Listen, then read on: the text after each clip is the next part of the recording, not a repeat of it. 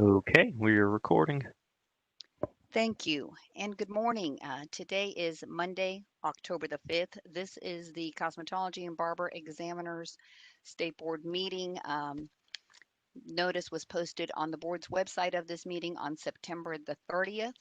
Our website right now includes a version of the red line document for the rulemaking hearing that will start shortly. The agenda is also posted online for anyone that wishes to follow. We welcome everybody that has joined us. This meeting is being held via WebEx and available to all, and the recording will be posted soon after the meeting. I am going to start by doing a quick roll call and then turn this over to our attorney for the statement of necessity. If you could, everyone, please make sure that your mics are muted, and I think we're doing great this morning. As we go through the roll call vote for our board members participating, you'll need to make sure to unmute yourself so I can mark you as here and then go back to muting yourself. And I really appreciate it because of all motions being done by roll call vote. It takes a little bit longer to do these meetings. I will start with Mr. Ron Gillihan.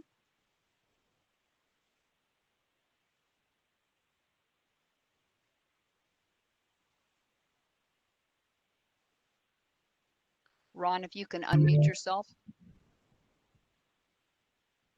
Present.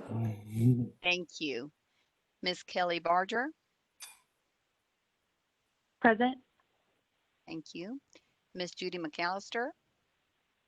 Ms. Judy is unable to join us today. I was simply confirming that. Ms. Patricia Parsons. Present. Thank you. Ms. Mona Sappenfield. Good morning, present.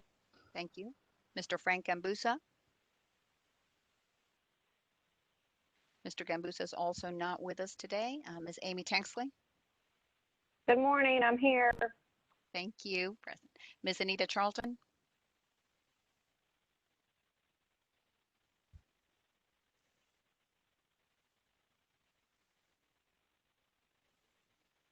Ms. Anita Charlton, we probably have you on mute. All right, present. Can you hear me? Perfect. Yes, perfect. Thank you Thank so you. much. Thank you. you. Ms. Whitebeck Granger. Present. Thank you. Ms. Susan Witcher. Good morning, I'm here. Thank you. Ms. Becky Russell. I'm here. Thank you. And Ms. Janie Ross. Okay, Ms. Ross will likely join us later, but for now, give me a minute. We have quorum. Was that Ms. Janie Ross? Okay. It's Frank Gambusa, Rox. For joining us, give me a minute. I'm going to mark you here. Thank you, sir. Okay, well, we definitely have quorum, so we will start our meeting. The first item is going to be statement of necessity. Mr. Hugh Cross.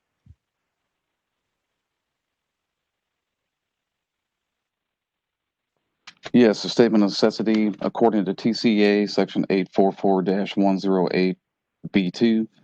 If a physical quorum is not present at the location of a meeting of a governing body, the governing body must file such determination of necessity, including the resuscitation of the facts and circumstances on which it was based, with the Office of the Secretary of State no later than 2 working days after the meeting. Furthermore, TCA section 844-108A3 defines necessity as matters to be considered by the governing body at that meeting require timely action by the body, that physical presence by a quorum of the members is not practical within the period of time requiring action, and that participation by a quorum of the members by electronic or other means of communication is necessary. This is the regularly scheduled meeting for the Tennessee Board of Cosmetology and Barber Examiners, and the purpose of today's meeting with the members attending by teleconference is to discuss the agenda as noticed on the website earlier. And I would just need a motion to accept this statement of necessity. Patricia Parsons, I make a motion to accept. Mona I'll Sappenfield. second. Thank you. We have a motion by Ms. Patricia Parsons and a second by Mona Sappenfield. I will go through roll call vote. Ron Gillihan. Yes. Yes. Kelly Barger. Yes. Patricia Parsons.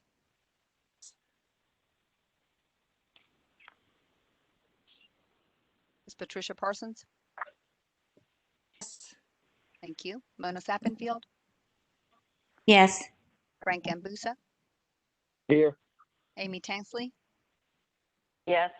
Anita Charlton, Yes. WebEx Ranger,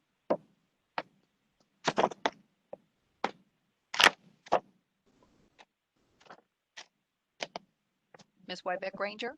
Yes, I'm here. Thank you. Ms. Susan Witcher, Yes. Becky Russell, Yes. Yeah. and thank you. And by chance, has Miss Janie Ross joined us?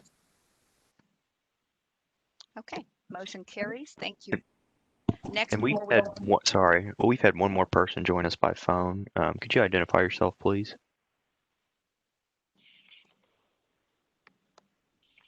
If you called in by phone, can you please give us your name? Emmanuel D. Berry.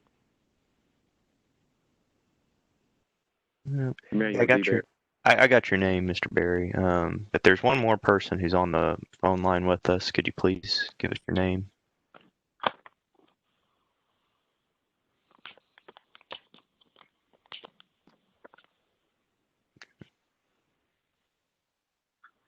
I don't know if maybe they can't hear us. Yeah, and it might be a member from the public, so I think we're okay as long as we've got our board members and school individuals that are going to be participating. If they need to be unmuted in a minute, then feel free. So I think we're good. We will start with, before we turn over to Hugh Cross for the rulemaking hearing, if I could have a motion and a second for the minutes of August the 3rd. Those were emailed to our board members along with the documents that could be sent via email. Then, of course, anything else was put on the shared drive for the documents that were more confidential in nature. But if I could have a motion and second for the August meeting minutes as they were presented. Mr. Parsons, I make a motion to accept as presented.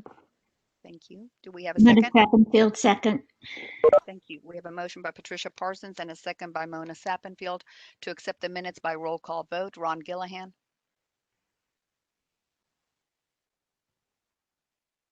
Yes. thank you. Kelly Barger, Yes. Patricia Parsons, Yes. Mona Sappenfield, Yes. Frank Ambusa, Yes. Amy Tanksley, Yes. Anita Charlton, Yes. Wybeck Ranger,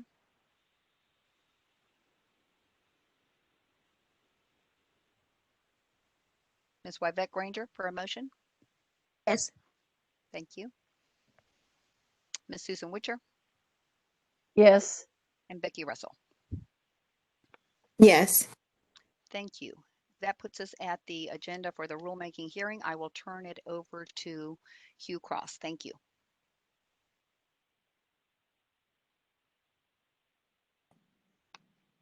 Well, this is Hugh Cross. This rulemaking hearing is called to order. I serve as Assistant General Counsel in the Department of Commerce and Insurance Division of Regulatory Boards, and I represent the Tennessee Board of Cosmetology and Barber Examiners. Would the agency representatives who are present introduce themselves for the record? Thank you, Hugh. And I think to simplify everything, if it's okay with you, I'll do roll call votes so that we have everybody on the record. This is Roxana Gabucio. I am Executive Director with the State Board, and I will start with our Board Chair, Ron Gillihan. Ron Gillihan. I'm the chairman of the Cosmetology Barber Board. Thank you. Our Vice Chair, Ms. Rebecca Russell. I am here. Thank you. And the rest will go ahead and go through roll call vote to make sure everybody is on the call with us. Ms. Kelly Barger. Here. Thank you. Ms. Patricia Parson. Present. Thank you. Mona Sappenfield. Here.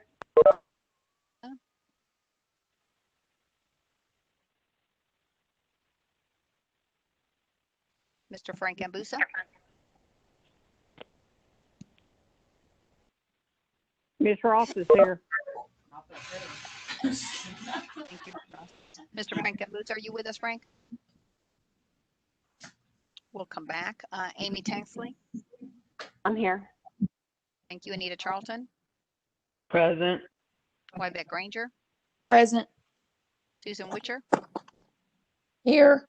Thank you. And Miss Janie Ross has joined us on the meeting. If everybody can make sure and mute their buttons. Mr. Frank Ambusa, are you with us?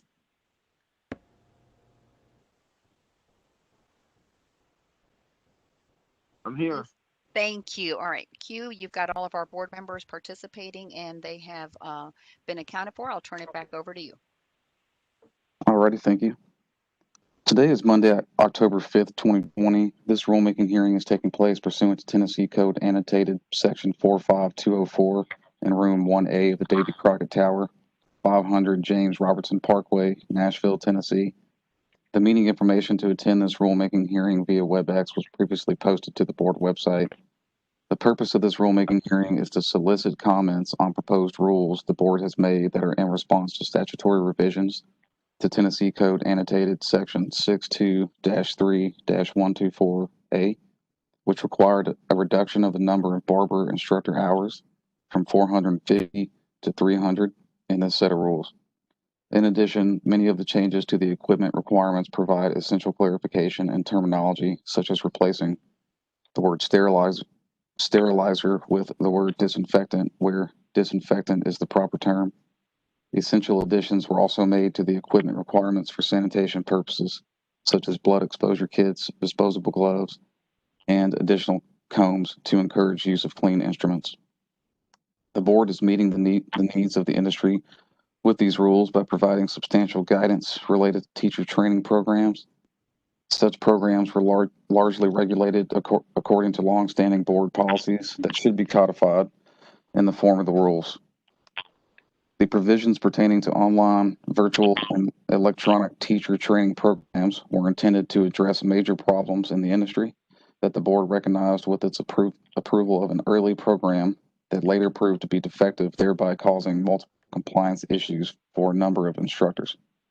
Overall, these rules will result in greater efficiency and consumer protection, and these rules affect all licensees under the cosmetology and barbering disciplines, such as cosmetologists, cosmetology instructors, estheticians, manicurists, natural hair stylists, cosmetology shops, master barbers, barber instructors, barber shops, and barber and cosmetology schools.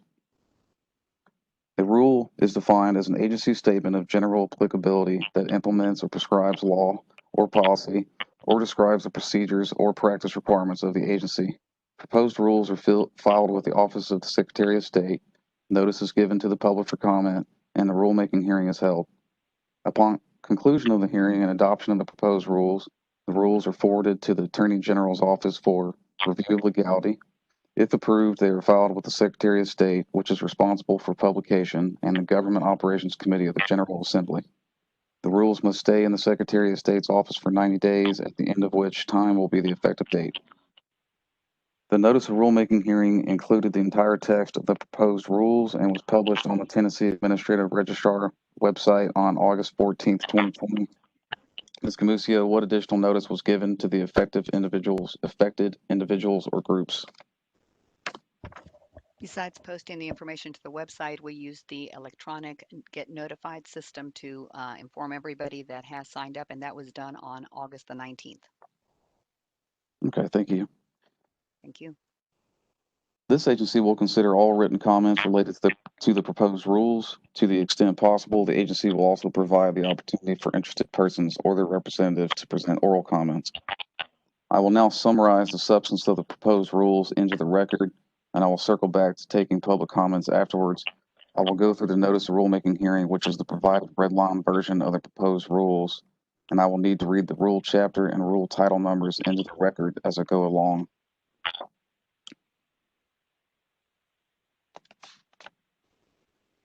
Chapter 0200-01, Rules of the Barber Board, Amendments.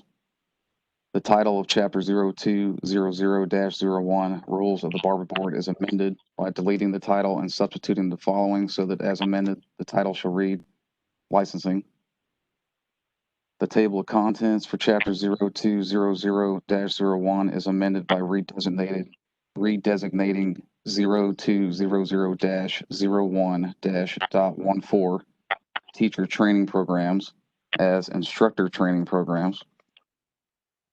Rule 0200-01-.01 requirements for a school license is amended by deleting the text of the rule and substituting the following so that as amended, the rule shall read: Section 1, the Board of Cosmetology and Barber Examiners will not approve an application for a new school, change of ownership, or change of location of a school of barbering unless the school is equipped with at least the following: a minimum of 1 working restroom, 2 manicure stations, 1 straight chair in the theory classroom for each student attending class, 1 wet disinfectant at each student workstation, 1 enclosed and labeled storage area for clean towels, 1 covered and labeled container for soil towels, 1 covered trash container maintained in a sanitary condition,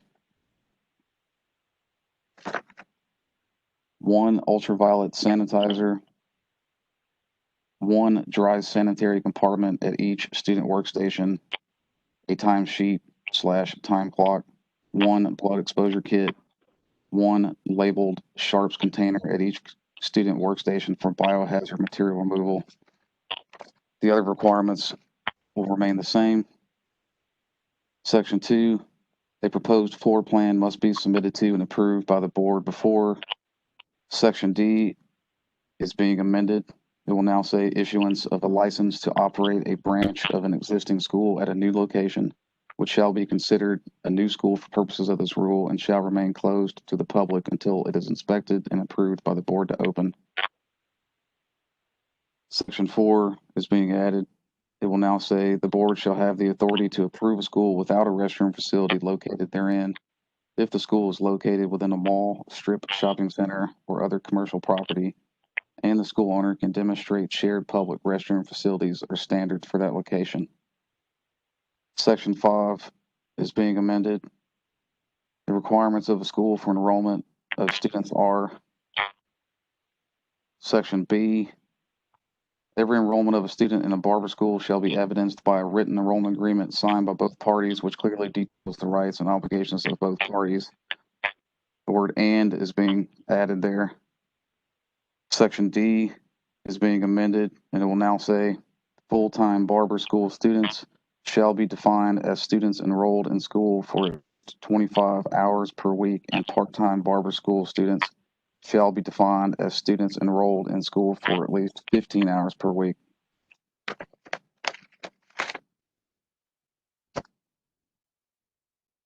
(0200-01-.02) curriculum is amended by deleting the text of the paragraph. Section 3 of the rule and substituting the following so that as amended, paragraph 3 shall read: required total 100 hours. That's for lesson planning. Section B, general, required total 100 hours. Section C, physical, required total 100 hours.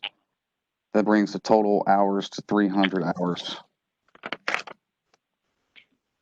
0200-01-.05, posting of licenses is amended by deleting the text of the rule and substituting the following so that as amended, the rule shall read: Section 1, the board shall be notified within 10 days of the effective date of any change in ownership of a barber shop, barber school, or college. Section 2 is being amended. It shall now read: all certificates of registration issued to master barbers and technicians must be posted at the station where the registrant works and shall not be laminated. 0200-01-.07, equipment and location requirements for barbershops is amended by deleting the text of the rule and substituting the following so that as amended, the rule shall read: Section 1, every barbershop shall be equipped with at least B, Section B, 1 enclosed and labeled storage area for clean towels. Section C, 1 covered and labeled container for soiled towels. Section E, 1 workstation and mirror for each operator. Section G, 1 working restroom. Section H, 1 wet disinfectant solution container per barber chair. Section I, 1 ultraviolet sanitizer. The word "and" was put there to connect Section J, which says 1 labeled sharps container for biohazard material removal at each station. The remainder of the requirements under Section 1 remain the same. Section 3 is being amended.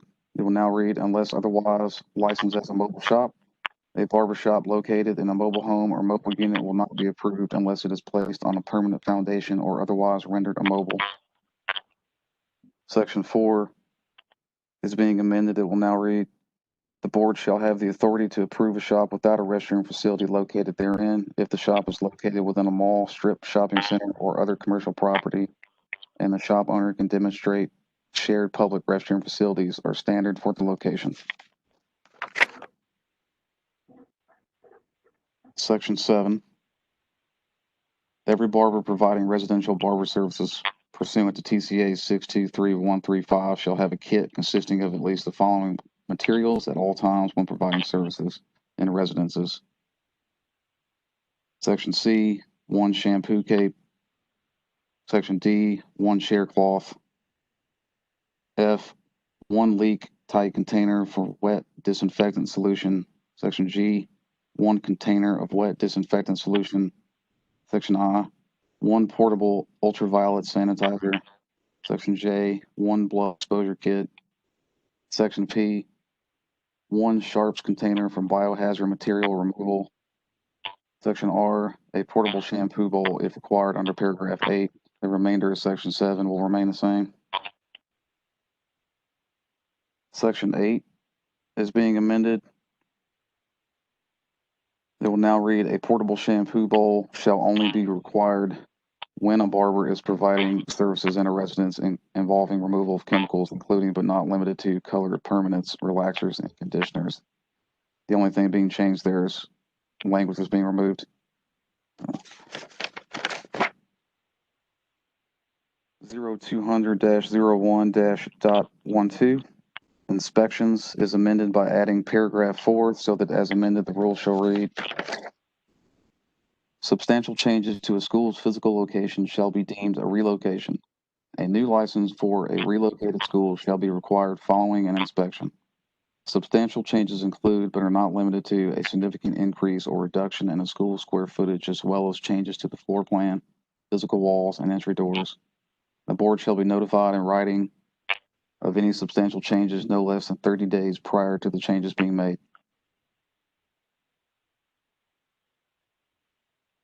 (0200-01-.14) teacher training programs is amended by changing the heading to instructor training programs and deleting the text of the rule and substituting the following. But as amended, the rule shall read, Section 1, an application for approval to teach an instructor training program and barbering for licensed barber instructors to obtain continuing credit.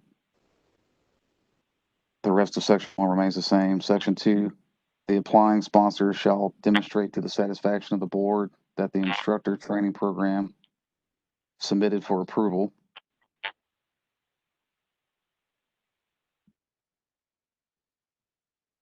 Section 2E, the word and is added. The remainder of Section 2 remains the same. 3 shall now read, any online, virtual, or electronic instructor training program shall further demonstrate to the satisfaction of the board that the instructor training program submitted for approval does not allow one to skip through content and meets at least one of the following qualifications. Section A, streamed or real-time presentation that allows the submission of questions, group chat, or solicits responses from registrants through surveys, multiple choice questions, etc.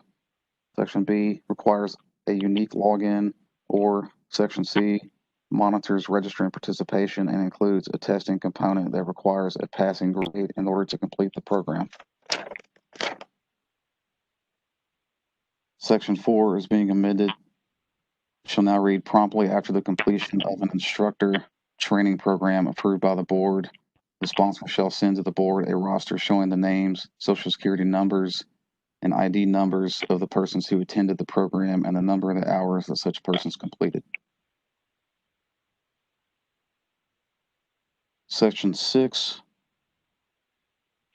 The proposed rule adds information related to the requirements and extensions of the continuing credit for licensed instructors attending instructor training programs.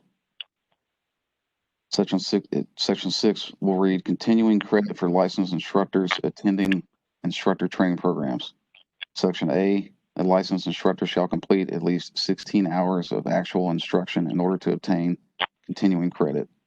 A licensed instructor shall deduct any time in which the licensed instructor failed to attend the program from the amount of credit sought for attendance. B, a licensed instructor may practice or teach only the discipline in which he or she is licensed. Therefore, a licensed instructor may obtain credit only for an instructor training program in the discipline in which he or she is licensed.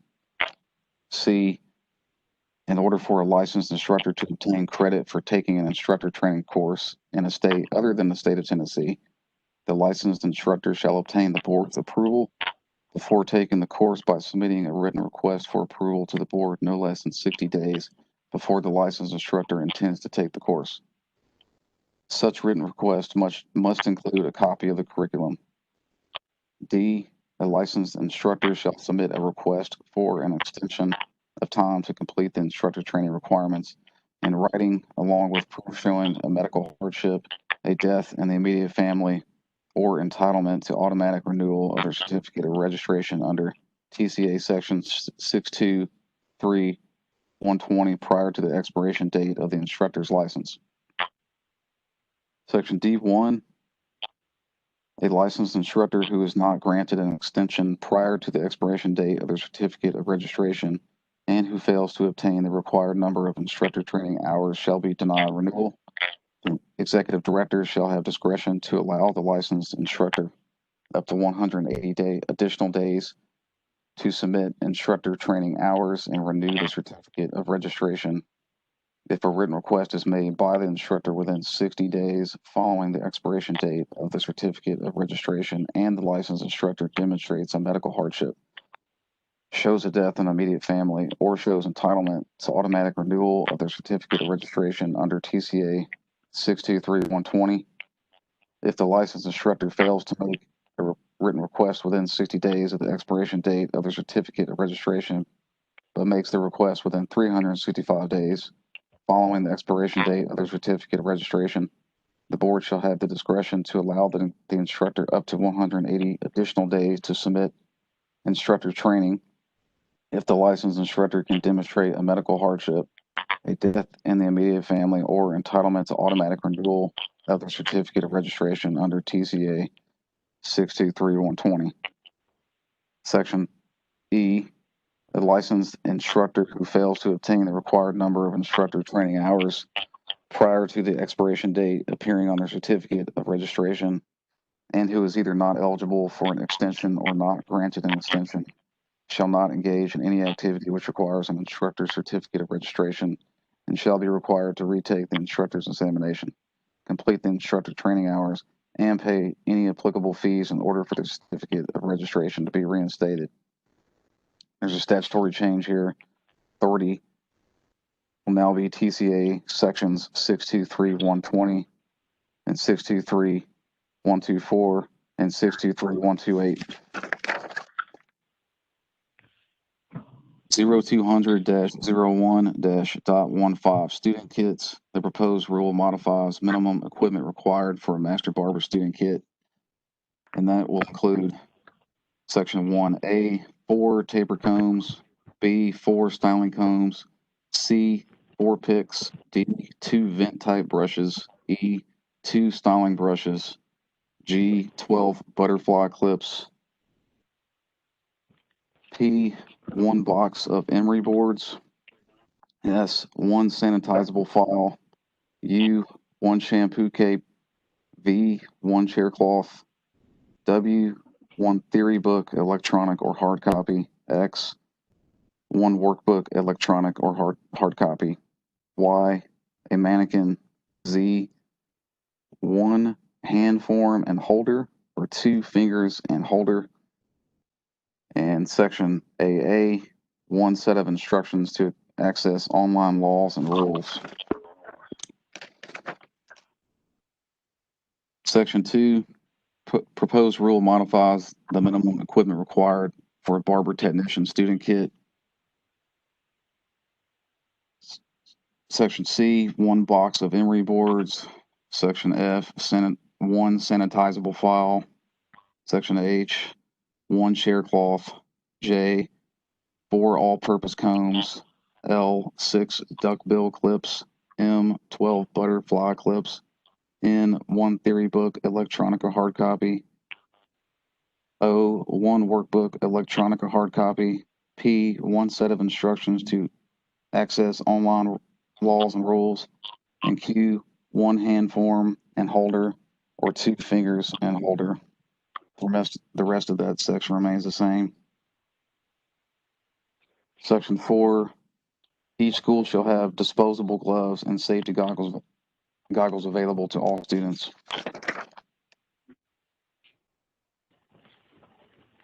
Chapter 0440-01 Licensing Amendments. The table of contents for Chapter 0440-01 is amended by redesignating 0440-01-09 examination passing scores and school attendance ratio as examinations and school attendance ratio, and by redesignating 0440-01-11 teacher training programs as instructor training programs. Rule 0440-01-.01 requirements for a school license. The proposed rule modifies minimum required equipment for a cosmetology school. Under 1A, 1 workstation with adjustable chair per student working on the clinic floor with a minimum of 15 stations. C, 5 manicure stations.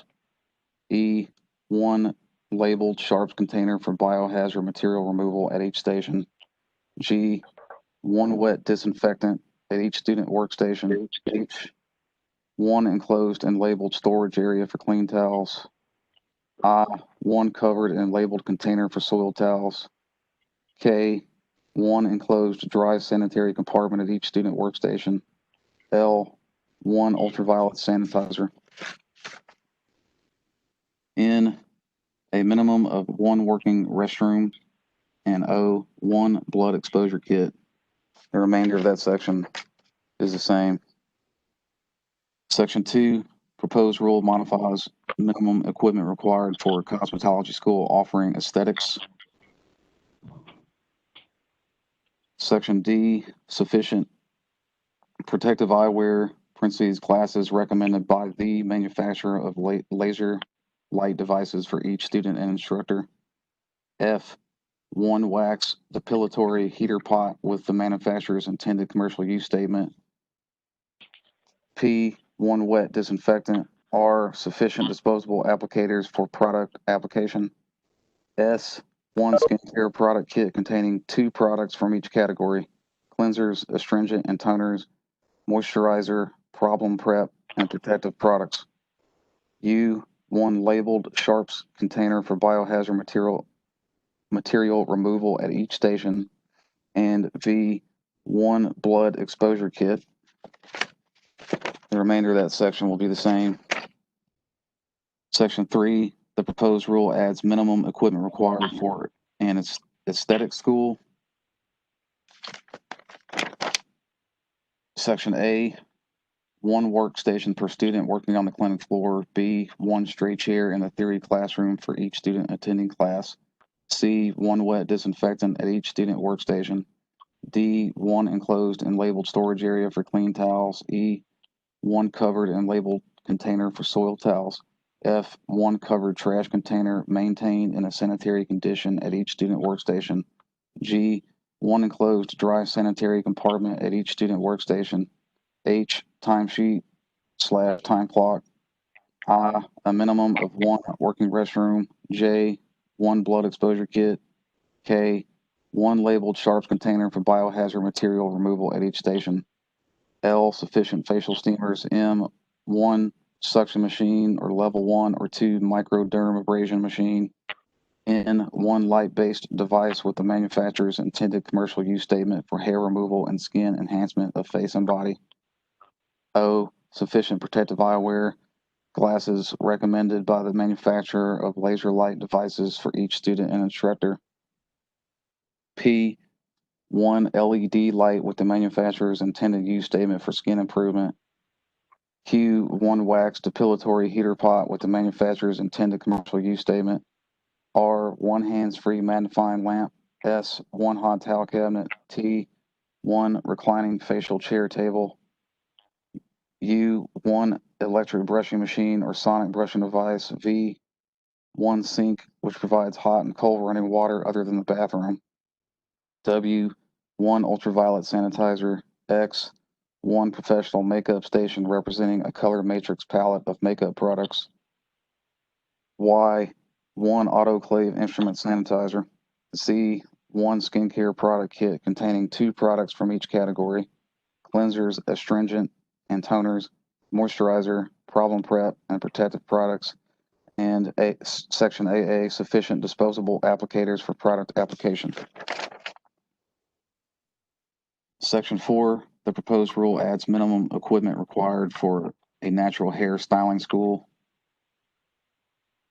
Section A, one workstation with adjustable chair per student working on the clinic floor. B, one straight chair in the theory classroom for each student attending class.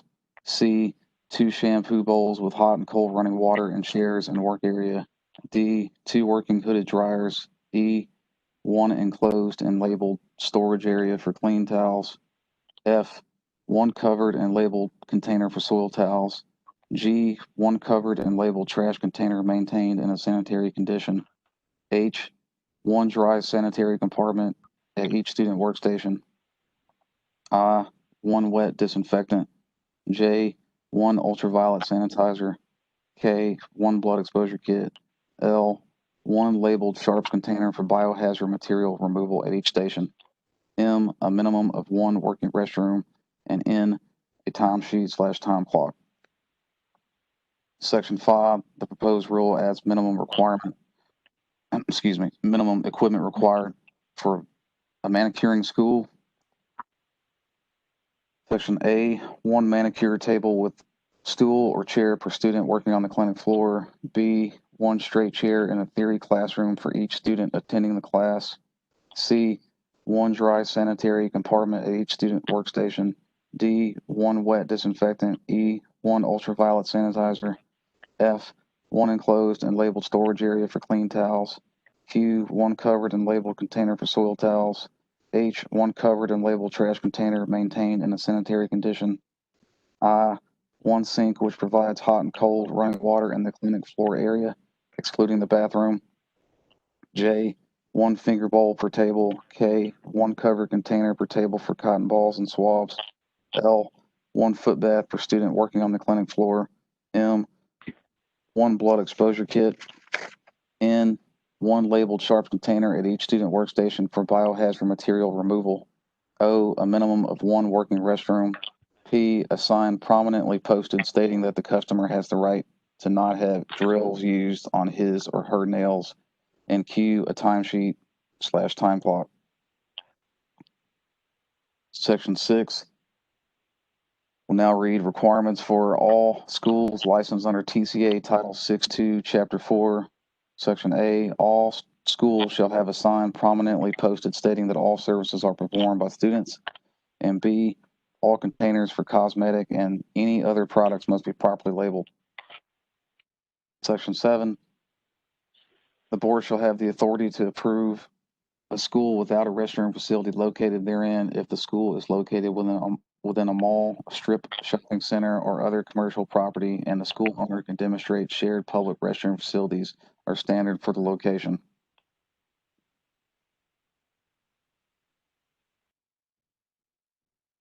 Section 9, floor plan. Section A2, the word or is being added there, so I'll read it. Section 2 through 3.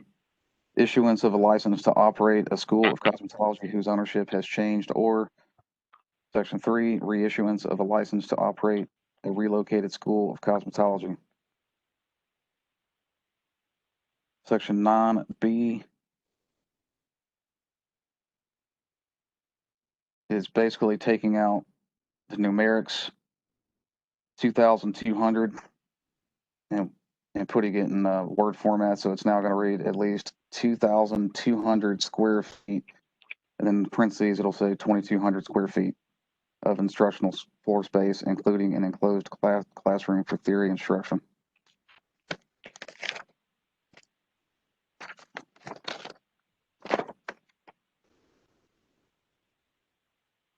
Zero 0440-01-.02. Change of school ownership and relocation is amended by deleting the text of the rule and substituting the following so that as amended, the rule shall read. Section 2. Substantial changes to a school's physical location shall be deemed a relocation. A new license for a relocated school shall be required following an inspection. Substantial changes include, but are not limited to, a significant increase or reduction in a school's square footage, as well as changes to the floor plan, physical walls, and entry doors. The board shall be notified in writing of any substantial changes no less than 30 days prior to the changes being made. Rule 0440-01-07. Student kits. The proposed rule modifies minimum equipment required for a cosmetology student kit. Section C. 1 razor and 1 pair of cutting shears and thinning shears. E. 1 box of clips. F. 12 butterfly clips. H. 1 theory book, electronic or hard copy. I. 1 workbook, electronic or hard copy. K. 1 box of emery boards. N. 1 styling cape. O. 1 shampoo cape. R. 1 odorless acrylic kit. S. 1 sanitizable file. T. 1 blow dryer. U. 1 curling iron. V. Disposable gloves. W. Disposable caps. X. 1 hand form and holder, or 2 fingers and holder. And Y. 1 set of instructions to access online laws and rules. The rest of that section will remain the same. Section 2, proposed rule modifies the minimum equipment required for a manicure student kit. A. 1 theory book, electronic or hard copy. 1 workbook, electronic or hard copy. E. 1 box of emery boards. H. 1 sanitizable file. L. 1 wet disinfectant. S. 1 hand form and holder, or 2 fingers and holder.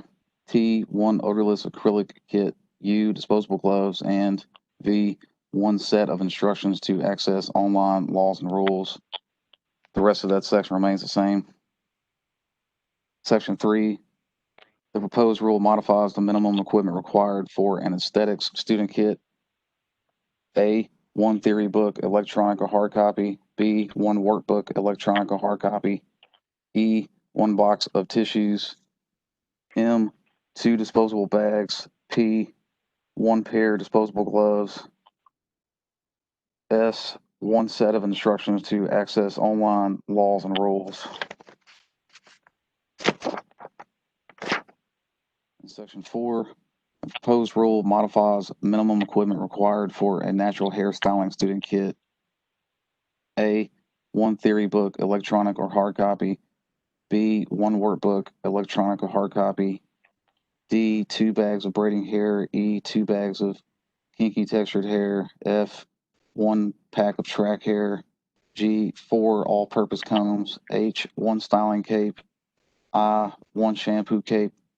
J. 1 plastic pick. K. 2 rat tail combs. L. 1 barber comb. M. 1 detangle comb. N. 1 pair of scissors. O. Thread. P. 1 hair weaving needle. And Q. 1 set of instructions to access online laws and rules. In Section 6, shall now read, school shall have disposable gloves and safety goggles available to all students. Rule 0440-01-11, teacher training programs, is amended by changing the heading and language to instructor training programs. Under Section 1, we'll now read an application for approval of an instructor training program in cosmetology, aesthetics, manicuring, or natural hairstyling. Section 2, again, changes the word teacher to instructor. Will now read, the applicant shall demonstrate to the satisfaction of the board that the instructor training program submitted. Section 3, this proposed rule makes additions to virtual or online requirements for instructor training programs. Section 3, any online, virtual, or electronic instructor training program shall further demonstrate to the satisfaction of the board that the instructor training program submitted for approval does not allow one to skip through content and meets at least one of the following qualifications. A, streamed or real-time presentation that allows the submission of questions, group chat, or solicits responses from licensees through surveys, multiple choice questions, etc. B, requires a unique login, or C, monitors licensee participation and includes a testing component that requires a passing grade in order to complete the program. Section 4, again, replaces the word teacher with instructor. Will now read, promptly after the completion of an instructor training program approved by the board.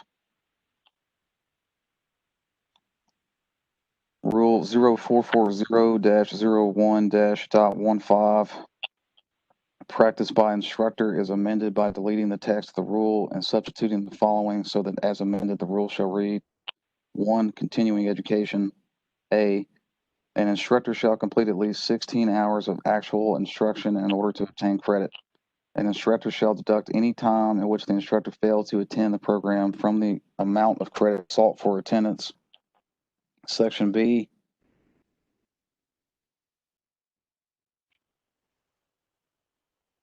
in order for a licensed instructor to obtain credit for taking a continuation education course in a state other than the state of Tennessee, the licensed instructor shall obtain the board's approval before taking the course by submitting a written request for approval to the board within 60 days before the licensed instructor intends to take the course. And C, the licensed instructor shall submit a request for an extension of time to complete the instructor training requirements in writing, along with proof showing a medical hardship, a death in the immediate family, or other emergency pursuant to TCA 624114 prior to the expiration date of the instructor's license. Section 2, an instructor may only practice or teach the discipline in which he or she is licensed. Therefore, an instructor may only obtain credit for an instructor training program in the discipline in which he or she is licensed. Section 3, an instructor who is not granted an extension prior to the expiration date of the certificate of registration and who fails to obtain the required number of continuing education hours shall be denied renewal. The executive director shall have discretion to allow the instructor up to 180 additional days to submit continuing education hours and renew a certificate of registration if a request is made by the instructor within 60 days following the expiration date of the certificate of registration, and the instructor shows a causal connection between a medical illness and failure to obtain the continuing education hours, or shows a death in the immediate family.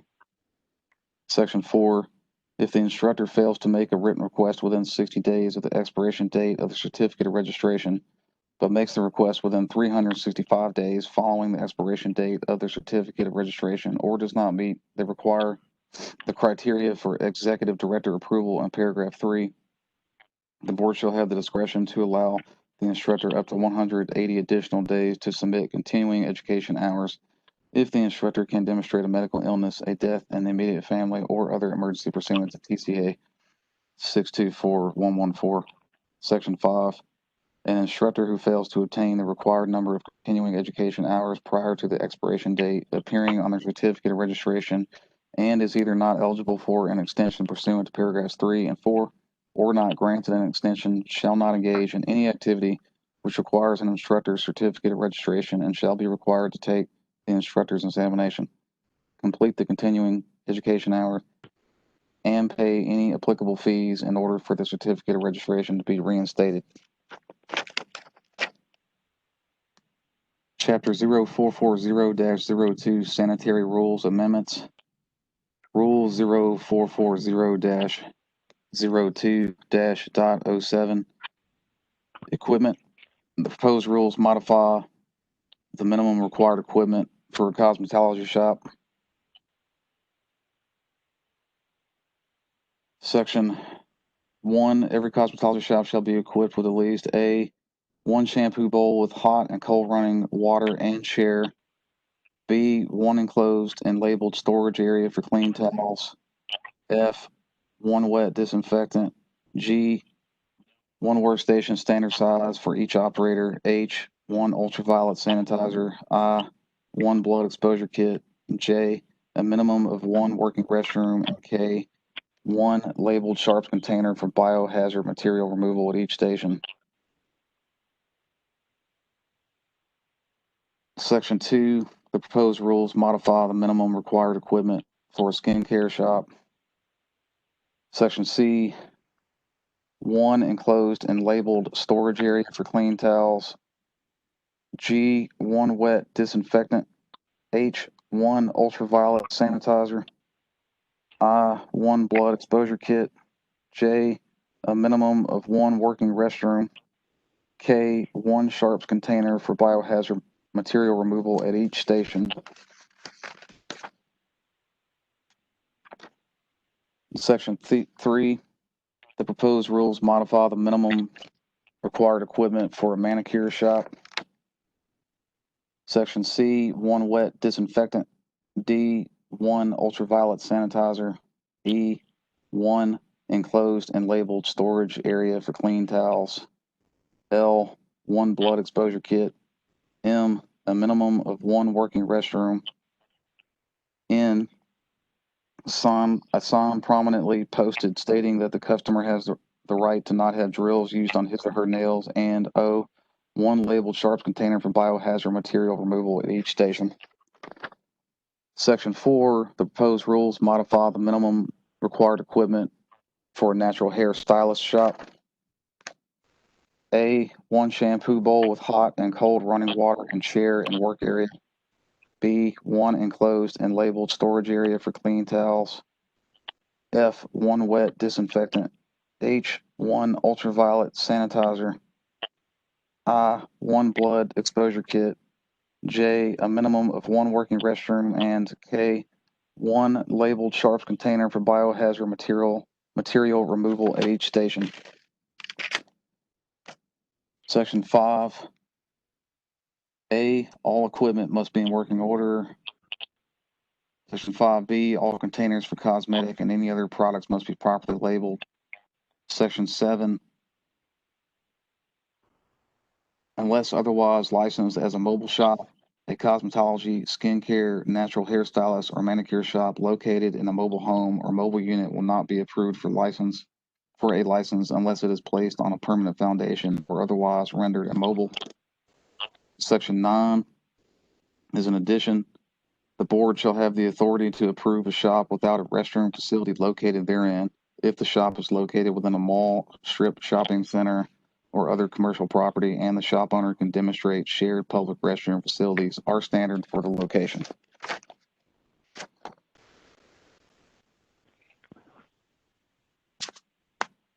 Now that I have discussed the substance of the rules, I will move on to public comments. I have not received any comments on the proposed rules. However, is there any member of the public present, either attending in person or appearing remotely, who would like to offer oral comments?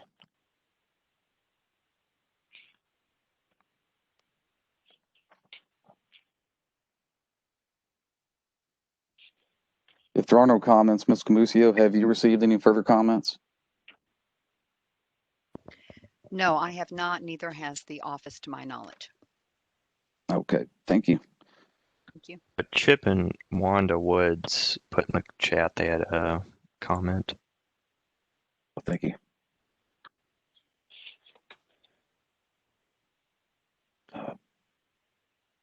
Good morning, everyone. Just a couple of questions about the change to the student kit. I was reading through the updated list, and a couple of things in comparison with the actual state board test. Wondering why we still are asked to provide roller clips, a box of roller clips, and then just a box of regular clips. Also, why we're asked to provide orange wood sticks, emery boards, and a finger bowl, because those items are not on the state board list.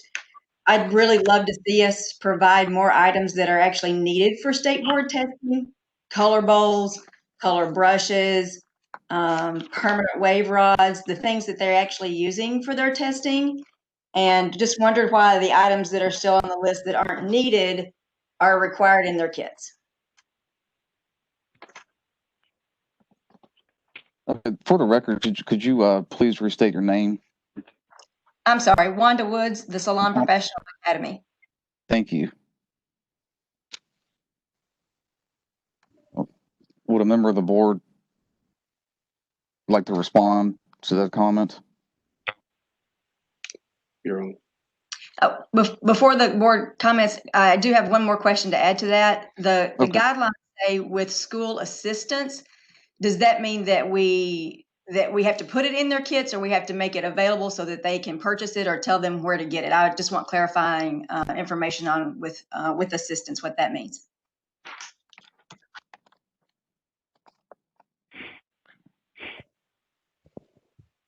This is Roxanna. Until we get a board member, we've got 2 owners of schools that'll be able to assist, but basically we're leaving that at your discretion. So assistance means exactly that. Some schools provide the kit with every single thing in them. Others, they list what should be there and guide the students. Others deduct it as part of the tuition or early on bill them. So that's, as long as it's accessible to the students, they have it, and you'd be able to work that out as part of your business plan. Did that help answer your question, Ms. Woods? Yes, that helps with assistance, but I just, again, still would like to know about the roller Correct. clips and those items. I'd just like for us to set the student up with as much as we possibly can. And from a business perspective, giving them something that they probably won't use. I don't know many salons that are still doing a lot of roller sets and things that they're required to have in the kit. If they don't need them, I just hate for them to have them. Right, and these rules were worked on a couple of years ago almost. So Ms. Patricia Parsons, I know you're on the call. If you want to type in, or Ron, both of you with schools, I know that we looked at providing the items that the students use in everyday, that they're being taught. That way they have their own items. But if you've got anything else, if you could please respond to Ms. Woods. Yes, this is Patricia Parsons. I know we use the clips and the roller clips both in doing their workshops with the Pivot Point program. And we provide that in their kits because we like for them to have their own instead of the school having to buy them and everybody just losing them. That way they're responsible for their own clips and clippies. That's why we put them in our kit. Because like the roller workshops they have to do and the pin curl workshops, they still do them as part of our lessons, but they don't have to do them on the state board. So we just make them available for them to have for their workshops. Wanda, this is Ron Gillihan. Question for you on the items, particularly about the color items that you mentioned. Could you go over that again? What is it that you think that they need? How many numbers? Could you cover that for me a little bit, please?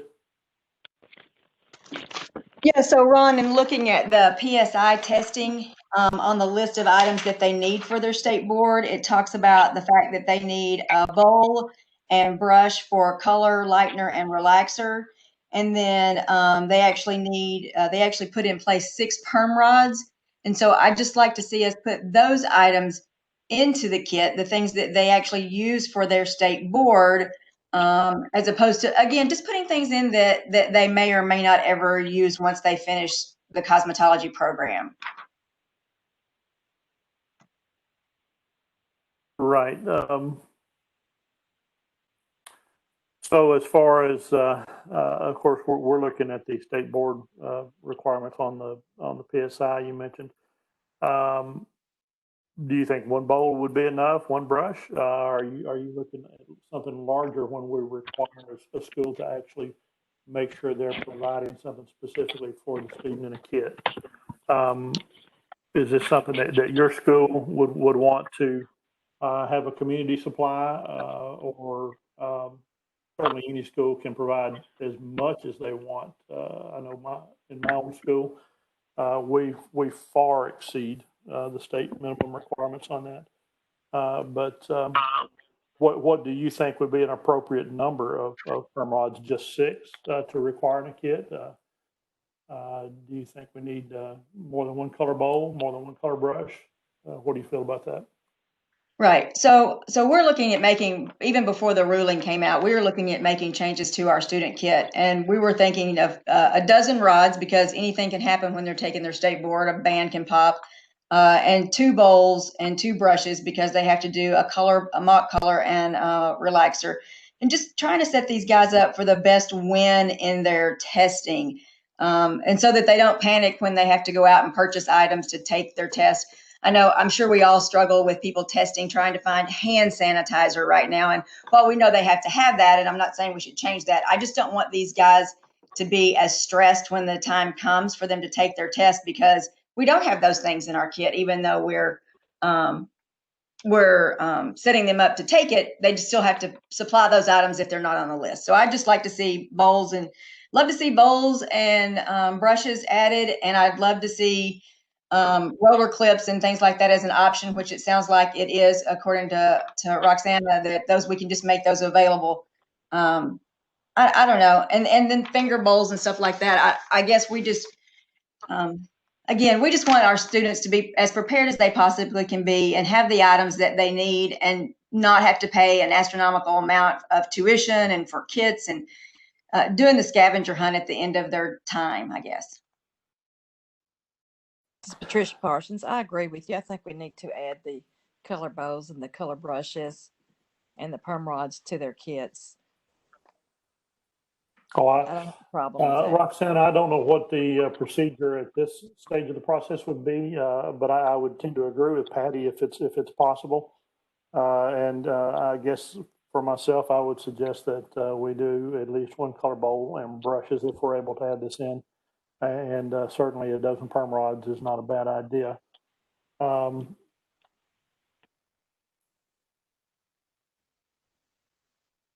I just think anything that's required for them to have at state board should be in their kit. I just really feel strongly about setting these guys up to pass their test. And then there was one other thing on the list that I have a question, and I don't know if maybe Lynn can answer. I know that on the PSI, Ms. Woods, if I could stop you for just a second, I apologize. This is Roxana. Before we move on, I want to clarify if there's anything we can do with these new items that have come to light. So give me a minute, and then we'll turn your next question whether to us or to Lynn. So the question here is, if for the cosmetology exam in particular, and very likely on the statute for the student kit for the barber as well, if I'm not mistaken, we are looking to possibly add 12 perm rods, 2 bowls, and 2 brushes. Is that correct, Patricia or Ron? Are those the 3 items I've listed? I think that would be correct. Okay. Yes, I agree, Patricia. Okay, so Hugh, none of those, I don't believe those items are substantive in nature. They're not expensive necessarily. Would that be something at this stage of the rulemaking process that we can add without going back to square one? And I agree that these should all be accurate. And as Wanda points out, the goal is to set the students up for success, not search for things before the exam. So it's very likely that when we addressed all these things, that full connection wasn't made and somehow it was missed. So I'm sorry that we got this far and missed it, but I also want to caution us to start all over again. If these are items, again, every school uses this as a guideline and can always do over and above, but I'd like us to include it. Hugh, is that something we can do at this stage? Taking into account, they sound like a lot, but they're not that substantive. They're not that prohibitive in cost. It's not adding a piece of machinery or something. I think we could take an amendment to that particular section in the rules, and then once I have the amendment and everything listed correctly, I could read them again into the record. Okay. So I think the main thing would just be getting clear on exactly where I need to put these items in these proposed rules, so that for one, I can add them correctly, and then for two, later when we proceed in the process, there's no confusion on what was changed, and we can put everything up with proper notice. Perfect. So this is under the statute for, let's do the cosmetology piece first. It's 0440-01-.07 Okay. student kits. Okay. And it would be for strictly cosmetology. None of our other disciplines in cosmetology would have these needs. Okay, so it will be, Roxana, we'll do the barbers separate, but it will be the Yes. barbers as well. Later, yes, let's start on this one. So the question here is to our educators and school owners, under the cosmetology statute for student kits, since we're saying that roller clips, regular clips, orange sticks, maybe even the finger bowl, are not that needed, do we replace some of these? So in other words, the 12 perm rods, are they replacing something? I don't think On so. page 17 of the red line version. I wouldn't think to replace them. This is Patricia Parsons, but just to add them, because some of them, when they get out, may want to do manicure and they need their finger bows, they would have it. Okay. Okay. They're not, all these are not very expensive at all for any Correct. schools. And that's why I'm thinking if we look at it from that perspective and we can treat it as a non-substantive item, I think Hugh can fit it in. So under that section, Hugh, we would be adding, you go all the way to Y, if I'm not mistaken. We would add Mhm. 12 perm rods, 2 bowls, and 2 brushes. So they're called color brushes. 2 color brushes. so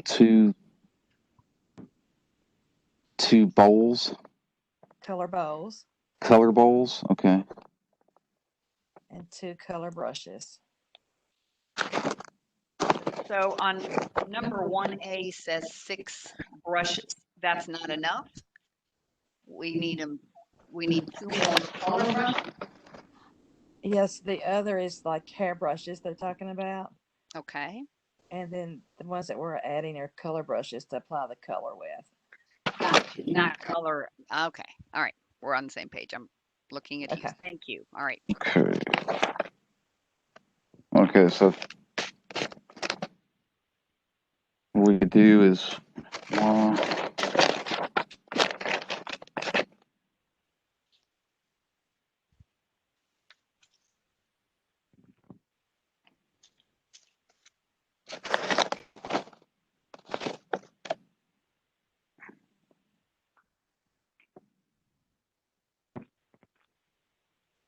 okay, so that particular section ends at Y.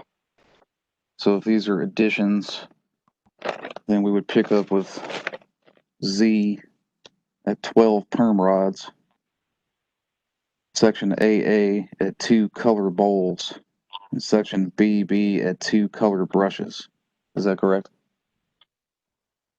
I think Yes, so. that's correct. Okay. Thank you. Okay. So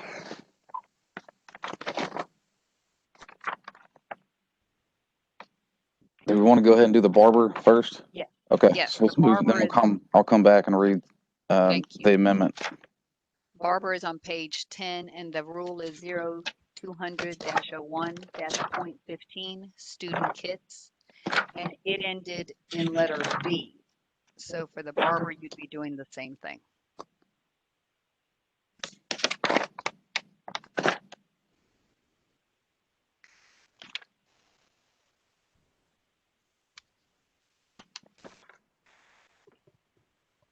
So for the barber student kits, I have it ends in AA. One set of instructions to Oh, yes. access Apologies. online laws and rules. Okay, so that would, okay. So we want these same items under the master barber student kit? Correct. Okay, so it'd be, 1 second.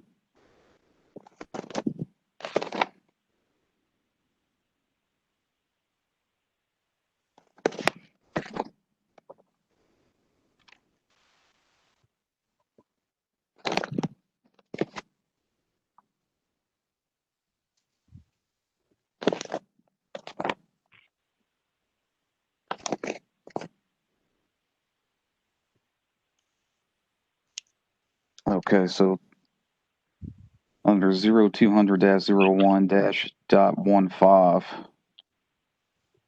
we were going to amend this proposed rule to now include sections BB, which will be 12 perm rods, CC 2 color bowls, and DD 2 color brushes. Is that correct? That is correct. Okay. Mr. Gillihan, does that sound right? Now we've got both disciplines? I think that sounds perfect. Perfect. Thank you. Okay, I think the safest way would most likely be to have a motion to amend these proposed rules and sections. Okay. And then I need to reread into the record the amendment for each of these sections for the cosmetology student kit and the master barber student kit, Okay. just in full. I'll just just so everything's clear on the record what we're proposing. Perfect. Perfect. Before we do that, if you're okay, Hugh, we want to make sure that no one else had any comments and questions, and I'll come back. Ms. Woods, I know I cut you off and I apologize, so I'll let you take the floor here, but I just want to remind you, this is regarding the rulemaking hearing, has nothing to do with PSI necessarily. So if you have a question for Lynn, you're welcome definitely to reach her at any time, but this is about the rules that have just been read. Right. Thank you, Roxana. Well, this does actually go to the rules that are in here because the changes number X under cosmetology, the one hand form or holder or holder or two fingers and a holder. In the past, we haven't had to have a holder. So I just want to be sure that before we put those in the kits, that that's something that they should bring to the PSI testing. And then the mannequin stand as well. They have been provided in the past. And again, if the students don't have to be out the cost of those or bringing those, then my question would be if those can be taken off the new list as well. So Ron and Patricia, the only piece that I bring up here, this is items for the students to have accessible to in their kits or the school make accessible. And it's also because they use it in the schools. It is not exclusively for them to all about the exam. It's because they need it in order to succeed at the schools. If I'm missing something, let me know. So I don't know that they need to be removed.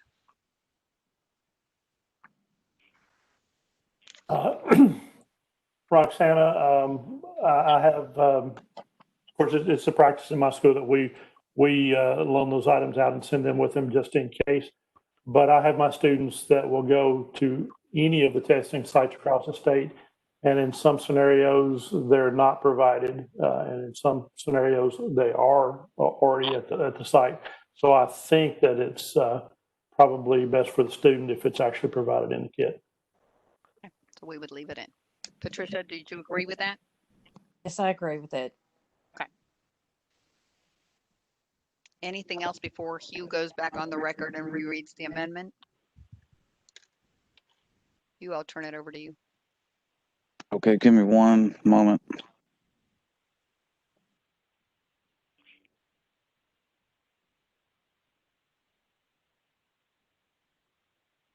Thank you, Wanda, for that input. I appreciate it.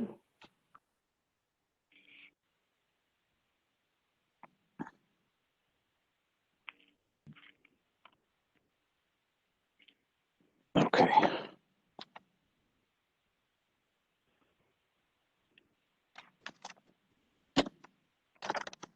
So I'm going to start with the amendment to the master barber student kit, and then I'll move over to the cosmetology student kit.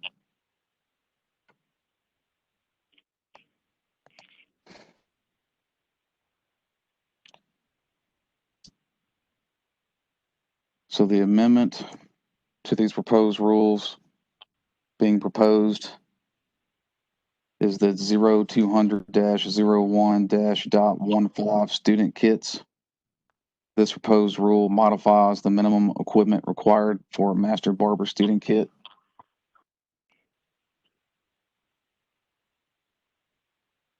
It will now read, I'm just going to read the entire section for clarity here. Section 1A, 4 taper combs, B, 4 styling combs, C, 4 picks, D, 2 vent type brushes, E, 2 styling brushes, F, 6 duckbill clips, G, 12 butterfly clips, H, 1 blow dryer, I, 1 curling iron, J, adjustable clippers, K, T-edger trimmer, L, straight razor and blades, M, 1 pair shears and 1 pair blending shears, N, 1 pair snippers, O, 3 orange wood sticks, P, 1 box of emery boards, Q, 1 cuticle pusher, R, 1 finger bowl, S, 1 sanitizable file, T, 1 nail brush, U, 1 shampoo cape, V, 1 chair cloth, W, 1 theory book, electronic or hard copy, X, 1 workbook, electronic or hard copy, Y, a mannequin, Z, 1 hand form and holder or 2 fingers and holder, AA, 1 set of instructions to access online laws and rules, BB, 12 perm rods, CC, 2 color bowls, and DD, 2 color brushes.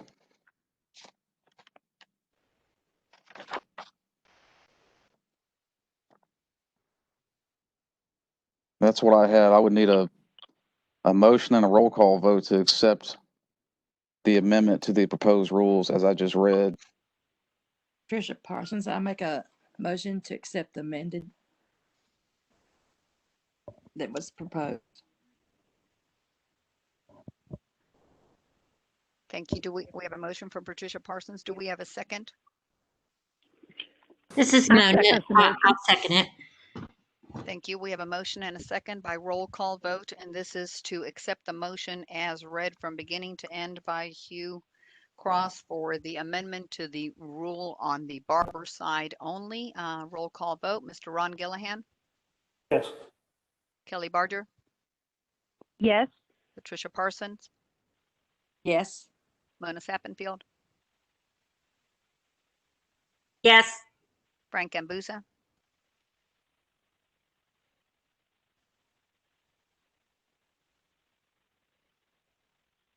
Frank Ambusa. Yes. Thank you. Amy Tanksley, Yes. Anita Charlton,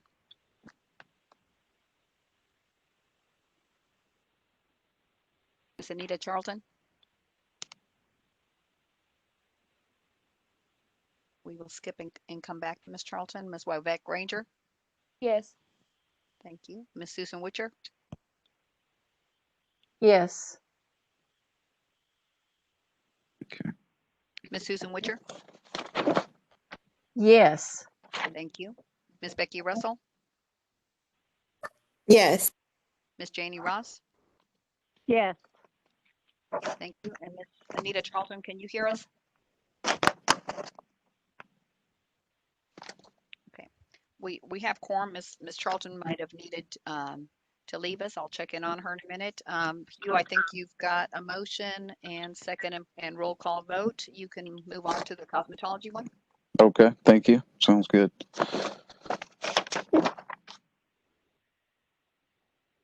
Okay.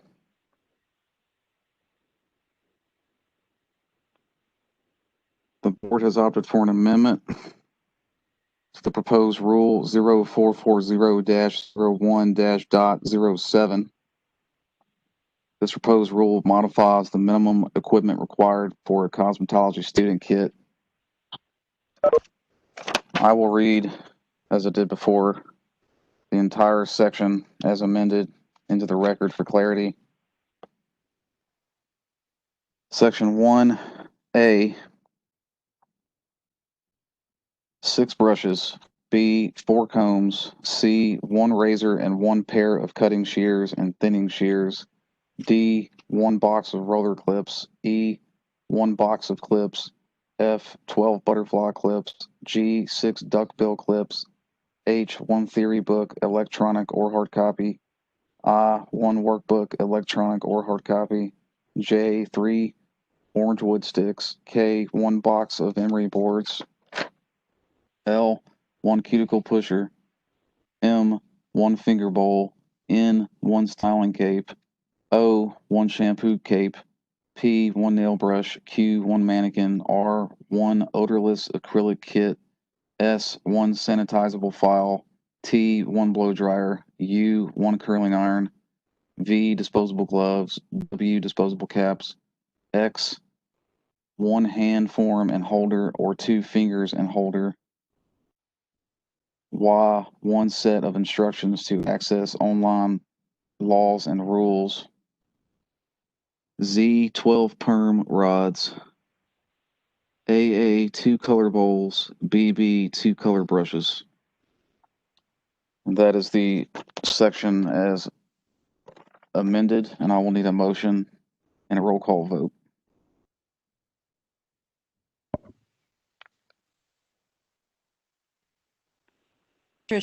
Parsons, I'll make a motion to approve. And you Amendment. Ross, Kelly I'll Barker, second the second. motion. Ms. Jamie Ross, thank you for the second. We have a motion for the cosmetology rule side of the student kits to be amended as read from beginning to end by Mr. Attorney Hugh Cross. The motion is by Ms. Patricia Parson, and the second is by Ms. Janie Ross. Roll call vote. Mr. Ron Gillihan, Yes. Ms. Kelly Barger, Yes. Ms. Patricia Parson, Yes. Ms. Mona Sappenfield, Yes. Mr. Frank Ambusa, Yes. Ms. Amy Tanksley, Yes. Ms. Anita Charlton, Ms. Wyvette Granger, Yes. Ms. Susan Witcher, Yes. Ms. Becky Russell, Yes. and Ms. Janie Ross. Yes. Thank you. Turn it back over to you, Hugh. Okay, thank you. We're back. We're still in the public comment section. Are there any further comments?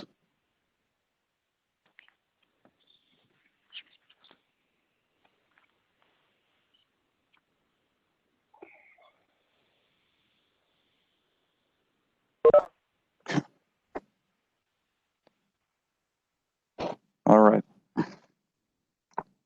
Since there are no further comments, next we will need to adopt a regulatory flexibility statement. This statement requires analysis as to whether the rulemaking affects small businesses pursuant to Tennessee Code annotated section 45403. The statement will read, the proposed rules do not overlap, duplicate, or conflict with other federal, state, and local governmental rules. These rules will also result in greater efficiency and consumer protection, and the board sees minimal impact to consumers with the promulgation of the proposed rules. Further, these rules are a positive move as they provide clarification on a number of substantive issues such as the equipment requirements, student definitions, mobile shop requirements, relocation requirements, and teacher training requirements,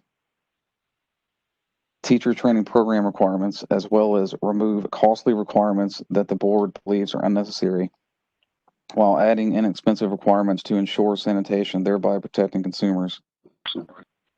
While the various amendments may result in some cost for compliance, the board knows of no other less burdensome, less intrusive, or less costly alternative methods of achieving the purpose and objectives of the proposed rules. Finally, these amendments are substantially similar to other states with rules and regulations over the cosmetology and barber industry, thus making Tennessee rules consistent with other jurisdictions and allowing better license portability for current and future licenses. Does any member of the board have any amendments to that statement as written? If there are changes to be made, then I will need to know what changes should be made to the statement, as well as a motion and roll call vote to adopt those changes. If there are no changes, then I will need a motion and roll call vote to adopt the statement as written.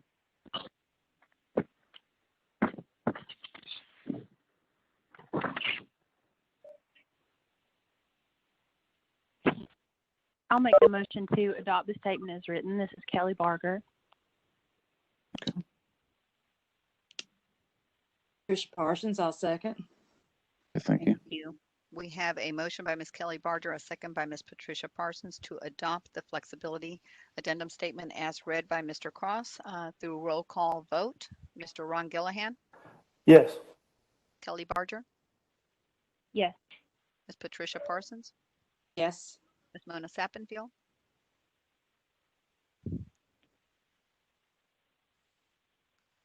Ms. Mona Sappenfield, Yes. thank you. Mr. Frank Ambusa,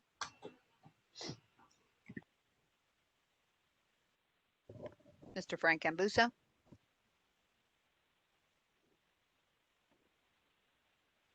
Ms. Amy Tanksley, Yes. Ms. Anita Charlton,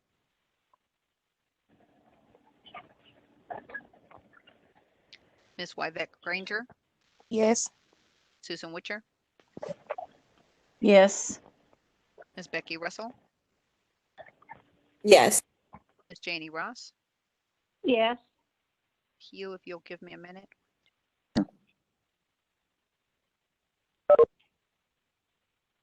Okay, we still have quorum without Anita and without Frank at this time, so I'll let you proceed. Okay, thank you. Now that we have adopted the regulatory flexibility statement, next we will need to adopt the impact on local government statement. The impact on local government statement requires a simple declarative statement without additional comments on the merit of the policy of the rule or regulation regarding the financial impact of the rules on local governments pursuant to Tennessee Code annotated sections 45220 and 45228. The statement will read, the Tennessee Board of Cosmetology and Barber Examiners foresees no impact on local governments. Does any member of the board have any amendments to that statement as written? If there are changes to be made, then I will need to know what changes should be made to the statement, as well as a motion and roll call vote to adopt those changes. If there are no changes, then I will need a motion and roll call vote to adopt the statement as written.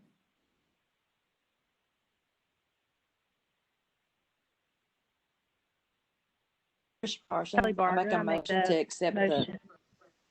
amendment as written. Okay. Is there a second to adopt the Janie impact on Ross, local government statement? Okay. I believe we have a motion by Ms. Patricia Parsons to accept as written and a second by Ms. Janie Ross. I will go through roll call vote to accept. Mr. Ron Gillihan, Yes. Kelly Barger, Yes. Ms. Patricia Parsons, Yes. Ms. Mona Sappenfield, Yes. Mr. Frank Ambusa, Ms. Amy Tanksley, Yes. then Ms. Anita Charlton, Ms. Wybeck Granger, Yes. Ms. Susan Witcher, Yes. Ms. Rebecca Russell, Yes. and Ms. Janie Ross. Yes. We have quorum and motion by roll call vote. Thank you, Hugh. Okay, thank you. Now that we have adopted the impact on local government statement, next we need to adopt answers to questions required by the Joint Government Operations Committee. These are a series of questions which I will read now. The first question requires a brief summary of the rule inscription, which will read, the proposed rules were approved by the board on October 1st, 2018. These rules amend the equipment requirements pertaining to shops, schools, student kits, and the residential barber kit, clarify the definition of both full-time and part-time students, reduce the hours required under the barber instructor training program curriculum as required by statute, implement a 10-day notification requirement related to any change in ownership under the barbering discipline, clarify when substantial changes are deemed a relocation for compliance purposes, provide guidelines for online, virtual, or electronic teacher training programs, and detail the procedures related to instructors receiving credit for teacher training programs.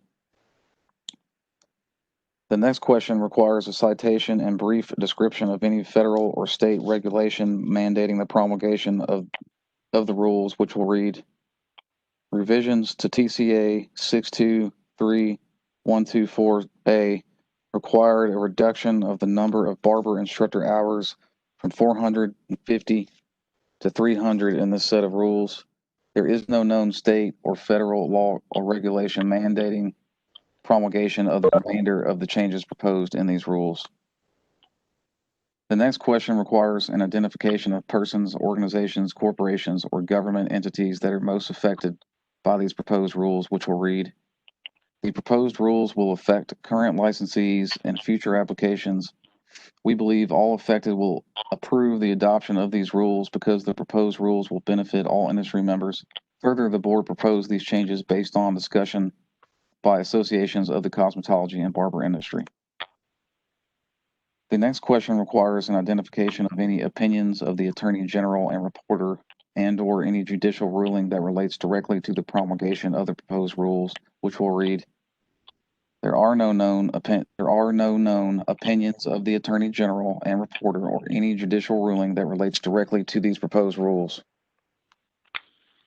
The next question requires an estimate of the probable increase or decrease in state or local government revenues and expenditures, if any, which will read, the board foresees minimal impact to state and local government revenues and expenditures. This concludes the responses required for the Joint Operations Committee. Does any member of the board have any amendments to that statement as written? If there are changes to be made, then I will need to know what changes should be made to the statement as well as a motion and roll call vote to adopt those changes. If there are no changes, then I will need a motion and a roll call vote to adopt the statement as written.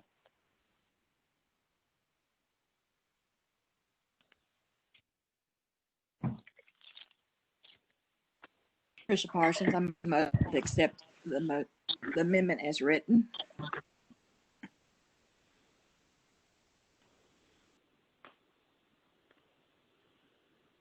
I will second it. Is that Ms. Barger or Ms. Granger? It's actually Becky. Becky Becky, Russell. I'm sorry. It's been a lot of voices. Thank you. I apologize. We have a motion to accept all of the responses as presented by Mr. Cross for the Government Operations Committee. Motions made by Ms. Patricia Parsons, second by Ms. Rebecca Russell. By roll call vote, Mr. Ron Gillihan.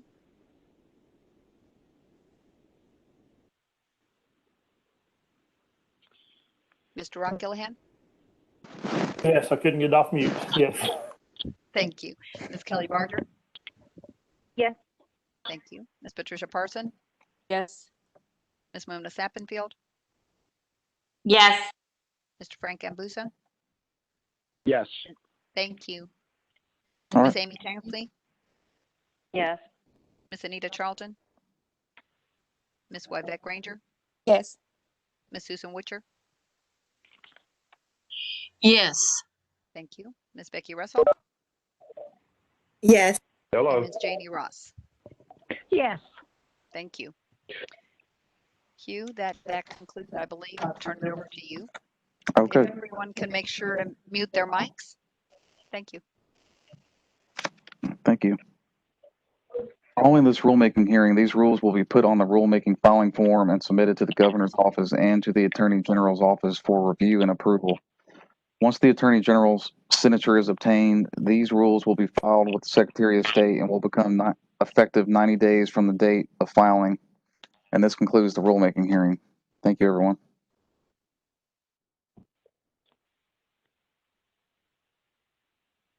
All right, Thank you Roxanne. very much. Thank you. Thank you, Hugh. Thank you, board members and members of the public for joining us. That concluded the rulemaking hearing piece.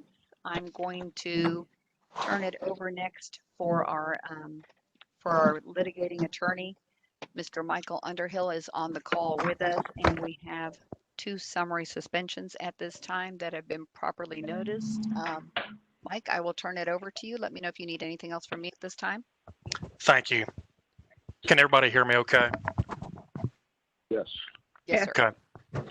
Mr. Paris, are you on the line? Yes, sir. Okay. Can you hear me okay? Yes, sir. Okay. Good morning. My name is Mike Underhill. I'm the disciplinary counsel for the Tennessee Board of Cosmetology and Barber Examiners, as well as associate counsel for the Tennessee Department of Commerce and Insurance. Mr. Paris, like I've told you on the telephone, I have a portion that I need to go through first, and then we will give you an opportunity to respond. Is that correct? Yes, sir. Okay. Okay. Well, then I'll go ahead and get started. This is an informal summary suspension conference pursuant to Tennessee Code Annotated, Section 45320. As the board has seen or has heard, Mr. Paris is here today participating by telephone. He is not on WebEx, and he is unrepresented by counsel and will be participating on his own going forward. With regard to notice, a letter and certified letter, as well as an email to the last known address and email address on file with the board, was sent out on September 24th, 2020. Further, on September 28th, 2020, I contacted Mr. Paris and left him a voicemail. And then Mr. Paris contacted me 2 days later on September the 30th, 2020, where we discussed this matter in more detail. So with the notice being established, I would request a motion and a roll call vote of the board to go forward with the informal summary suspension conference at this time. Thank you, board members. We will need a motion and a second, and then I will do roll call vote in order for us to proceed as Mr. Underhill has explained the case to us. Patricia Parsons, I make a motion to continue. Thank you, Ms. Parsons. Jenny Do we have a Ross, a second. Ms. Ross, thank you very much. We have a motion and a second. By roll call vote, Mr. Ron Gillihan.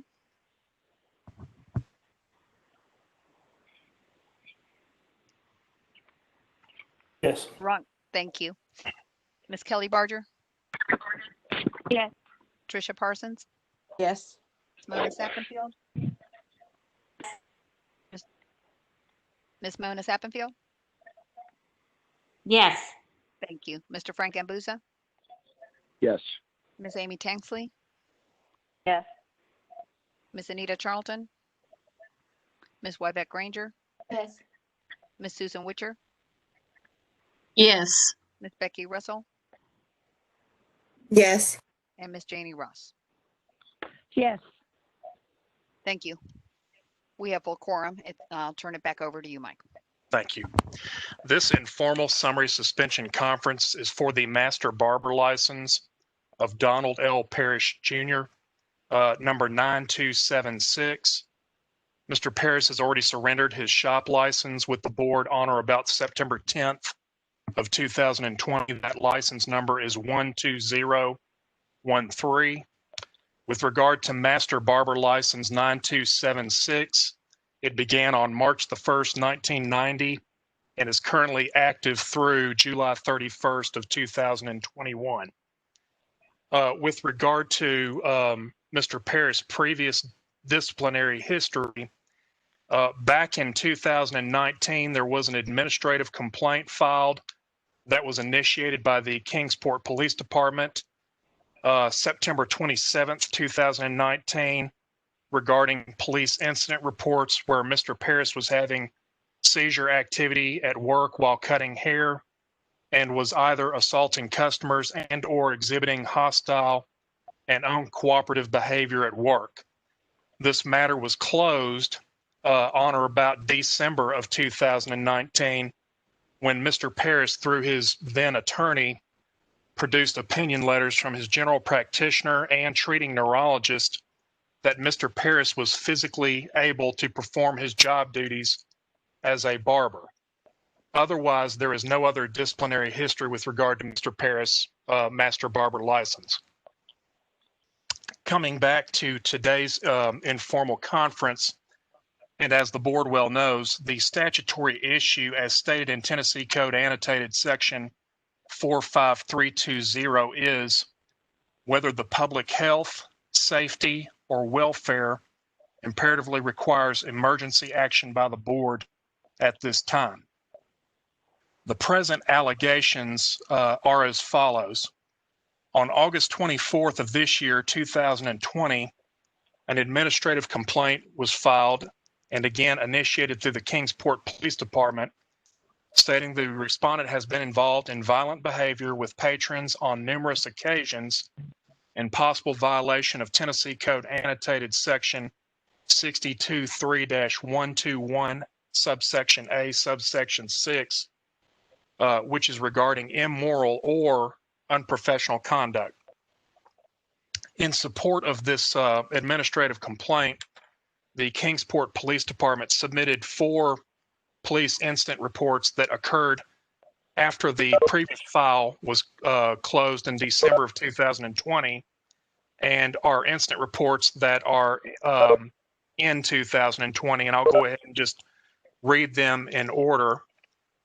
On January 3rd, 2020, at roughly 11:36 in the morning, a police officer responded to Mr. Paris's barber shop located at 311 East Stone Street in Kingsport, Tennessee, in reference to a medical investigation.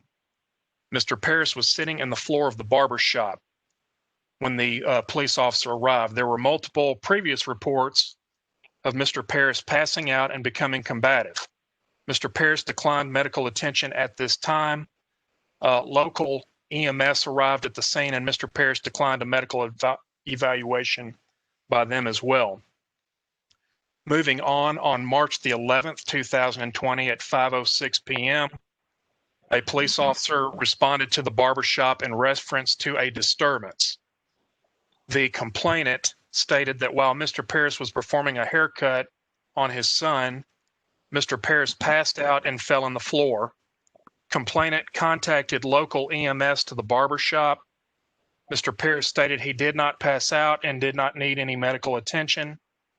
The police officer did not observe Mr. Paris to be unsteady on his feet, did not observe his speech to be slurred, or his eyes to be red and or glassy.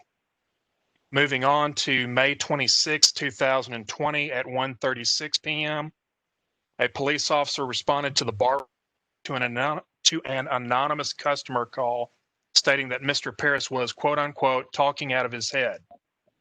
Mr. Paris stated he had no recollection of this occurring and refused any medical attention.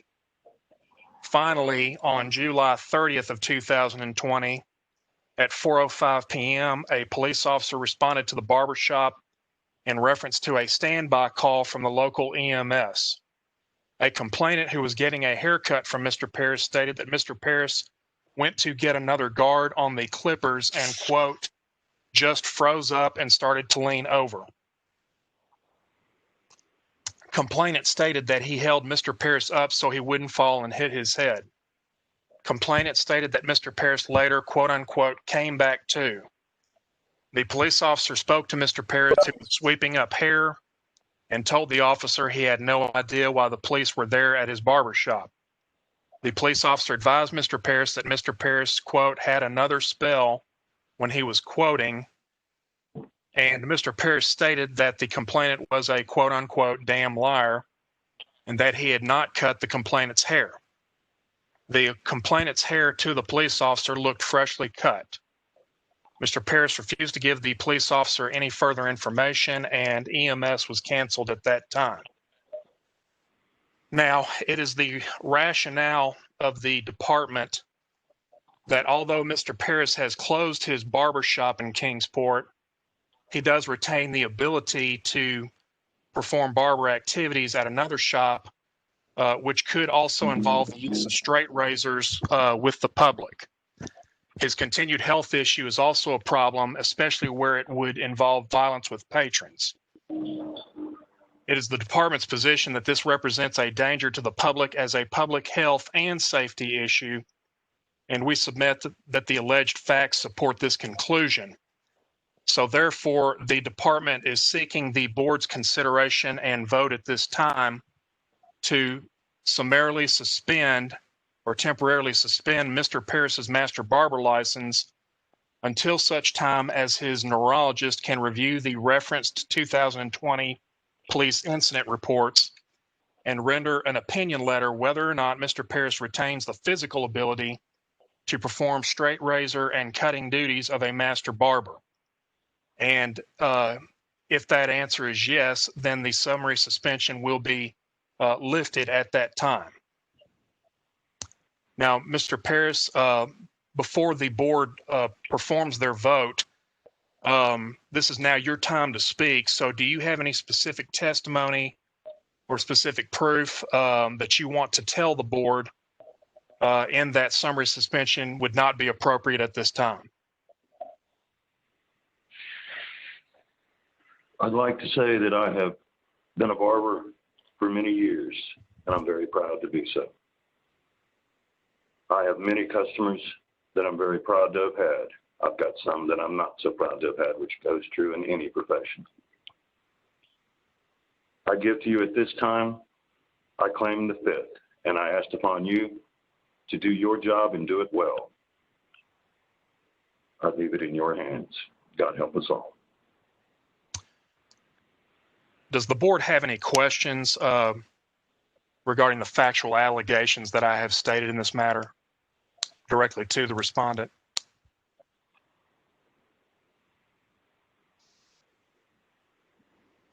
Mona Sappenfield, I have a question.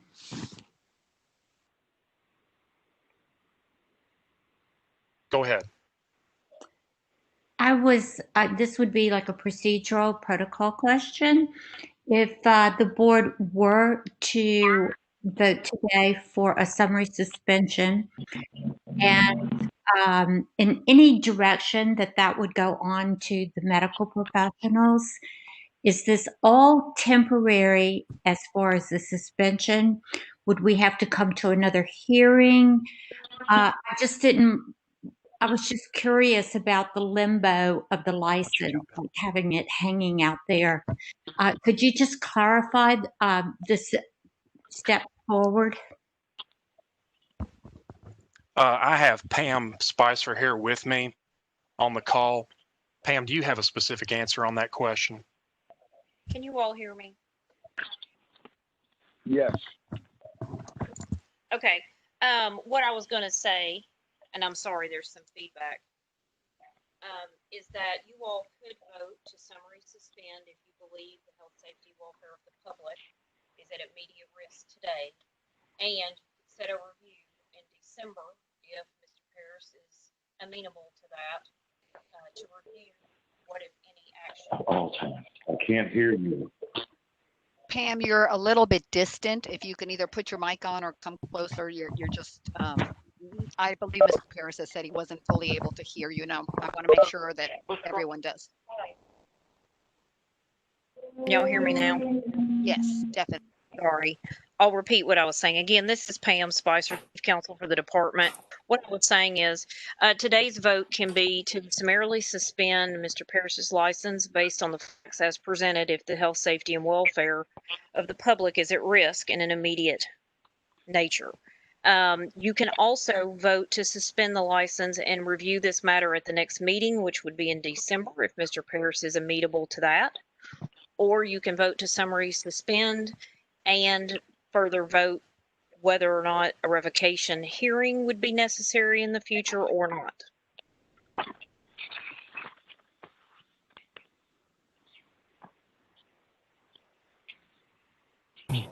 Happy to answer any questions anyone has about what I just said. Pam, this is Ron. Yes. Having listened to the testimony that was given there, we have some evidence in the past that he was reviewed by a physician who gave him an all clear, and the situation has not rectified itself. We still have these issues and the complaints that we've received. If it's not medical, then to me, I'm thinking that this is just a normal way of acting. If that's the case, it's definitely a danger to the public because it would be a conscious activity that was taking place out of choice. So if it's not medical related, then it's a choice. So either way, I see that there's a clear danger.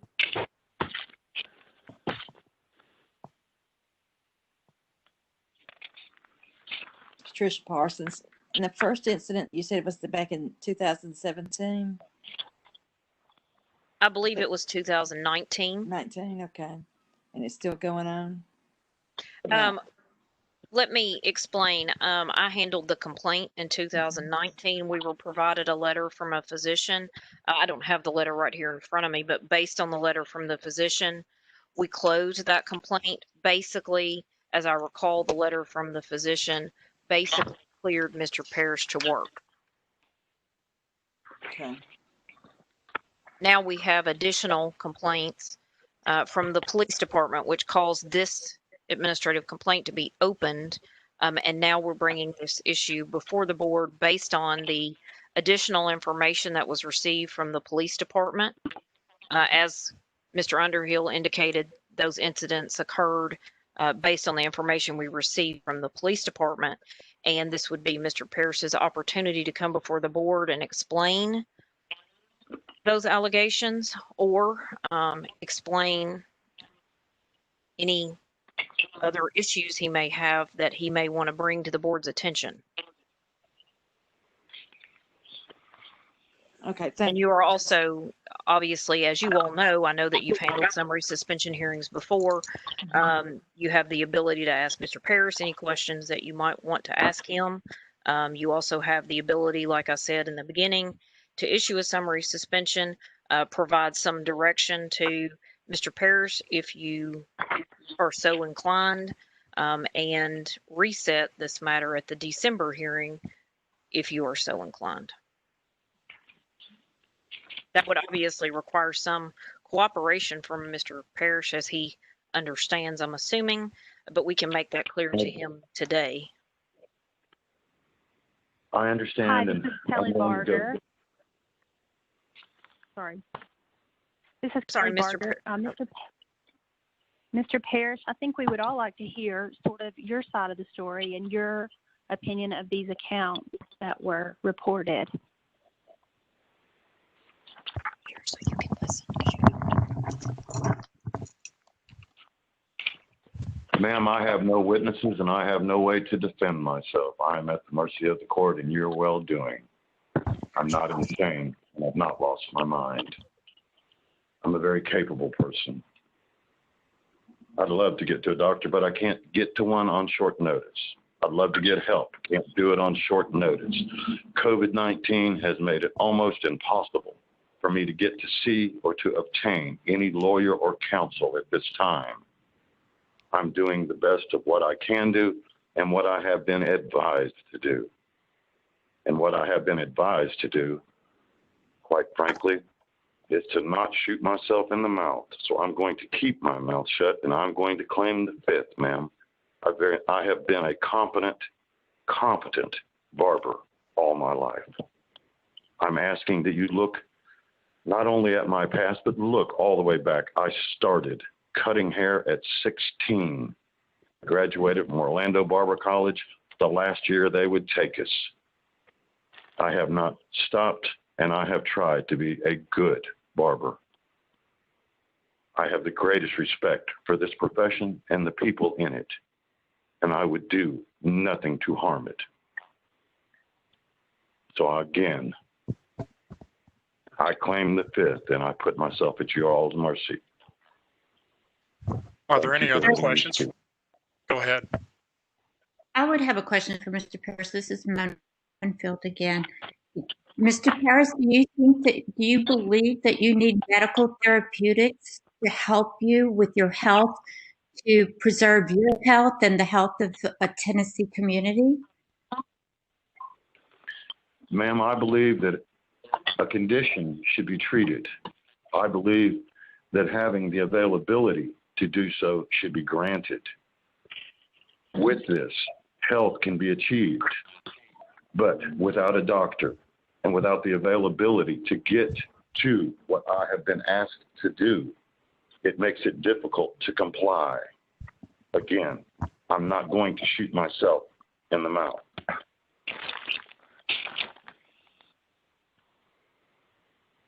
Well, I'm certainly glad to hear that. That would be horrible. I didn't mean it literally, ma'am. Well, Are there Mr. any other Parrish, questions? Go ahead. I believe that everyone would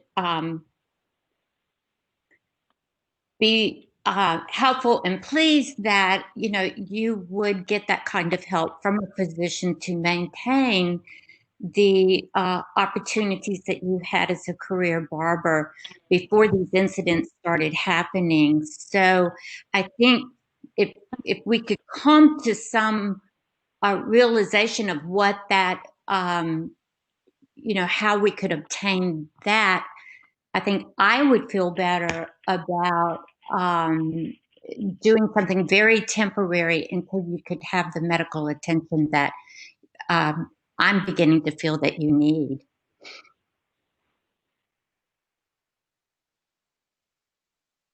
You making a motion to suspend his license until further evaluations from his doctor to preserve the safety of the community? I would make that motion. Okay, I'll second it. Yes, Patty. Patricia Parsons. We have a motion by Ms. Mona Sappenfield and a second by Patricia Parsons. But Pam, I want to make sure that you're understanding the motion as I interpret it. It is a motion to temporarily suspend Mr. Parrish's license until he can present to the board that he's seeking help. Am I correct? Yes, Mona Roxana, if you're at, oh, I'm sorry. Go Are right you ahead. No, asking them or me? kind of everybody. If we've understood that to be the case, then we can proceed. If not, I need clarification before we do a roll call vote. Mona and Pam, Patricia. Pam, may I interject? Yes.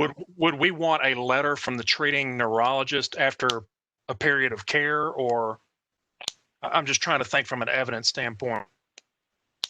Yes, the board would need to see resolution and hand that to you for you and Pam to review and then present that to the board, unless Patricia and Mona want to specify what. I envision that if they're suspending it until there's proof of assistance, that they're wanting something presented so that we can interpret that letter or a recommendation from a doctor or something along those lines to then lift the suspension. And if I can interject, I would say that we would not dictate what type of physician this would be. It would be that the license would be suspended. We would not put this back before the board in December. It would be at Mr. Parrish's discretion to request a hearing and come with any proof. As I understand the motion, he could come with any proof and ask for reconsideration at the appropriate time. Yes, Patricia Parsons, that's exactly what I'm thinking or saying. Ms. Sappenfield, was that your motion as well?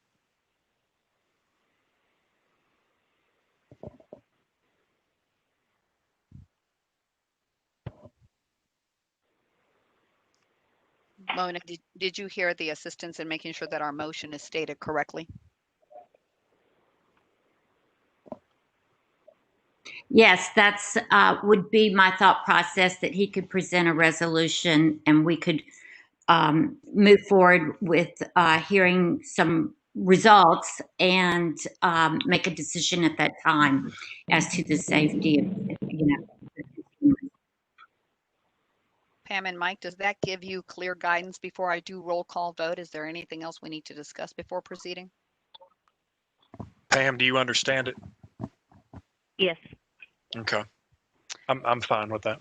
Okay, so we have a motion by Ms. Mona Sappenfield and a second by Ms. Patricia Parsons. Legal counsel, it has clear guidance on what we would do. This is a suspension of license until there is some type of proof that assistance is taking place, and it would be reviewed at that time. If we are all in agreement by roll call vote, Mr. Ron Gillihan. Yes. Ms. Kelly Barger. Yes, and I would just like to say, Mr. Parrish, I'm just thankful that we have this option to suspend your license and give you time to, see about your health and not have to just move straight to revoking it. So best of luck to you. Thank you, Ms. Barger. Ms. Patricia Parsons? Yes. Ms. Mona Sappenfield? yes. Mr. Frank Gambusa?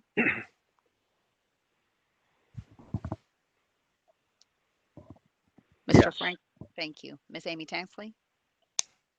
Yes. Ms. Wybeck Granger? Yes.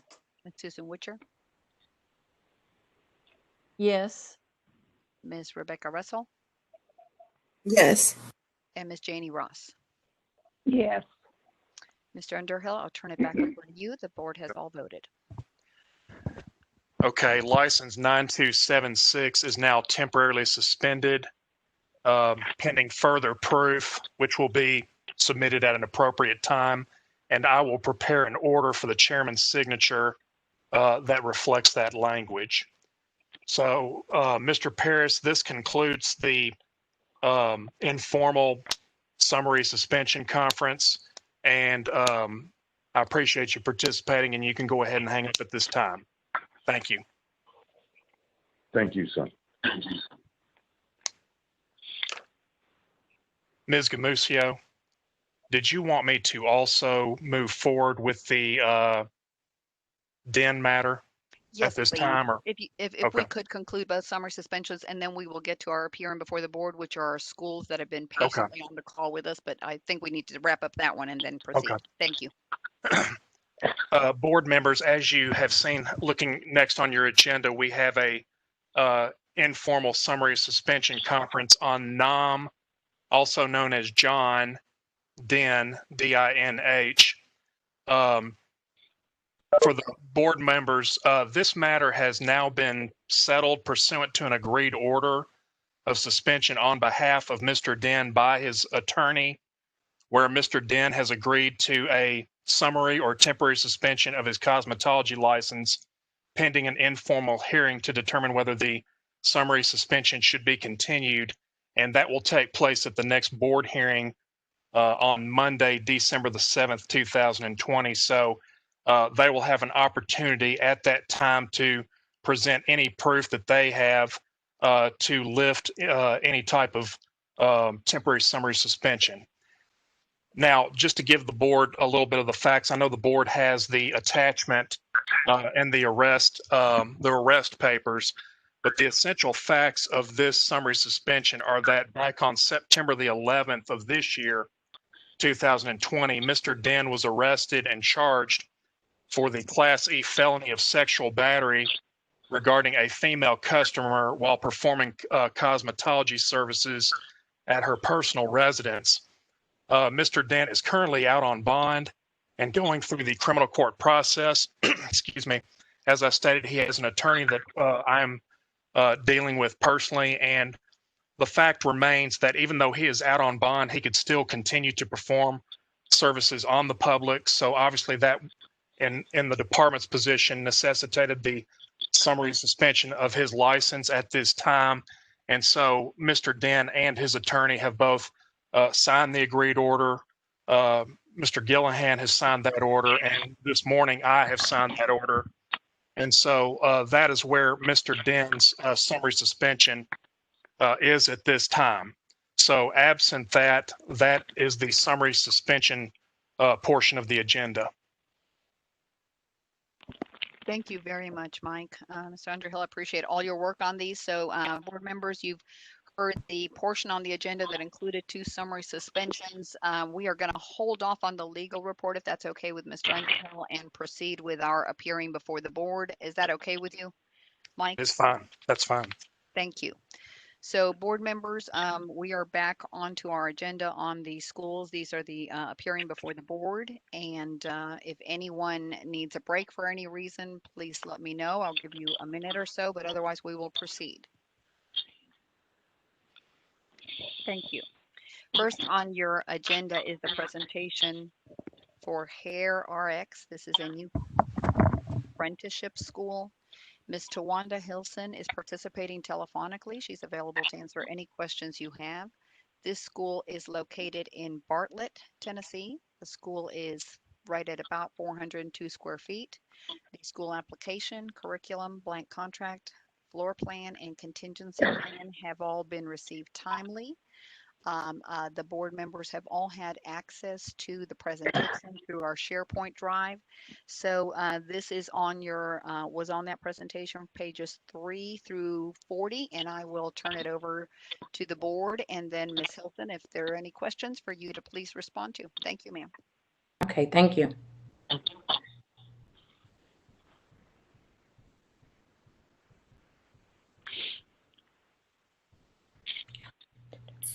Thank you for waiting patiently with us today, Ms. Hilson. I'm sure we'll have just a couple of questions for you. Okay. Ron Gillihan.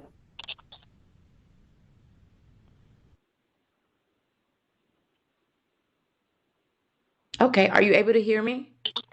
Yes, ma'am. We hear you. I just want to make sure you can hear me. I'm ready when you're ready. Mm-hmm.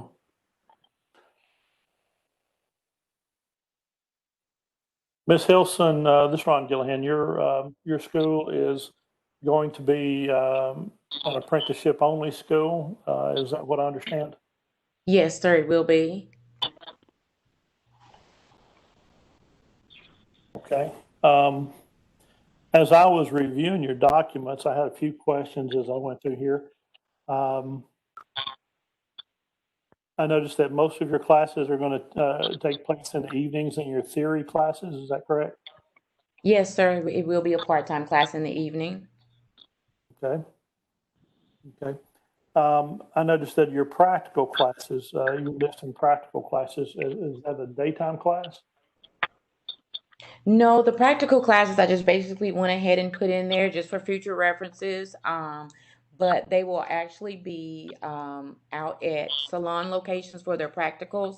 This would just be for students who have finished theory and being out in the salon and they're basically getting ready for state board. I will offer that help to them, making sure, you know, that they have what they need. And that's just kit preparation, things of that nature.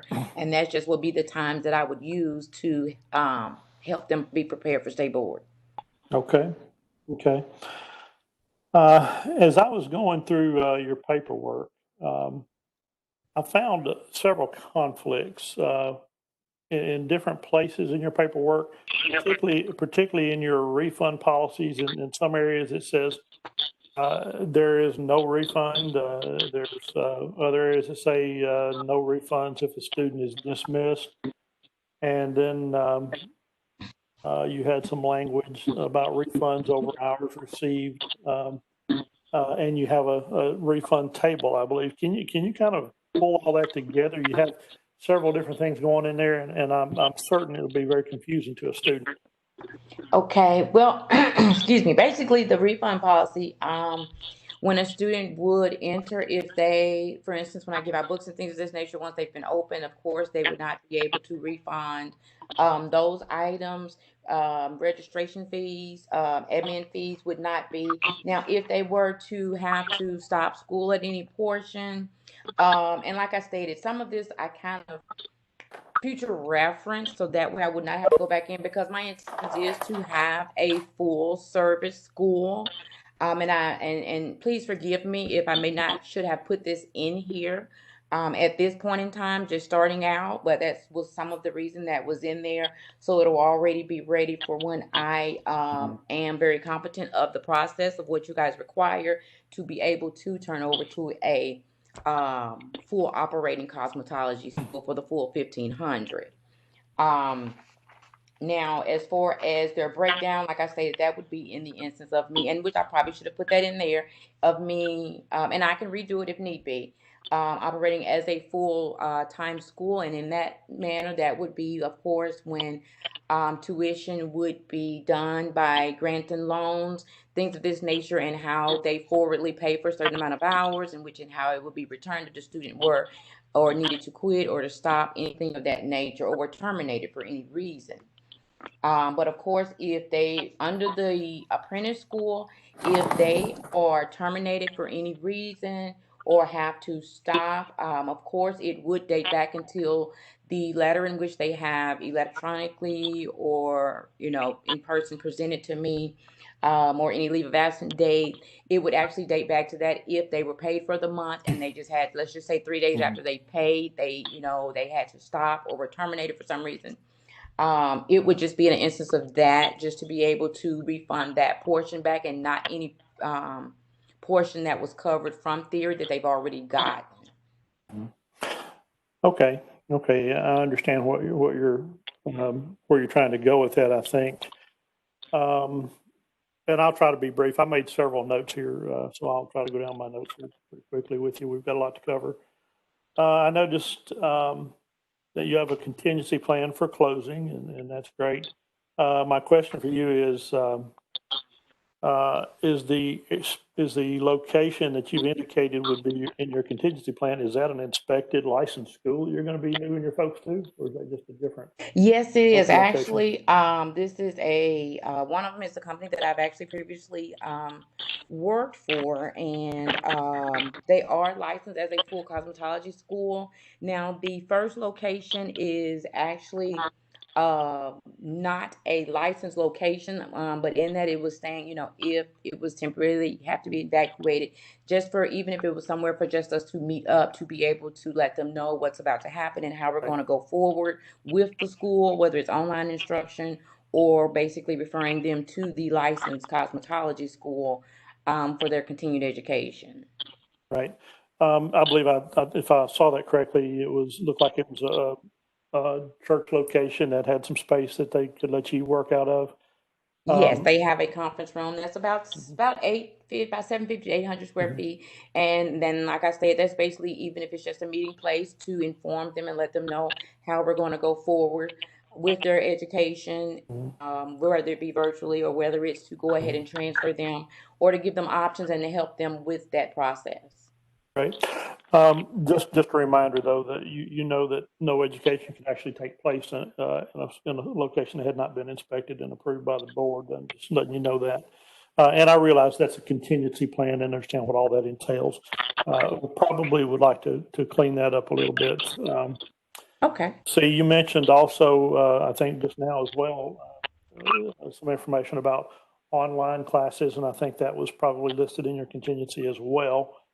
However, you don't mention whether or not the program is going to, if it went to that route, if it was going to be synchronous or asynchronous learning, and how would you handle those things, and whether those have been approved by the board, or if you've submitted a plan for those, because they would also need to be approved. Correct. Now I have not submitted them before the board, and I do apologize for that, but that was just something that I am experiencing, which is the virtual learning, and it before all this actually even happened. So that was one of the reasons why I did put that in there, so that way, and it would be synchronous. I would definitely be their instructor online. It would not just be for them to do their total learning by themselves, any hours, anything like that. It would be duly directed by me every day. But of course, in that event and in the approval of all of this, that would be something that I would go forward with, getting all the information and getting it approved by you guys, since this is how we are still living, you know, a little bit longer than we expected. So I would definitely represent that, so that way I can have that on standby and ready to go if needed be. And Ms. Hilson, just to cut in, this is Roxana, regarding the virtual synchronous learning, the board at the June meeting approved and gave me the authority to view those plans, add them in the school file, and approve those. So the good thing with that is, since this is still part of our world, you wouldn't have to wait to go before a board if you decided to incorporate that here in the near future. We would just look at that as long as it is synchronous, like you're describing. And Okay. I'm doing that throughout the month for different schools. So I appreciate Mr. Gillihan bringing that up. Okay, great. I definitely will. Yeah, we're not trying to make that difficult. We just want to make sure that everybody understands where you're going with that, and that's what I had interpreted that to be.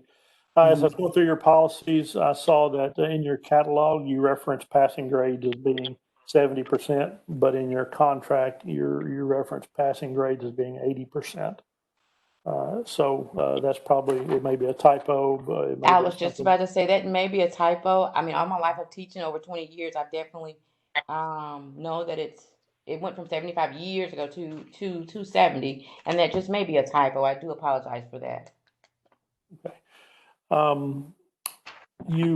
As some of the credentials, I believe, in your enrollment, you were requiring an accredited online school transcript. Can you tell me what that is? I know that, and I have not did any current, but I know that some of the students, they got their GEDs, things of that nature, even some diplomas that were from online. And of course, there are some that are not accredited, and these students have went and gotten quick classes and tried to present those, and those would not be acceptable. That would just be, simply me making sure that any form of documentation they're presenting, whether it's a 10th grade education, their GED, or their high school diploma, would be from an accredited online school as opposed to just one that was just made up making money. Right. What you're saying is you're going to verify their education documents. Correct. Oh yes, definitely. Okay. That's what I thought you were trying to say there. Okay. I believe you may have some conflicts with withdrawal credits in your catalog versus your refund policies. I think you've got some statements in there that in one area say one thing, in another area say another thing, and it creates conflict that a student wouldn't really know which direction they're looking at. So just point that out for you. Only a couple more items, and I think we'll be okay here. I noticed that you had a student grievance policy in there, and it just struck me as I read it that perhaps you meant to call that a bereavement policy because it had to do with someone being out and having proof of being at a funeral or something to that effect, I believe. So just something for you to take a look at on that one. Okay, and I'm definitely writing down everything you're saying so that way I can correct all these items. And I thank you so much for it. Mm-hmm. Oh, I think the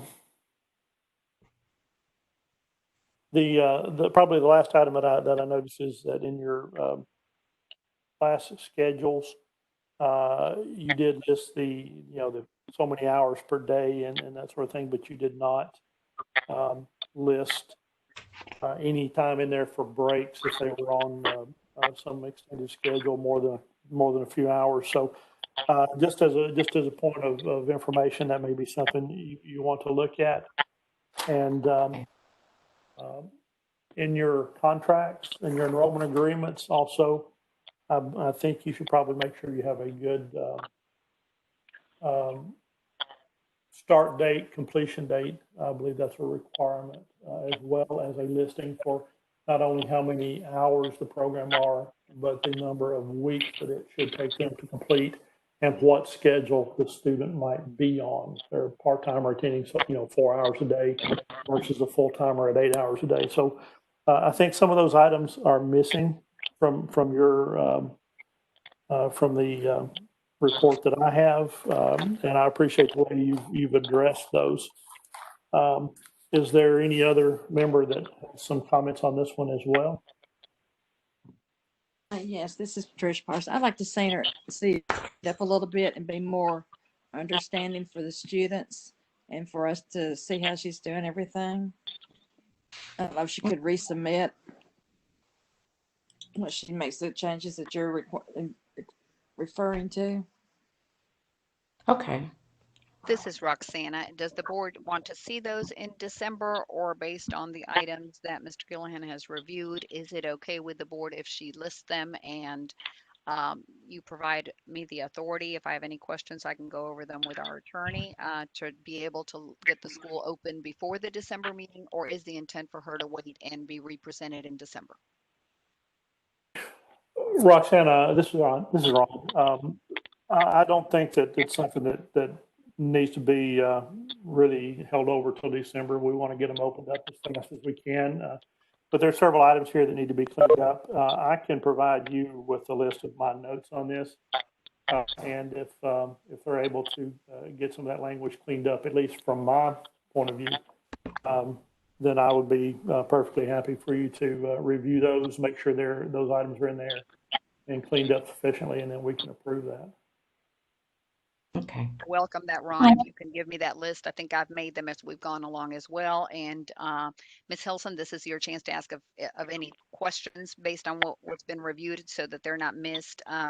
Board members, if you prefer, if anyone does prefer for her to be represented in December, then let us know. Otherwise, we can proceed for a motion that, as long as Ron's notes are fully covered in the new submissions, I'll include that in the school file so we can proceed and possibly get the school inspected by both a board member.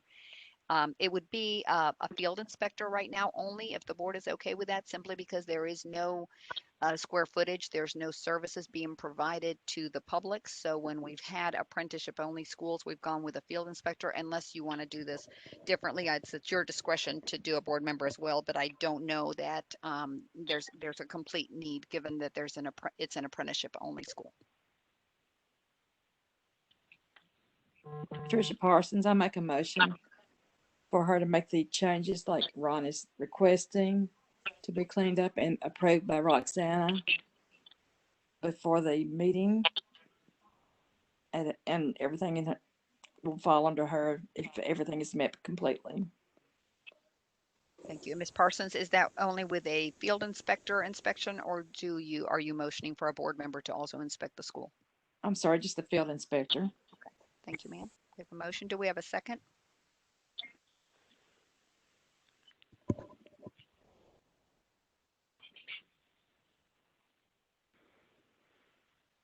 Roxana, this is Mona. I got lost in all of that a little bit. I apologize.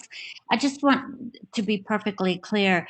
So she is petitioning for a new school license that's going to be a nighttime meeting place at a already approved school that's temporarily located in a church meeting room, and it's sort of a meeting room. I'm very confused here. No, Mona. I know that what we really need to be consistent, because if the nighttime, yes. That was her contingency plan, Ms. Sappenfield, in the event that the roof caved in or we had some horrible storm and she had flooding, right? So Mr. Gillihan reviewed the contingency plan, and yes, that would be to temporarily, even possibly for meeting only, be in a church or other facility. Her location has 402 square feet, and you saw the floor plan as presented on the documents. That is its own school that would be only for these students, but it's apprenticeship space only for the theory. Okay, and there will be daytime classes so that the administrative inspector, field inspector can come anytime. And that question is to you, Ms. Hilson. The inspector would have to have access to the school Monday through Friday, 8 to 4:30.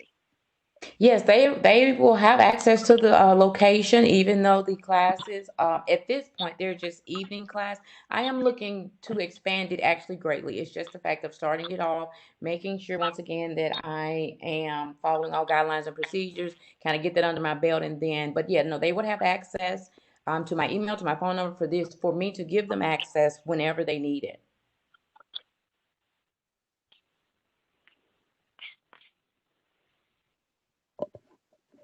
Ms. Sappenfield, did that answer your questions?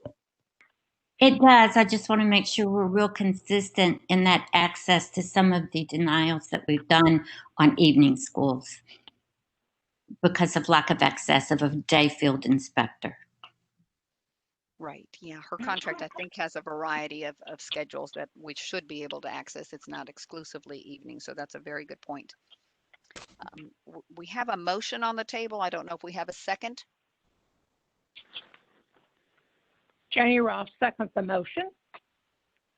Thank you. We have a motion by Ms. Patricia Parsons and a second by Ms. Janie Ross. This motion is for this new cosmetology apprenticeship school, offering only the theory hours in that floor space that we have, with a field inspector inspection only. Several documents need to be updated. The board is giving the authority to the executive director to go through those items, and if they are in good standing and follow the notes presented by our chairman, Mr. Gillihan, then we would be able to proceed with the inspection and possibly license the school prior to the December meeting. If there are any concerns, then we would not, and it would come before the board at the December meeting. Hearing the motion as stated by roll call vote, I'll start with Mr. Ron Gillihan. Yes. Ms. Kelly Barger. Yes. Patricia Richmond. Yes. Mona Sappenfield. Yes. Mr. Frank Ambusa. Yes. Ms. Amy Tanksley. Yes. Ms. Wybeck Ranger. Yes. Susan Witcher. Yes. Ms. Becky Russell. Yes. Ms. Janie Ross. Yes. And just checking, Ms. Anita Charlton, have you been able to join us? Thank you. Thank you. And Ms. Hilson, I think that's all. You are welcome to stay on the entire meeting with us, and I'll get those notes to you as well so we can make sure how to proceed. Okay, thank you so much, Roxana. You guys have a great evening. Thank you. You do as well. Next on our agenda, we have Sweeting's Cosmetology and Braiding Institute. As far as on the presentation, that was pages 41 through 47. Ms. Danette Sweetings is participating telephonically and able to answer any questions that the board has. This school is located in Antioch. It was previously open between 2009 through May of 2020 when the school closed. The school application, blank contract, floor plan, and contingency plan were all received timely, as well as the 5 student contracts. I will turn it over to the board if they've got any questions, and Ms. Sweetings.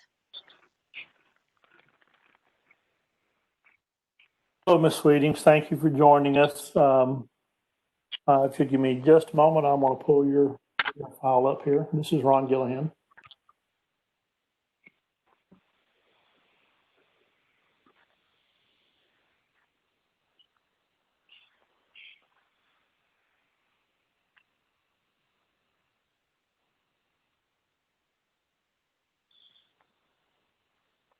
Ms. Sweetings, can you hear us? I want to make sure that you're able to participate.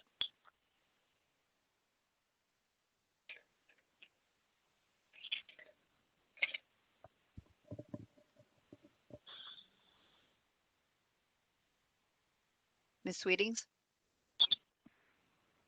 Or Mr. Marcus Sweeting?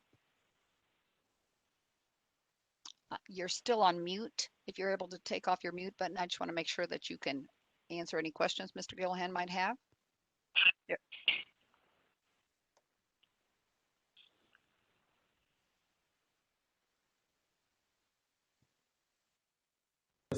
Hi there, thank you.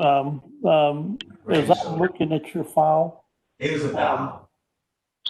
We hear you now. Thank you. Yes. Hi, we can hear you now. I'll turn it over to Mr. Gillihan. And that's why let me explain to you this.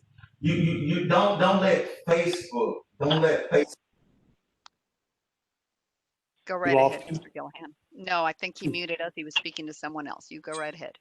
Okay.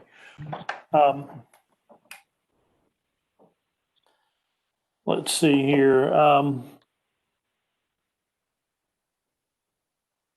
There's some questions and I have on this one regarding your scheduling.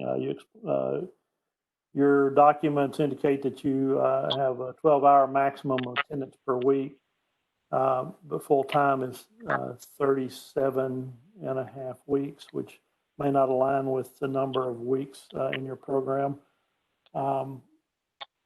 You indicate that it's a 300-hour program, 50%, of course, is in-house, and the other 50% is the apprenticeship side of that. However, you indicated that is 120 hours on the 300-hour program. It should be 150. So you've got some items in there that need a little attention as well as far as cleaning up some of your numbers. Let's see. You've got some language in your contract that says that you will be withholding kits until a certain point. I believe 120 hours. Can you explain all that to me, please?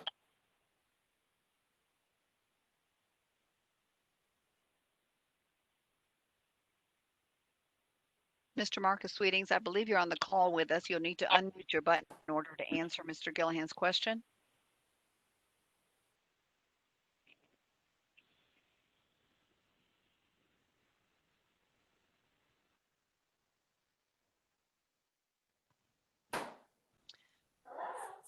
Mr. Marcus Sweeting, if you're able to hear us in order to answer the question for Mr. Gillihan, could you unmute yourself, please?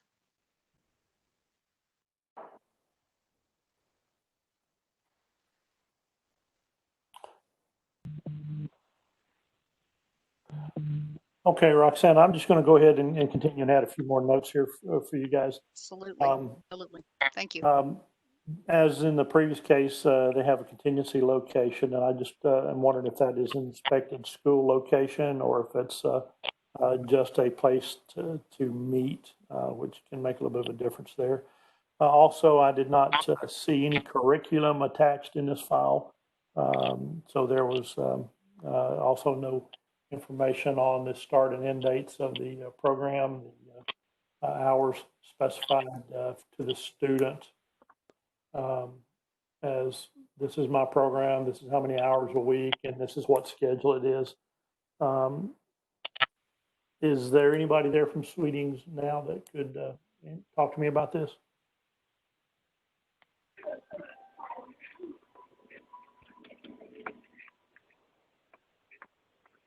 Okay. Ron, this is, as you know, it's a specialty natural hairstyling school. And so I agree that there's not a lot of breakdown on the curriculum, but that is all that it is natural hairstyling for the 300 hours. I think if Mr. Sweeting isn't or Miss Sweeting aren't able to unmute themselves, we may not have the answers that you need and may need to delay it. So I'll leave that at your discretion. A question that I did have, and you probably did as well. This school previously had online curriculum that they were able to use. It was the first school that actually presented, if you recall, their own online curriculum. So I don't know if they're planning on using it as well. But the school obviously is set up to offer in-person classes as well. So I don't know if they're doing both or not.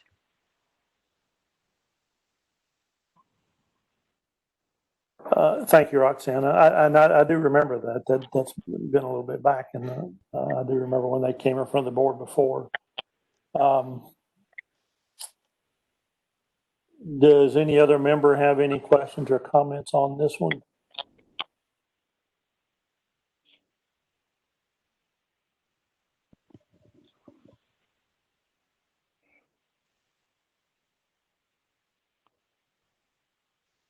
There's some things that need to be cleaned up in it also. It's Patricia Parsons.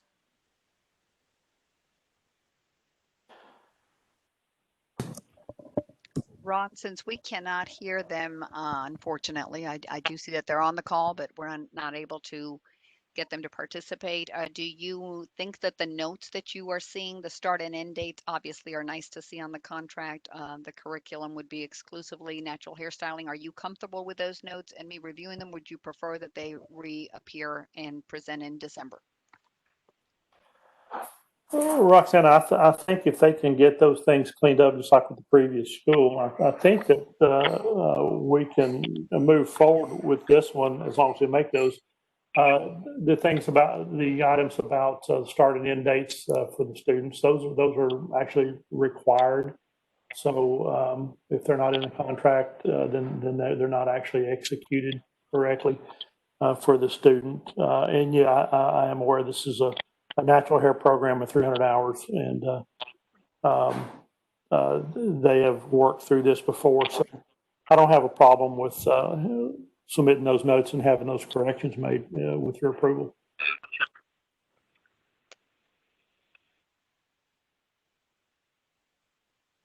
Thank you. And in this particular case, I see the layout for the location to include floor space. If the board members, depending on the motions, we may need to do a field inspector and board member, but I'll leave that at the board's discretion. I've made notes as well, Ron, to approve this going forward if that is the will of the board. And then hopefully, if there are no significant items, we can approve them prior to the December meeting.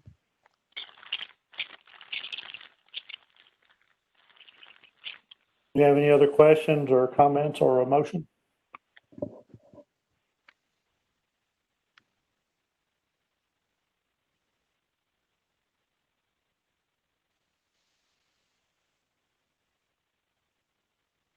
I'm good with that. I'll make a motion, Ron, to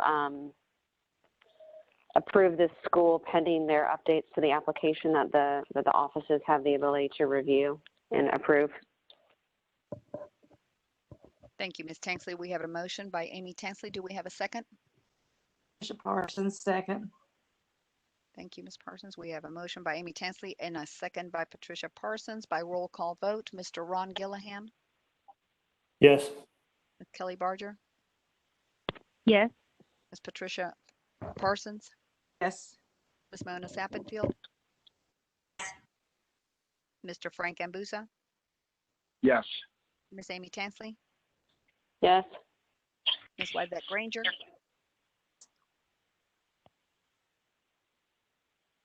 Ms. Wybeck Granger, Ms. Susan Witcher, Yes. Ms. Becky Russell, Yes. and Ms. Janie Ross. Yes. Thank you. We will proceed on to our next school on your agendas. You have an application for a new cosmetology school.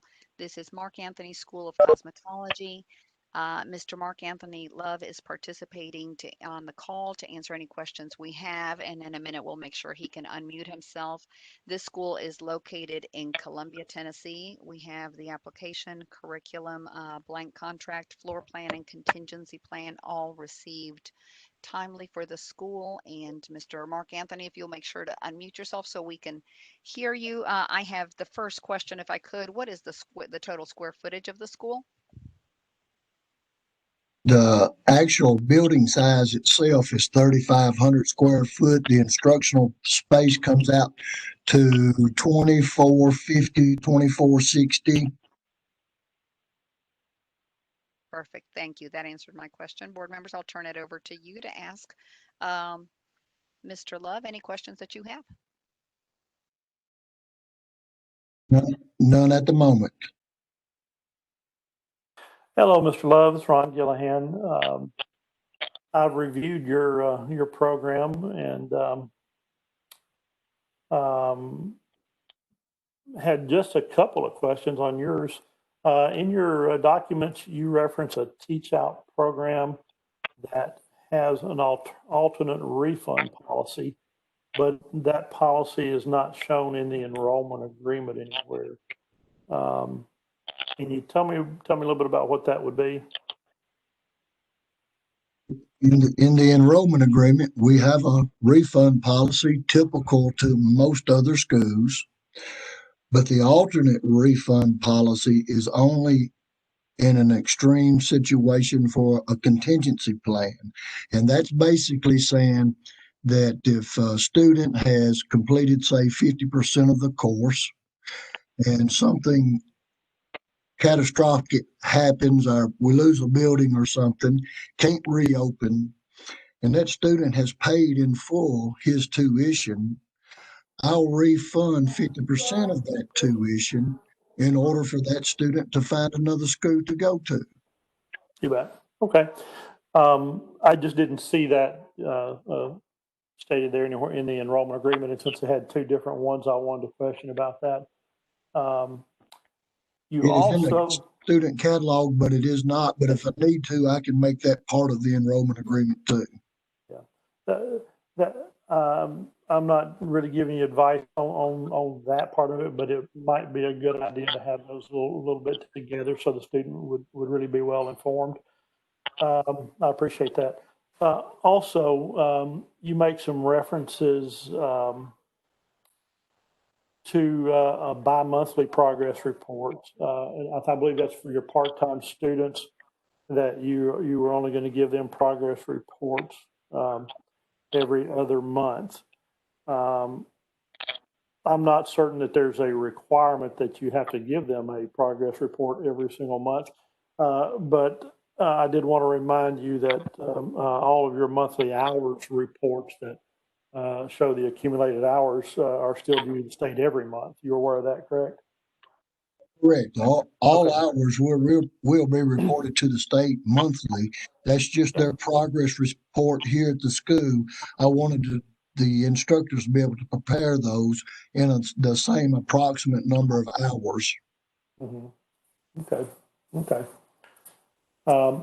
On your enrollment agreements, I believe also I did not notice that required start and completion date and the identifiers on the students' schedules and hours by hours and weeks. If for some of you who may not be familiar with what I'm really talking about,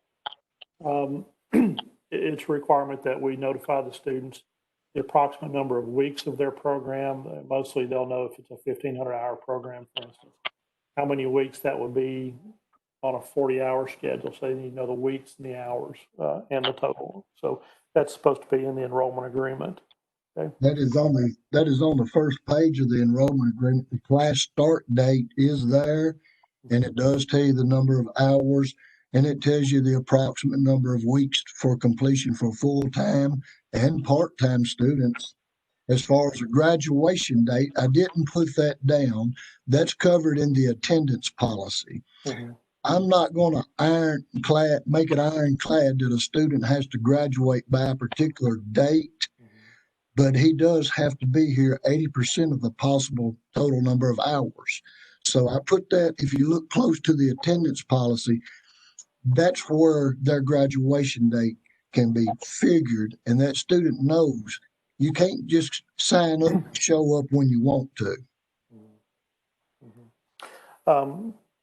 I hear what you're saying. I believe, though, that the requirement is that you probably would need to put at least an estimated end date on that contract, so that it wouldn't be open-ended, and the student wouldn't necessarily have to go in and create some calculation in their own heads. But if you want to take a look at that rule, that's out there. But that's one of those typo things that can be easily fixed. I'll call my printers and have them to add that right underneath that class start date. Okay.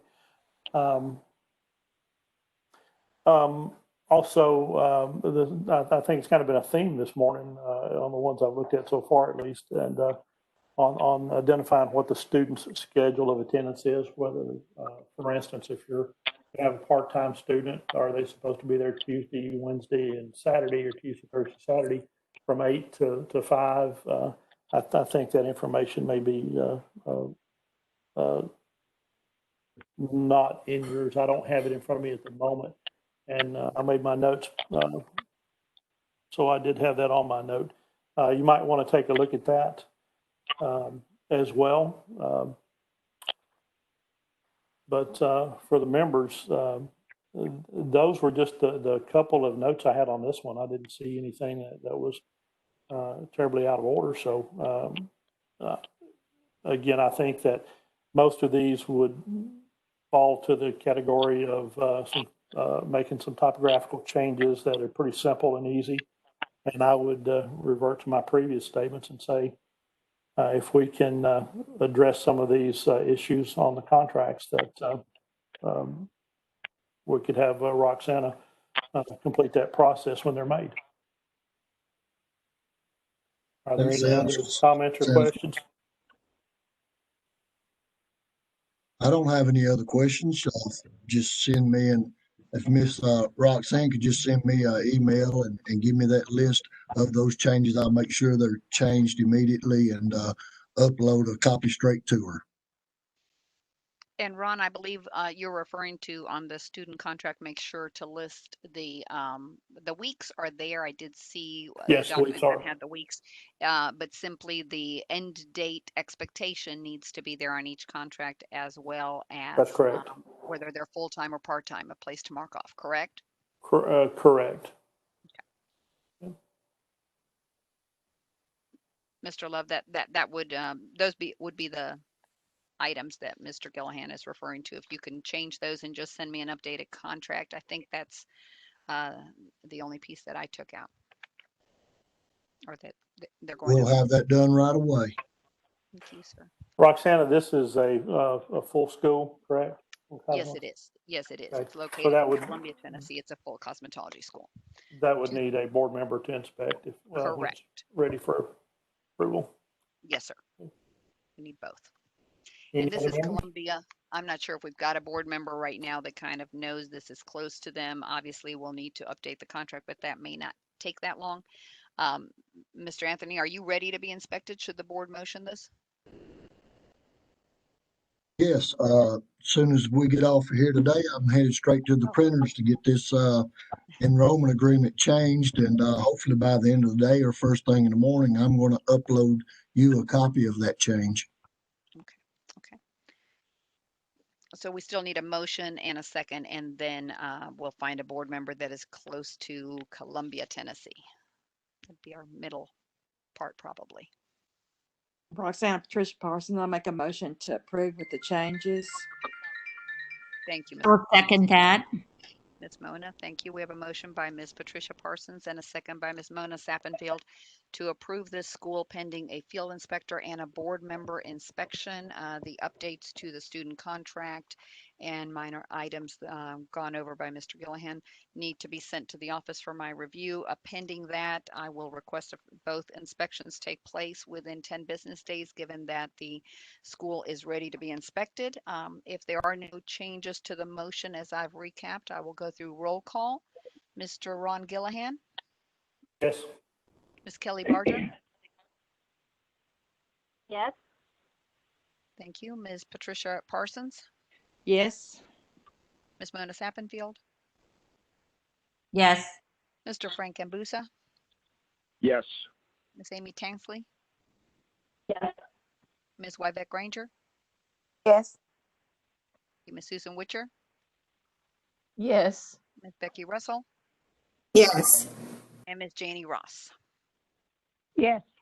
Thank you very much. And thank you, Mr. Love, for participating. You're welcome to stay with us or go ahead and you're able to leave, whatever you prefer. We're going to move on to our next item, which is DI Academy. This is Makeup and Lash Extension Program.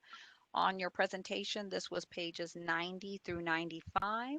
Ms. Destiny Cox is on the call with us and able to answer your questions. She has submitted both of these items for review, and these are extensions to her aesthetics school license. This is a specialty school that teaches aesthetics, and she would add an extension to each of those programs. Ms. Cox, if you're able to unmute yourself, I'll let the board members ask any questions that they might have so we can review this. Thank you. Good morning, everyone. How are you? So, Ms. Cox, thank you for joining us today. This is Ron. Awesome. Thank you for having me. Roxana, just so that I'm clear as I was reading through this one, this school is not or this is already a licensed aesthetic school? And Yes, they're sir. adding some programs? Okay. Yes, they would be the over and above, if you will, for extended makeup and then lash extension. Obviously, they would not be turning in hours for this. There's no exams. This is for the board's information to know that these expanded programs are being offered, and we've done that with previous schools as well. Sure. Sure. Ms. Cox, you were looking at a 10% virtual side of the program in your document. Can you tell me a little bit about how that's going to look? The 10% virtual really includes webinars that our students would have access to when they're not within the 4 to 6 week class frame. So it's a 90% training program, hands-on, and the 10% will just be reference videos, webinars, educational material, and the check-in with the educator 1.5 hours a week on the virtual platform.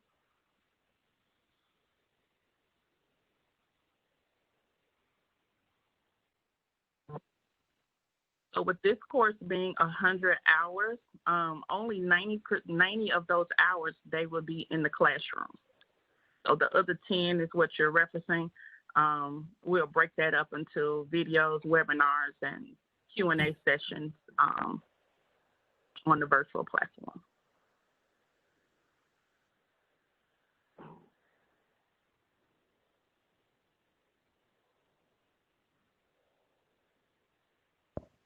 Ron, you're on mute. I don't know if you had any other. There you go. I'm sorry. Thank you.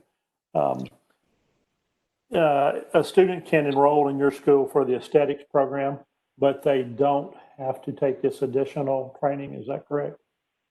That is absolutely correct. It is not mandatory, but we wanted to have something going in place for 2021. I've just noticed, and I have a lot of students that do one-day trainings that literally don't understand, what they're doing, and they're going out thinking that they know everything. So as a school, we want to provide the accurate training And that's why this course is 4 to 6 weeks, not 1 day. Right. Roxana, correct me, but since this is not a course for credit from the state, do we need to have an approval on this? That's a great question. We do not. This is very much informative on the record, so that we know that the school is expanding their scope. They won't be turning in any hours. I think in the past we've probably still done a motion just to show support for what they're doing. But you've already asked the key question, which is the basic aesthetics program at the 750 hours needs to be submitted for the exam so that they can obtain licensure. And I think in the past we've asked to make sure that their contract is very clear so that students know that they're doing something above what the state requires for that basic license. And it sounds like Ms. Cox has answered that piece. Yes. Yes.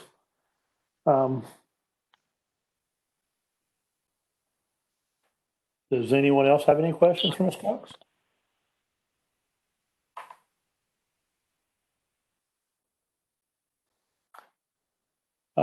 Roxana, she would not need an inspection for anything like this, would she? Not at all. No, she's informing us of what she's planning to add to her curriculum and nothing that impacts the floor space necessarily. And this is that extended program. So I think we're good. I'm trying to remember the last time we did an extension. I think we still did do a motion because the board took the time to review the information. But there's nothing by statute that needs to happen necessarily. There's no inspection, no. Do we have a motion for approval? This is Mona. I'll make a motion for approval.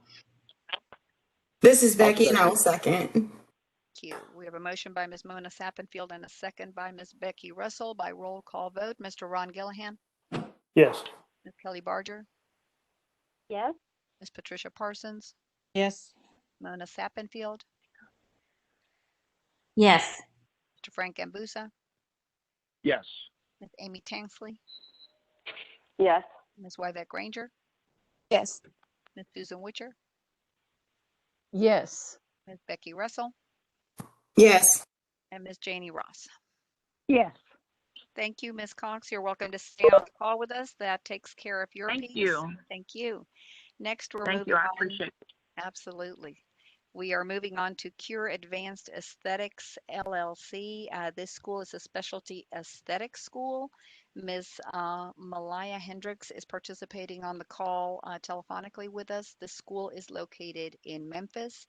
They have provided the application, blank contract, floor plan, and contingency plan. All these were received timely, as well as the 5 student contracts. This school is 1,147 square feet, and I will, Ms. Hendricks, can I make sure that you're able to unmute yourself to answer any questions the board members might have? Yes, I'm here. Good morning. Perfect. Good morning. And I hear you. I think it is still morning, just for a couple more minutes. Yes. Mr. Gillihan, I'll turn it over to you, sir. Thank you, Roxana, and thank you for being here today and talk about your school. Can you tell me about your school just a little bit before we get started?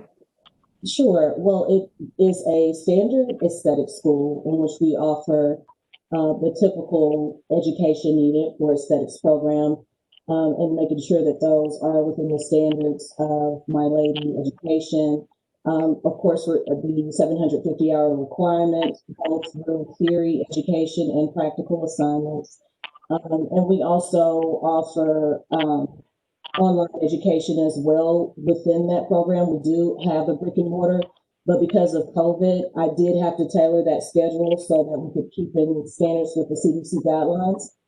And other than that, we just plan to offer the best education that we can for ongoing aesthetic students, as well as complementary advanced classes to guarantee that they're not only learning what's required to stay board, but they're being set up for success by learning some advanced courses here again that don't have an hour requirement for their license, but will help propel them into their career.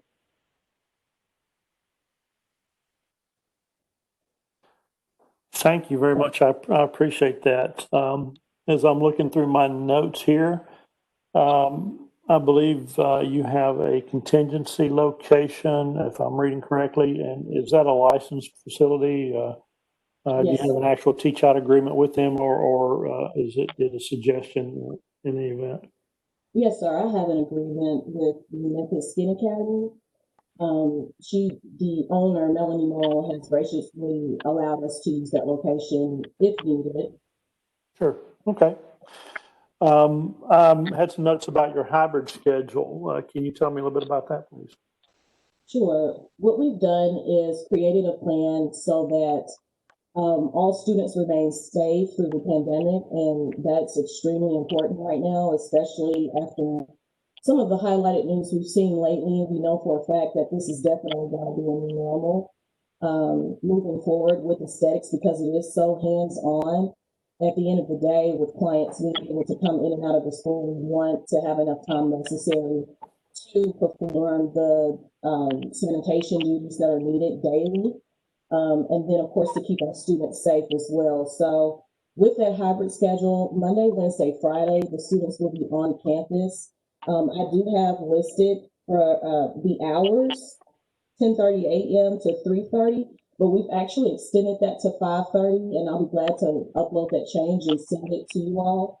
And then, of course, Tuesday, Thursday, and Saturday is also optional for the online platform, which is done through Zoom, and those are, of course, synchronous in person, as well as Google Classroom. So they'll have assignments listed. We'll have live lessons. And then, as I mentioned before, when they're on campus, they'll be with myself as the instructor, doing theory and practical assignments. Thank you very much. You actually answered a couple of my other questions. I did not see your business hours listed. I may have just overlooked it, but if they're not in there, it'd be helpful if you could put those in there. Again, continuing with today's theme, it looks like I did see that you have the hours listed, but not the number of weeks for the program. So a little typo work on that. If you could take a look, and I don't think I overlooked it, but I think it starts. It's under program schedule. The weeks are listed right next to, if you look above the actual time schedule. They're right are you looking on your enrollment agreement? Yes, sir. In the contract, right below. Let's see here. It's a few pages down, but it has a paragraph that says program schedule. Okay. Okay.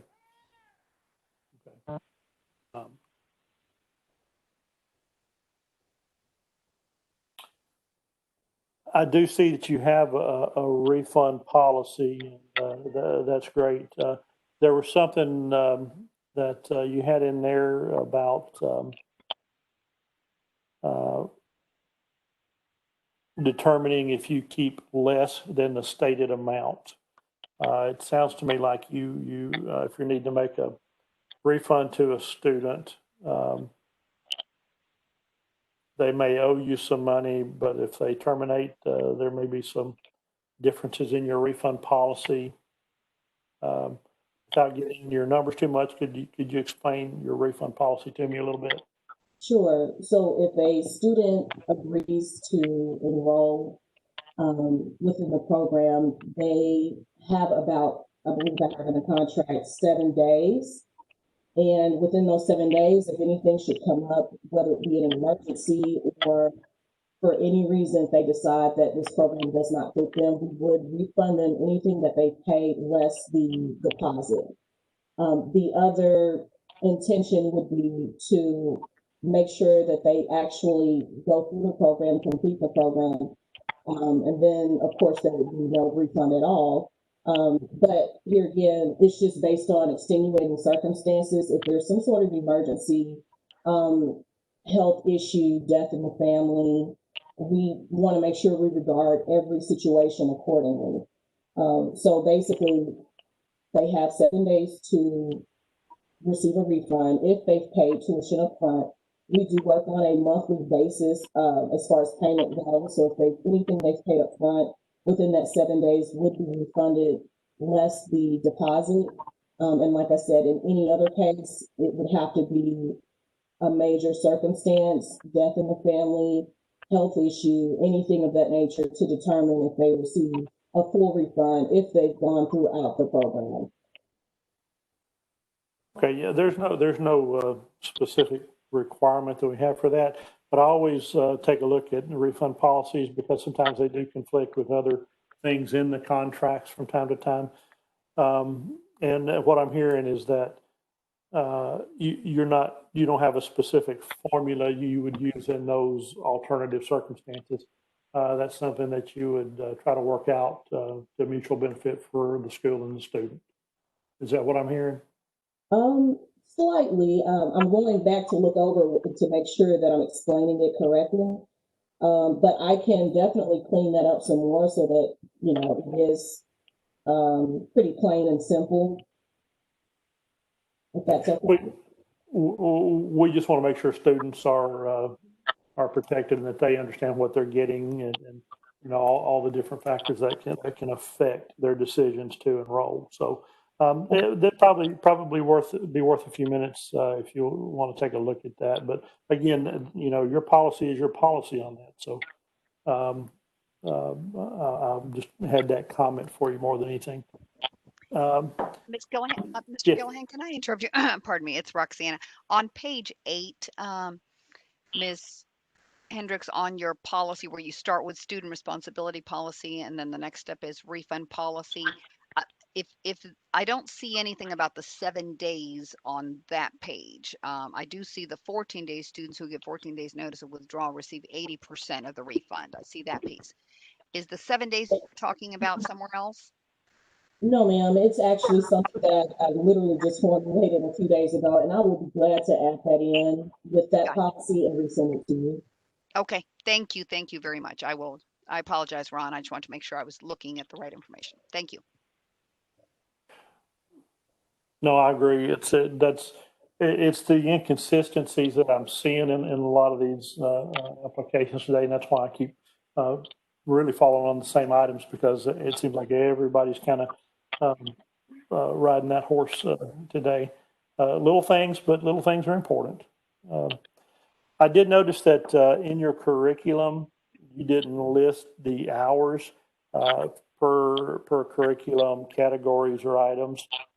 I know the state, of course, dictates what some of those are, but it might be helpful for the student if they knew how many hours they were going to spend in any segment. So those are my basic comments and that I've come across with, and I do thank you for your answers. You helped me to understand a little bit better your program. Again, Roxana, for my own thoughts on this one, as long as we're going to do a couple of those little housekeeping things with some typographical things and get that back to you, I would not have a problem with this one moving forward. Perfect. Thank you. And I've made note as well, so I appreciate it. And if Ms. Hendricks has also made note of your suggestions, I think those are things she can rectify and get to me and to the office. Yes, definitely. Perfect. Any other board members that want to join in here? I think your suggestions are great, Ron. This is Patty. So I make a motion to approve. Thank you. We have a motion by Ms. Patricia Parsons to approve pending some corrections as noted by Chairman Gillihan. Do we have a second? I'll second. Thank you. Ms. Mona Sappenfield seconds the motion. I will go through roll call vote. Mr. Ron Gillihan? Yes. Ms. Kelly Barger? Yes. Ms. Patricia Parsons? Yes. Ms. Mona Sappenfield? Ms. Mona Sappenfield? Yes. Mr. Frank Ambusa?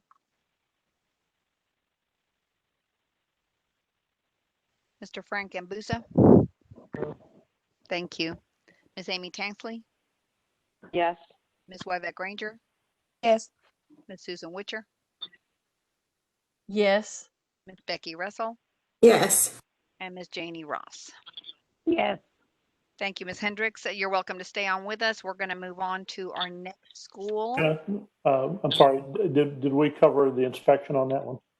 It will need to be both. This is a new aesthetic school offering floor space to the public, so that will need a board member as well as field inspector, and it's West Tennessee and Memphis. So as soon as we get the rectified information, I'll try to, and I know that Ms. Hendricks is ready for inspection. We'll proceed with both. Is that okay? Yes. Thank you, sir. Next, we have on your presentation, it was pages 115 through 158. This is Clipper Kings Academy. It's a new barber school. And you have participating telephonically, Mr. Emmanuel DeBerry and Mr. Taylor might also be on the call with us. They can answer any questions we have. This school is located in Ripley, Tennessee. It is 2,900 square feet.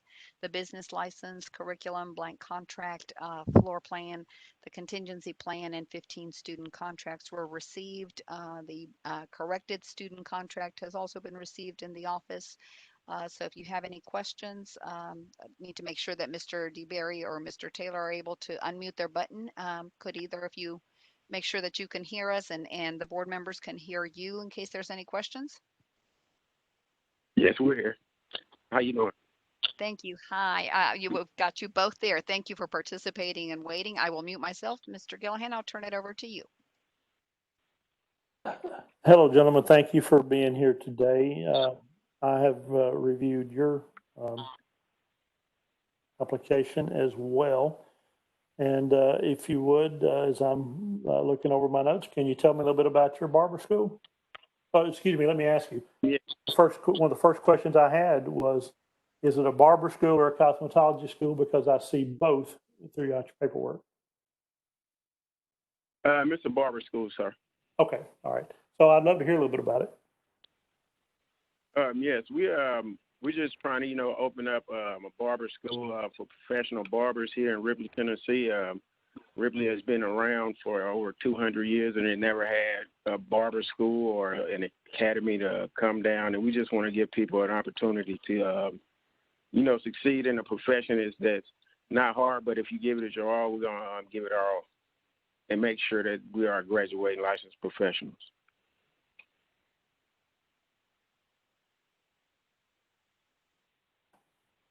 That's great. I'm glad to hear it. I'm just going to go ahead and jump in here because I have several notes, pretty simple things mostly, but a couple of questions for you. All right. Let's see here. I'm just going to start at the top, and we mentioned the barber and cosmetology. Roxana, as I look through this, in several places they refer to themselves as cosmetology school or barber school, and their documentation, things like their diploma, graduation says cosmetology. Those are things that we're going to definitely have to take a look at. And Ron, you said you're looking at the actual enrollment agreement that says both? Let me look at my notes here. Sure.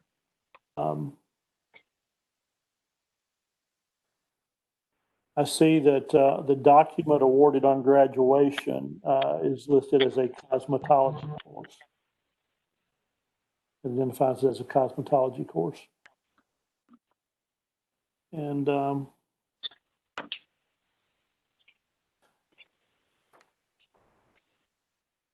I'm looking through my notes. I think I saw it in here twice on this particular one. But I will definitely take a closer look at it. No worries. And we will as well. I'll make sure that cosmetology is removed. Now, in some situations, as the board knows, we have schools that apply for cosmetology or barbering first and then intend to carry out the other program. Right.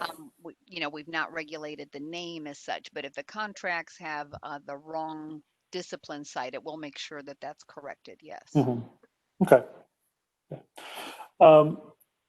Gentlemen, I noticed that as I'm looking through this, in your schedule of fees that you list, you have fees listed in different places in your documents, but not in they're not all together in the enrollment agreement. One of them that I see is a $100 fee.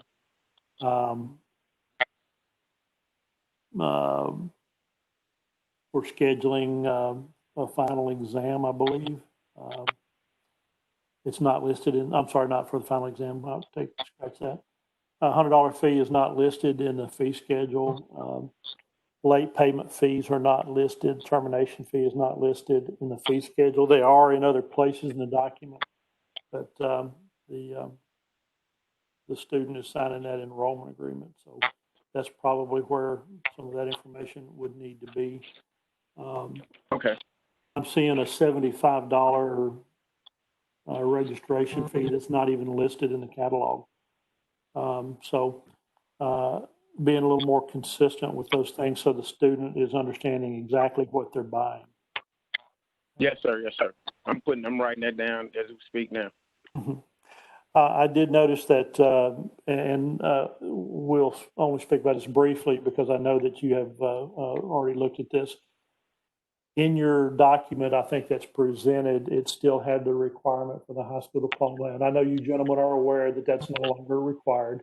And I know that you have submitted the updated forms. So we're good on that. I just wanted to make note of it. Okay. Let's see.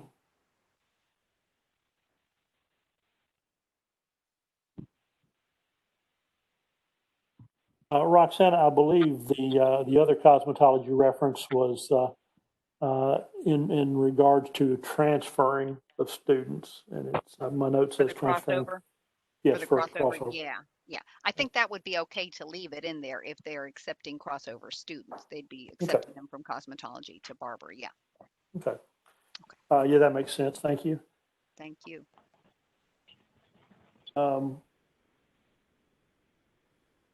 Gentlemen, as I got down to your satisfactory progress policies, this is just maybe a helpful note for you to look at. This is not something the board would regulate, but you did have listed that your SAPs were going to be performed at 300 hours. If you're in a 1,500-hour program, that first SAP would be about 450 instead of 300 hours. So you might want to just take a look at that. Again, that's not something the board would regulate. It did catch my eye, though. Okay. We'll look at that. I would look at the instructor SAPs as well because you'll find the same kind of math on that. All right, we'll do.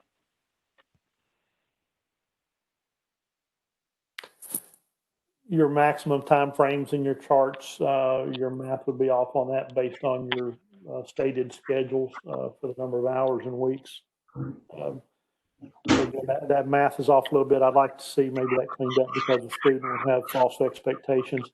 And I want to be clear, the board does not regulate that. It's just something that caught my eye. Okay. Something that would be much more important is that you're, I believe your documents state that your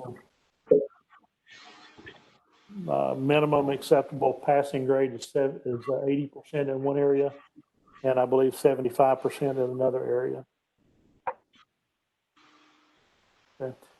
In your grading matrix, it doesn't match with where it is in the rest of the documents. Okay. Most of these, Roxana, that I'm seeing are real simple typographical things. I don't think there's anything substantial that would impede holding up as long as they can get these things cleared up. Okay.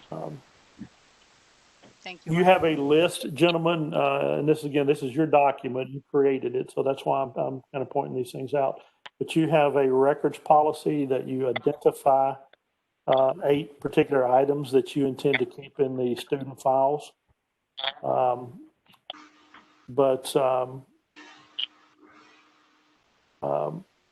You don't have anything listed in those particular 8 items regarding the student's age and education, financial ledgers, and those are all things that the state board would look at. Okay. Okay, yes, sir. You have other columns where, other items where you have 14 items and then another 11 items. I know you can look at those that you're collecting information on, but I guess the way I'm reading your document, you're specifically saying you're going to keep the 8 items in their records, but the other 25 possibly not. I'm not sure that that's what you probably intended to say, but that's what it reads. Okay. Okay, we're gonna go over that right there, and I'm gonna correct it for you. Make sure all items that belong in the files are in there. Okay. Am I going too fast? I'm sorry, you're perfectly fine. Okay. Gentlemen, you had a contingency plan cover sheet, more or less. You listed some objectives, but there was actually no plan included in that whatsoever. We would probably need that. Okay. Yes, we was looking into those contingency plans. We were waiting on the other schools to get back, and we was going to send them to some colleges down, and if just in case the school closed down officially, we were looking into other colleges, Success Barber College and Mid-South Barber College, and or if a flood or anything happens, we have another building to relocate them in and get everything going, so they won't just be stuck out. So we have a plan. We'll put it up, the rest of it in there. Okay. Yeah, we'll need to have that in there. Also, Roxana, you may have the answer for this one. As I was looking at the contract, but of course I understand the changes that were made regarding the high school diplomas, but the contracts that I saw were not fully executed. There are lots of blanks in those contracts. The student's supposed to receive a fully executed contract, which means that everything should be filled out completely, and then they should receive a copy of that. So that was something that was actually not quite correct on that one. We can go back and fix that, unless you have the student come back in and re-execute that. Okay. And on the presentation that you accessed, there was only one fully completed student contract. I didn't send all 15, correct? Okay. We're talking about Yes. that one. Yeah. Yes. And I randomly picked it. So I think all 15 are completed to the extent that some of them are missing maybe an email address, the date of birth and the full social were there on all of them. But I'll make sure that, and again, these are tentative contracts. They may not end up the school applied, I think, in March. So it's been a minute, but hopefully there are 15 interested applicants will be there. I'll make sure that their contract is fully, all the information needed from the student is completed. Roxana, that's kind of what I was thinking, because I knew that those contracts had been changed. It probably, sorry, we're getting some feedback here. I can barely hear you. If everyone can please mute themselves. We've got someone on Someone. Good. Okay, I think we've got it, Ron. All right, see if That's, if this is better. That's better. Thank you. Let's see, I had a thought in my head. Let me see if I can find it again.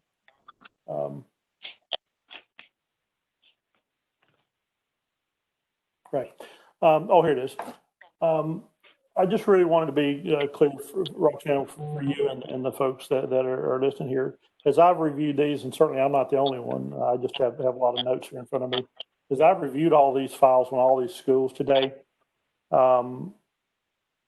most of the items that I've seen were very simple typographical type things that are really not largely substantive. Not having the contingency plan will be bigger, of course, and not having executed contracts would be huge. But the reason that I have even suggested to go ahead and let these folks make these typographical changes is, of course, in consideration of the time frame that everybody's been waiting, and the fact that these are mainly simple typographical things that can be easily fixed. Does that make sense? Absolutely. Yes, sir. And So yes. that's just my thought process. So if anybody wonders why this is moving this way, and if anybody disagrees, please speak up. But typos, I think we all understand, can be easily fixed and may not need to hold up for 3 months. Right. I think also you've seen everything that is required in our statute. All those items are there. The others are us wanting the schools to make sure to protect the students and have all the other things pretty clear. So I Absolutely. appreciate you going The through all that. statutory things are there. Yep, they're all there. Yes. That's, again, that's the substantive stuff, the statutory stuff. So those were my comments on this one. I believe we also need to make sure that the start date and the completion dates and the student schedules are listed in the enrollment agreements on this one as well. That's in my notes. Okay. So any other member have some comments on these?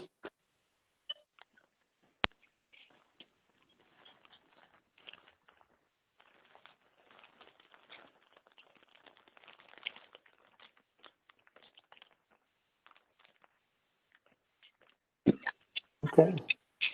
Do we have a motion?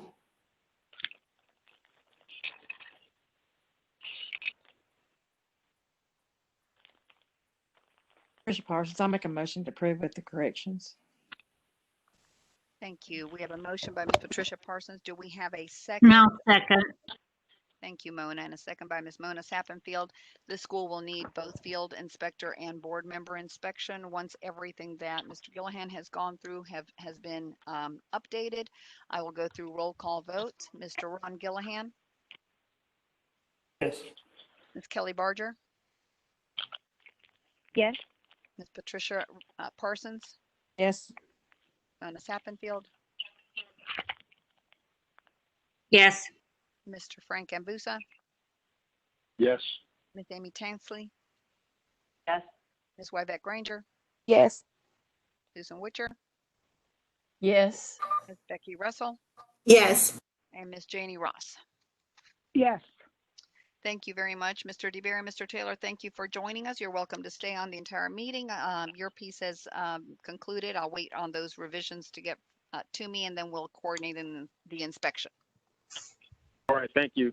Thank you. Next, we have the Memphis Skin Academy. This is a specialty aesthetics school. Miss Melanie Mull has been on the call with us, participating telephonically. She's able to answer any questions we have. This is a second campus to the school. Miss Mull is opening. The other location has been licensed since January of 2018. The school is located in Memphis. This particular branch is 626 square feet.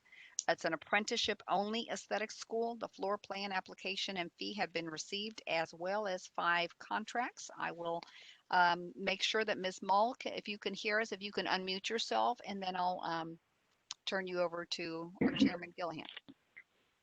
I have. Good afternoon. Thank you. Good afternoon. I will glad to hear you. Ron, I'll leave it with you. Welcome and thank you for participating today. You're welcome. As I read through your applications, I had only a couple of notes on yours, and most of them seem pretty straightforward. With your school closure contingency, did you have a written agreement or just a suggestion of places in the area? And now that I hear you have another school, is that your option for a contingency? Absolutely. I will be utilizing my home or first location as my contingency plan. But in the interim, even a contingency plan for that one is to partner with other schools that offer the aesthetic courses, as well as the hybrid online program, since it was offered and we did use it during the COVID times. Mm-hmm. Can you tell me a little bit about your hybrid program? So what we used the MindTap, the Milady Aesthetics curriculum, where we would do our online courses utilizing the same Milady curriculum that we use in class. But in the times where we were not able to actually be in class, we were actually able to migrate online with the students having all of the accessibility and capability to get the same material they would in school, theoretically, and also practically as well. And that was the live classrooms. Yes, absolutely. Okay. I noticed that this is just something that crossed my eyes here, was that in your schedule of fees, you did not have a book or a kit charge. Was that intentional, or was that because you don't intend to issue books and kits? Well, we do actually on within the paperwork and the documents that I submitted on the actual enrollment agreement, where it says kits and book. Actually, well, I'm sorry, the tuition fee. I'm sorry. So I can't actually lay out and identify what the kit and book will be. Now, I don't offer kits because everything that we do hands-on, regardless of what we're on, the school supply that. And I did that based off of the fact of not issuing the kit, because by the time it's time for us to utilize the things, the students have already kind of played with it at home. But as far as the books, the $500 registration fee does cover the books and the administration fees. Okay, so it's included in that cost. It's just not broken down. Yes, that is Okay. what the 500 covers. Okay. Again, it might be a good idea if a student, again, knew what they were getting. It's your fees and it's your charges, but students just kind of need to know what they're getting there. Okay. Roxana, is there not a specified kit for aesthetic schools, even the apprentice schools? So the set of rules we worked on now is the first time that there'll be specific Okay. Okay. student kits, which is why we wanted these to roll out so long ago. But Good deal. yeah, and in this particular school, again, it's um, their second school, but yeah, there's nothing in writing. We kind of follow what the shops are going to need in order to perform Right. aesthetics and so forth. Right. Okay. The only other comment that I had at all on this one was to take a look at that start and completion date and the hours and weeks on your contract, so the students understand what their schedule is. Okay. Okay.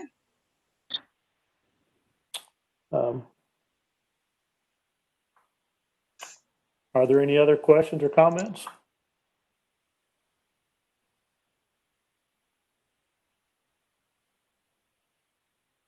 Okay. Okay, Roxana. Thank you. Okay, so we've got a floor plan for this school, and I believe this school, Ms. Mull, this is apprenticeship only, correct? Or Yes, okay. yes, it is. So I've got them down only for a field inspector when needed. And Ms. Mull, are you ready to be inspected if the board motions for this? I'm ready right away. All right, thank you. So we would need a motion and a second if there are no other questions to proceed. I have Ron, the items that you needed as minor in nature. The contingency plan has been explained, and just the addition of start and end dates to the student contracts, correct? That's all it was on this one. Yes. Perfect. Thank you, sir. Do we have a motion or any other questions, board members?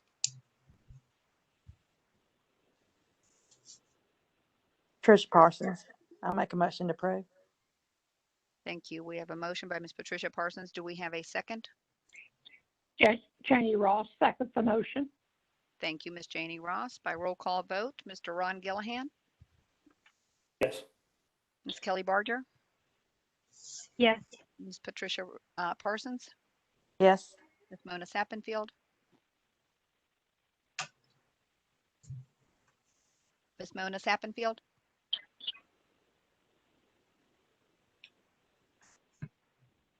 I'll come back. Mr. Frank Ambusa, Yep. Ms. Amy Tanksley, Yes. Ms. Wyvette Granger, Ms. Wyvette Granger. Yes. Thank you. Ms. Susan Witcher, Yes. Ms. Becky Russell, Yes. and Ms. Janie Ross. Yes. Yes. Thank you. That is quorum. So I appreciate Ms. Mull, you hanging around. You're welcome to stay at the whole meeting. That concludes the vote from the board members approving you. We will move on to our next school, which is C3 Beauty School LLC. On your presentation, this was pages 177 through 186. This is a new cosmetology school. Miss Angelica Rucker has been on the call with us participating, and this school is located in Memphis. The new school application, the blank contract, the floor plan, the contingency plan were all received timely. Ms. Rucker, if you could unmute yourself. The question that I have, or the first question, is your total square footage for the school layout, please. What is that? Good evening, everyone. The square footage is about 3,800 square feet. Thank you. And I think I had it somewhere in my notes, but I wanted to thank you so much for participating, your patience. It's been a long morning and No we are problem. into the afternoon. Yes. So I will mute myself and turn it over to our board chair, Mr. Ron Gillahan. Oh, thank you for being here and wading through this morning's work. No problem. Roxana had my first question as well on the square footage. Can you tell me a little bit about your school, please? So we're offering a full service cosmetology school with with the full body experience. So we're wanting to be able to offer the theory hours as well as the practical and bring in people to do demonstrations that specialize in different areas of the beauty world. Mm-hmm. Okay. I'm going to take just a moment and look through my notes. I've looked through a lot this afternoon, so let me find yours. Okay.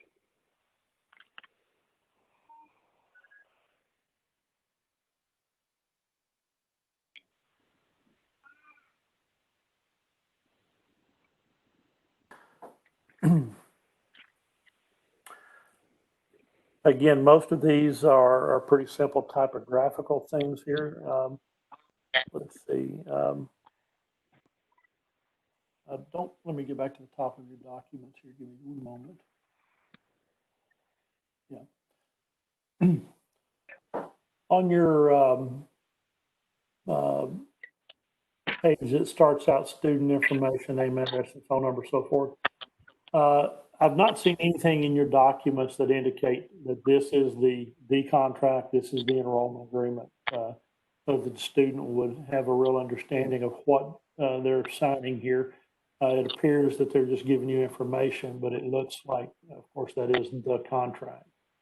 I would probably suggest that you, and I see it here on a farther page down, near the bottom signatures. It might be good to have an identifier on that opening page that they know that it is an enrollment agreement or contract, whatever you like to call that. But I do see it at the end. So I'll add it to the top of the page, on the first page. Okay. I do see that you have their start and end dates on that first page. And you have full-time and part-time listed, but you don't have anywhere in here that I've seen what your part-time and full-time schedules are. In other words, what are your business hours for your school? Tuesday through Saturday, 9 to 5. And where would a student look on your contract to find that? Okay, so I need to add that to the contract. So it is Monday through day, full-time days will be Monday through Friday, 8 to 4:30, and then nights will be Monday through Thursday, 5 to 10. Right. Yeah, you can have your hours, whatever you need, I'm sure, but just as long as the students know what schedule they're signing up for and what hours they should be there, and okay.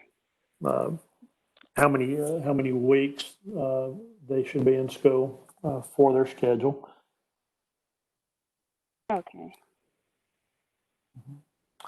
Let's see here. Ms. Rucker, on your admission requirement, I didn't catch this earlier. You've got that they certify they're 18 years of age, and that's perfectly fine. By statute, they'd be able to start at your school if they're 16. I just wanted to make sure that you knew that. Yes, I did know they're 16, and they have to have been completed the 10th grade, correct? Correct. That is correct, ma'am. So. Okay, yes, I did know that. And I did not catch that in there either. I need to go back and change it. Thank you for pointing that out. Thank you. I see your contingency plan, but I'm afraid you don't have any curriculum listed here. In the contingency plan? No, you don't have any curriculum listed in your package. I didn't know that. You saying I didn't provide a curriculum plan, period, or it should be included in the contingency plan? No, it has nothing to do with the contingency plan. There's just no curriculum, Okay. period. Okay. I did read that before, but when we went over the requirements, I don't recall it being mentioned to submit, but we do have a curriculum. If you could send each of those, because I think you're planning on, based on the application of offering separately the manicuring, natural hair, the aesthetics and everything, it would be just the separate on each of those curriculums. Yes. Okay.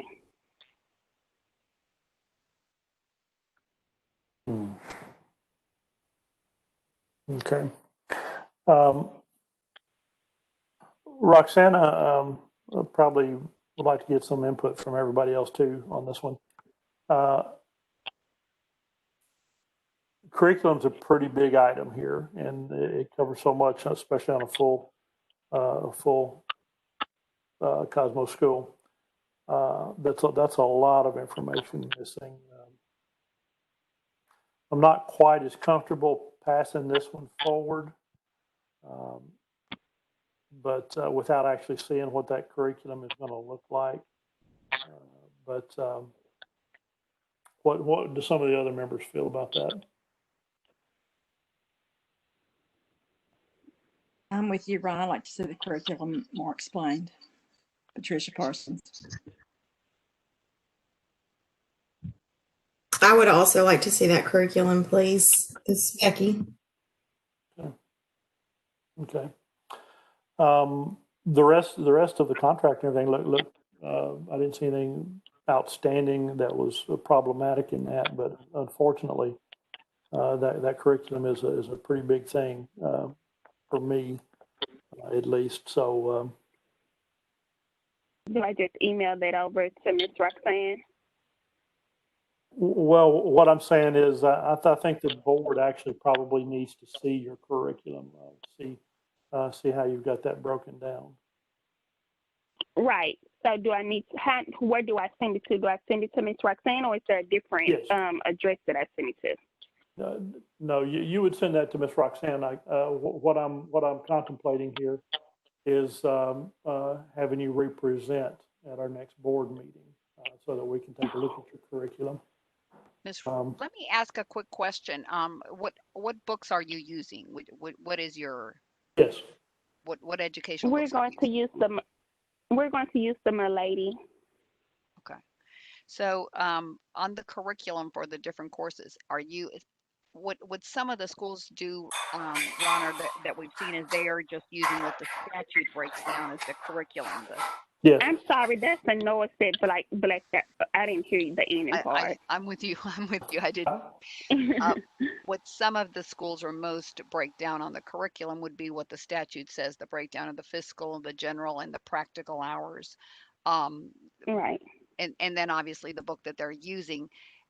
If she's following just what the statute says with no differences, does the board still need to see them? Because the curriculum, what most are submitting is just a copy and paste from our statute.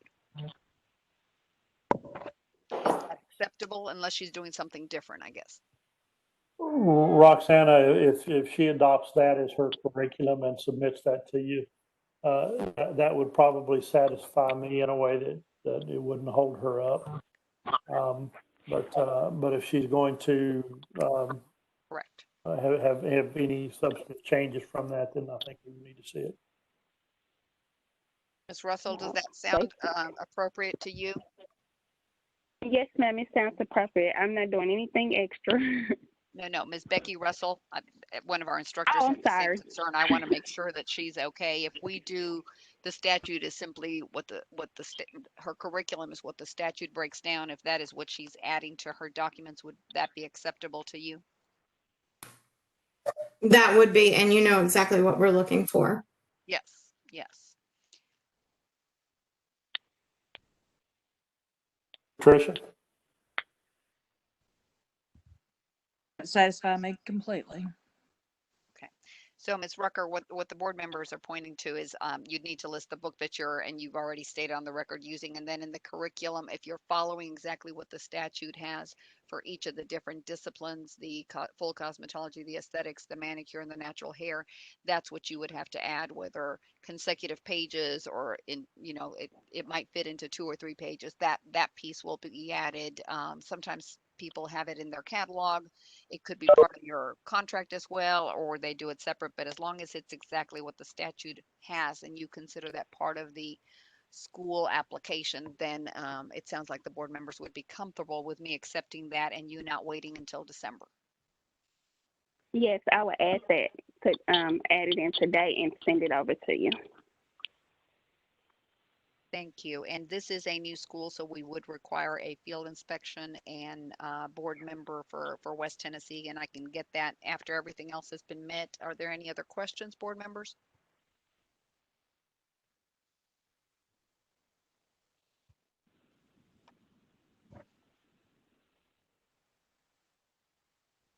Hearing none, do we have a motion?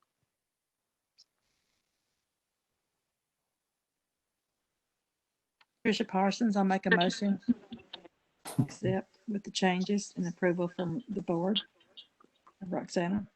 Thank you, Ms. Parsons. We have a motion for Ms. Patricia Parsons. Do we have a second?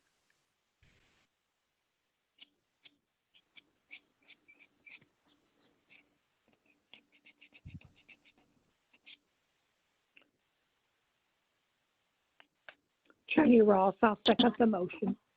Thank you, Ms. Janie Ross. We have a motion and a second by roll call vote. Mr. Ron Gillihan?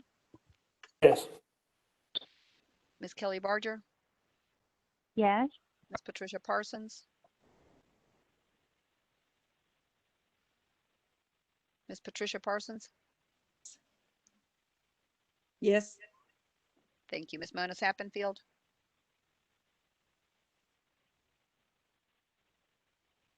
Mr. Frank Ambusa? Yes.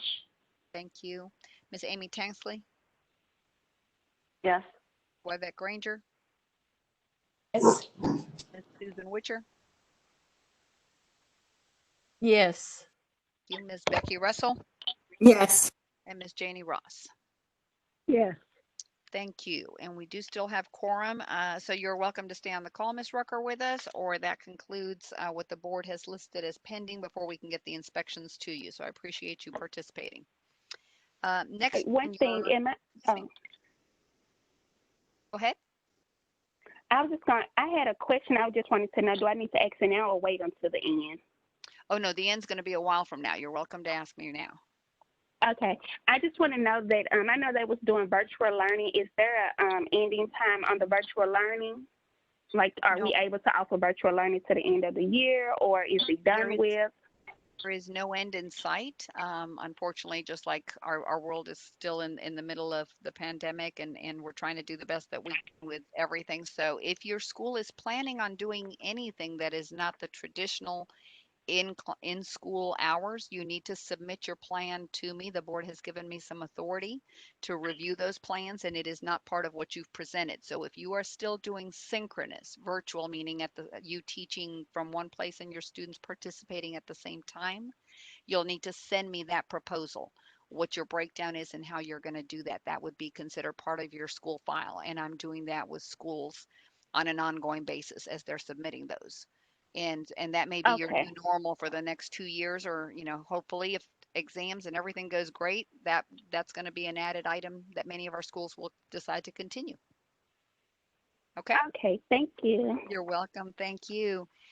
Next, we have Jenny Lee Academy of Cosmetology. This is a name change only, and we have today with us Ms. Karen Soshun, and I apologize if I've done your last name. She has been on the call from the beginning participating, so I'm sure she can answer any questions.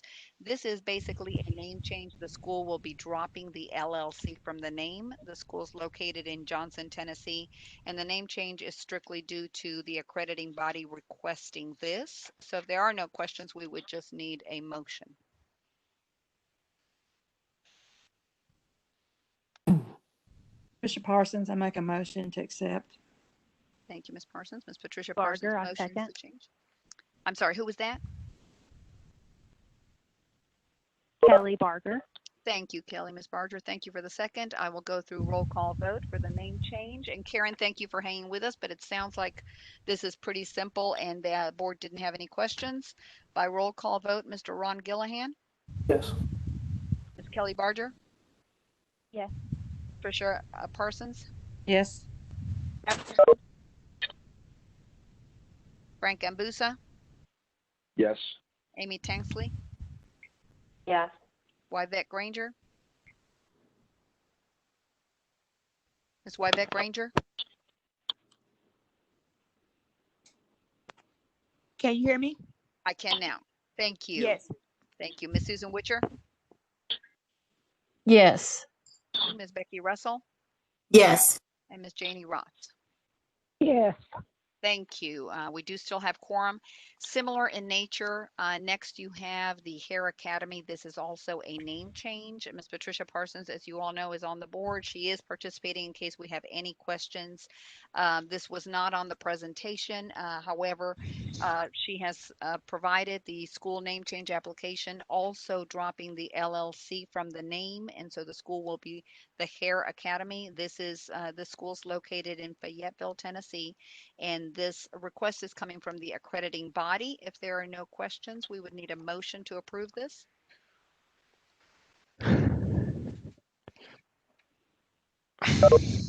I move that we approve this. Ms. Janie Ross. Kelly Motions. Barger, second. Thank you, Kelly. Ms. Barger seconds the motion by roll call vote. Mr. Ron Gillihan, Yes. Ms. Kelly Barger, Yes. Ms. Patricia Parsons, Abstain.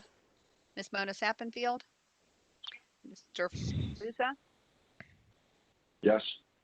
Ms. Amy Tanksley, Yes. Ms. Yvette Granger, Ms. Yvette Granger. Yes. Thank you. Ms. Susan Witcher, Yes. Ms. Becky Russell, Yes. and Ms. Janie Ross. Yes.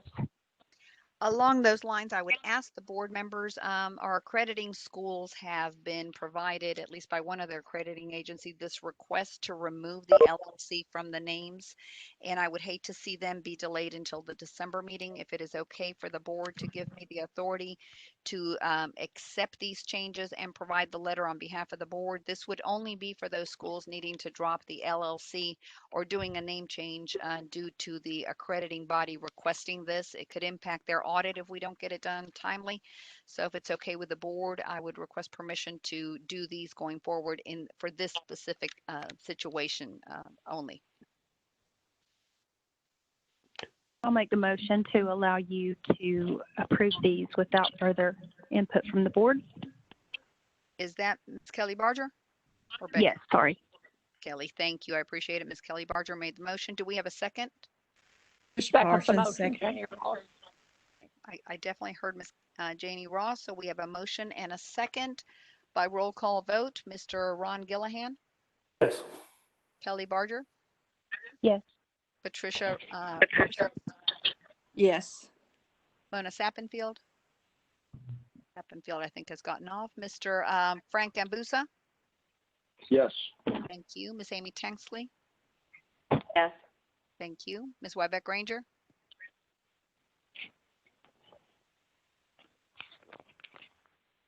Ms. Yvette Granger. Yes. Thank you. Ms. Susan Witcher. Yes. Thank you. Ms. Becky Russell. Yes. And Ms. Janie Ross. Yes. Thank you. Board members, that concludes our appearing before the board and most of my items. We can proceed with our presentation on the. Miss Roxanne? Yes. Hello? Yes. Yes, who is this? Miss Roxanne, this is Marcus, Sweden.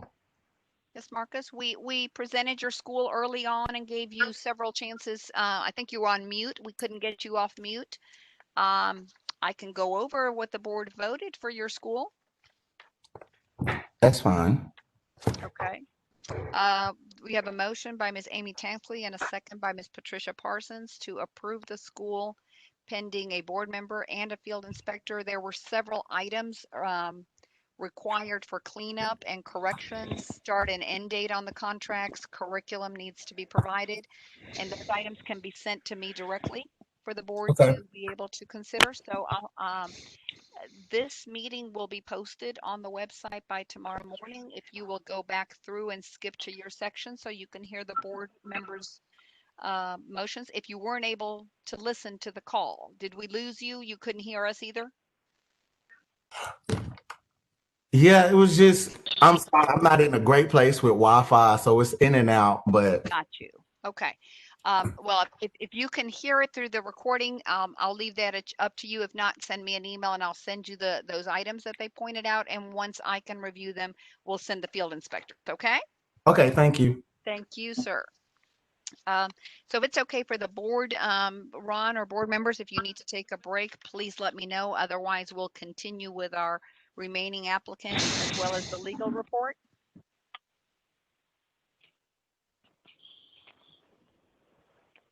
We're good to continue? That is fine. Okay. Thank you. Next, let's do our legal report. If it's okay, I will turn it over to our attorney, litigating attorney, Mike Underhill. Go ahead and if you want to do, we've got a total of 146 cases, I believe, if I've got this right. I'll turn that over to you. Good afternoon, everyone. Good afternoon. Oh, Mike. As you can see from the legal report, we have a fairly high number. It looks like we have about 28 represents, 16 on the barber side, and then the rest are on the cosmetology side. I'm sure, as all of you know from reviewing these, a fair amount of these are still regarding no mask use, social distancing, and the like. So hopefully, as we move forward, we'll start seeing less and less of these types of complaints. Before I open the legal report up to questions, I would like to point out for the board members, item number 28, and I'll give you a couple of seconds to get to that one. And board members, your legal report was part of what was emailed to you. Just want to make sure that you all had a chance to review them, and I will mute myself and put it in Mike's hands.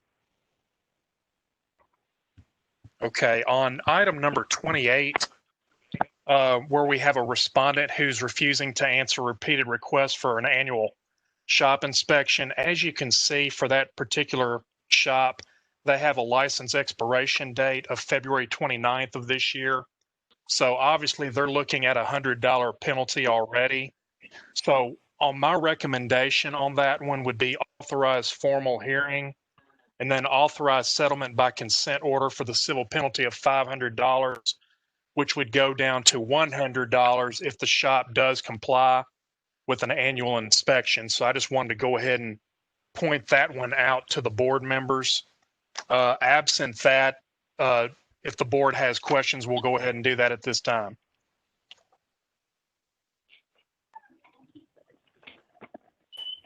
Do you need a motion for that? Mike, if you're okay, we can do a motion at the very end. That way, and board members, if you've got any other questions, we can go through all of it.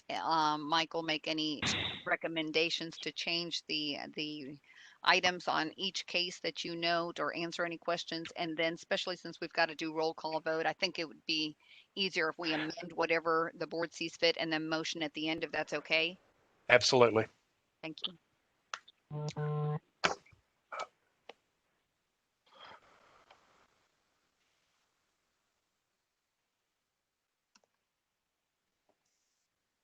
Roxana, this is Ron. I had a couple of notes on these too, but I think they'll be pretty simple and straightforward. On case number 19, a student should not be paid for services in a shop, and they shouldn't be providing any services outside of shampoos, which no longer requires a license. So anything a student is doing would be outside their scope. Number 28 we covered. Was that first one item 19 or case number 19? Yes, it is. Okay, so instead of closure, I'm thinking on that one that we need a letter of instruction to the student. Okay.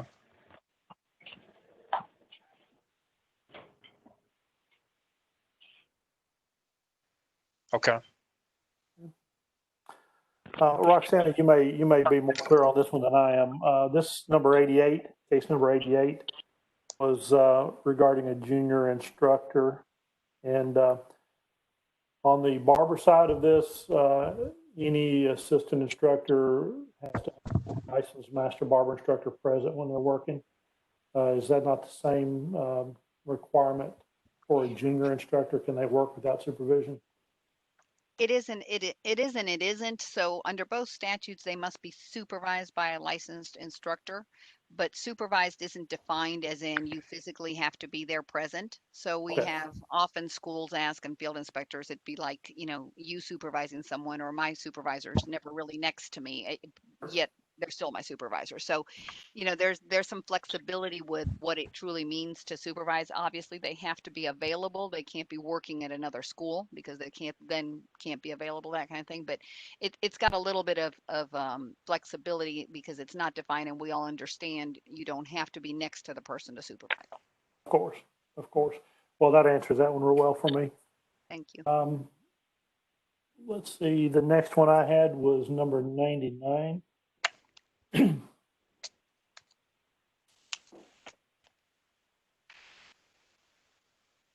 Okay, I'm sorry. I see what that is. That was just a note that I had. So looking at that as fraud is entirely correct, I believe.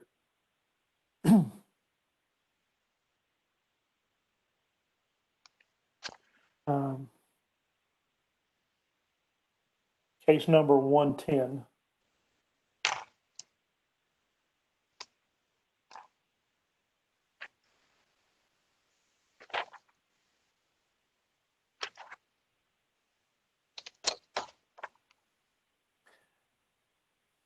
I think my only question on this one was really on the complaint history. There was a suspension on that previously, and I'm curious as to what that suspension was and how that might escalate the letter of warning to something else.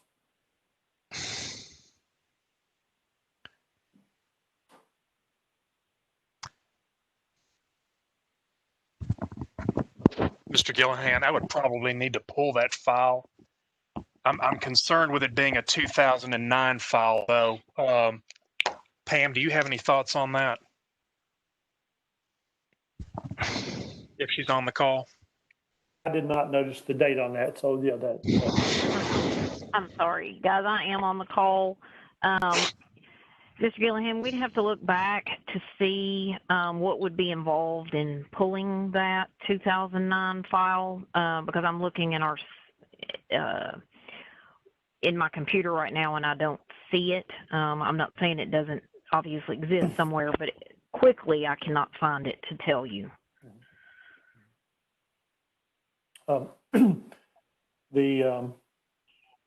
Really, I think that this whole case troubles me a little bit because you have a shop owner or someone there that is blocking. I'm sorry, that's not cooperating with an inspector. And certainly, we want our inspectors to be safe and have a safe workplace.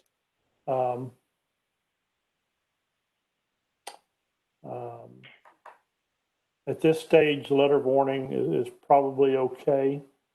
But this is one that maybe if we flag this and watch this, if we have any other further problems on this, we may need to escalate. Okay. I've put a notation to flag this as well. Are you okay with cease and desist language in that letter of warning? Absolutely, absolutely. Okay. Fine. I'm sorry to pick so many of these out, but I did have questions on them.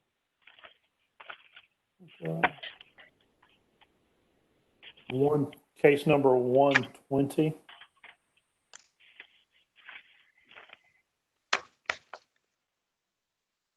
I think my question on this is why we were closing this.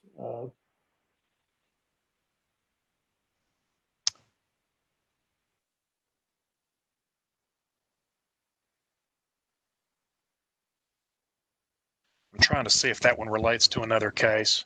It very well could. I don't think it does though. So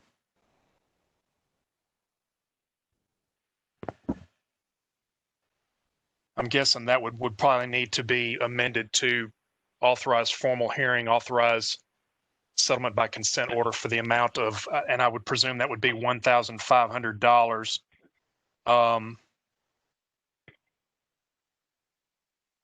I'm looking at this 2018 complaint that may go up to $1,000, so it would be a $2,000 penalty because that may look like a second violation. Right. Mike, I think it would be 1,500. 1,500, okay.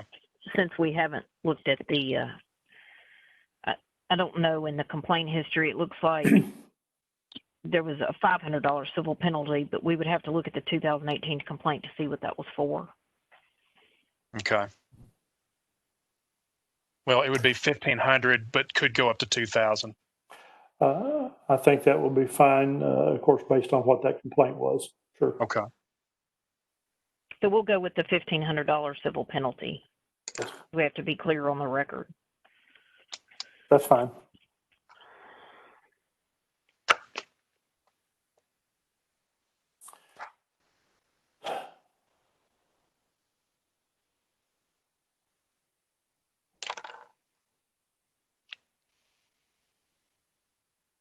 Okay. Case number 131.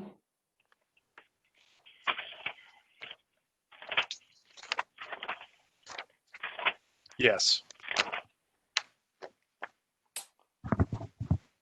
Mm-hmm.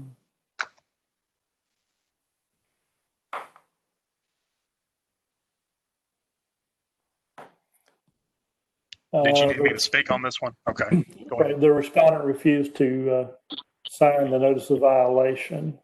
I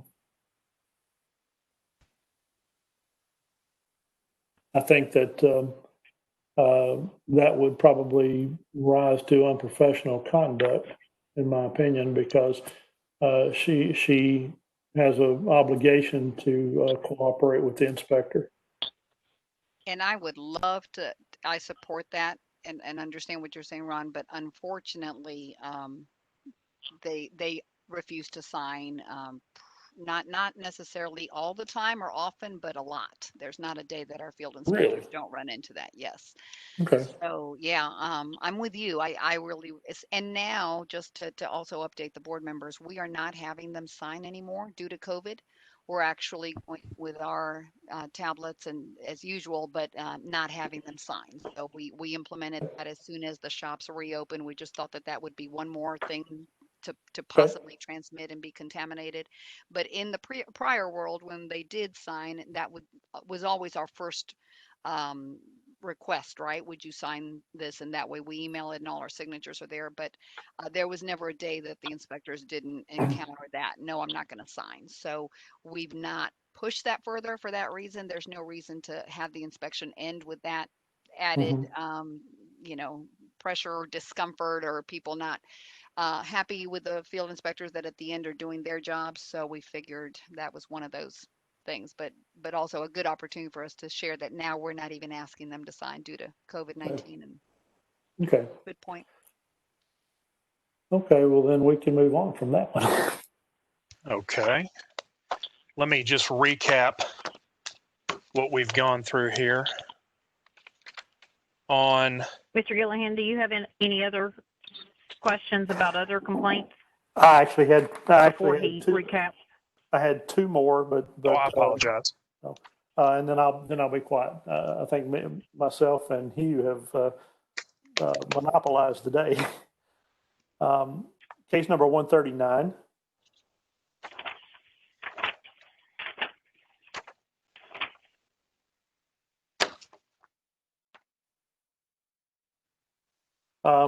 This is a student, and I think we all probably remember this scenario. There were several that were involved. I realize that this student is no longer in state Tennessee, but I think we should flag this file, and if the student reappears and wants to finish his program and become licensed, I think that he probably would need to appear before the board. Okay. If he doesn't, of course, that'll take care of itself.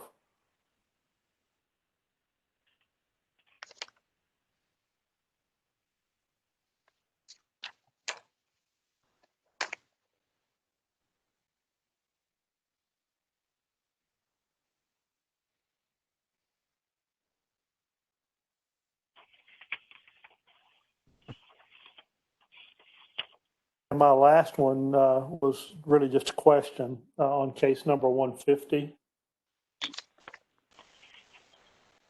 I think these are related, probably. Yeah. On case 150, if those students, I'm sorry, these are not related. I'll erase that.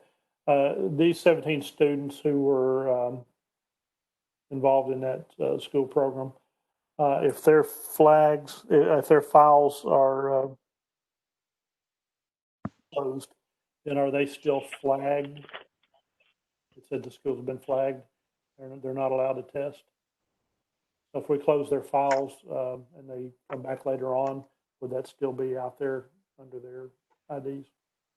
So if I could pipe in, and this is Roxana, we have no way to flag the students necessarily because we don't have their files. We don't have full names, date of birth, social.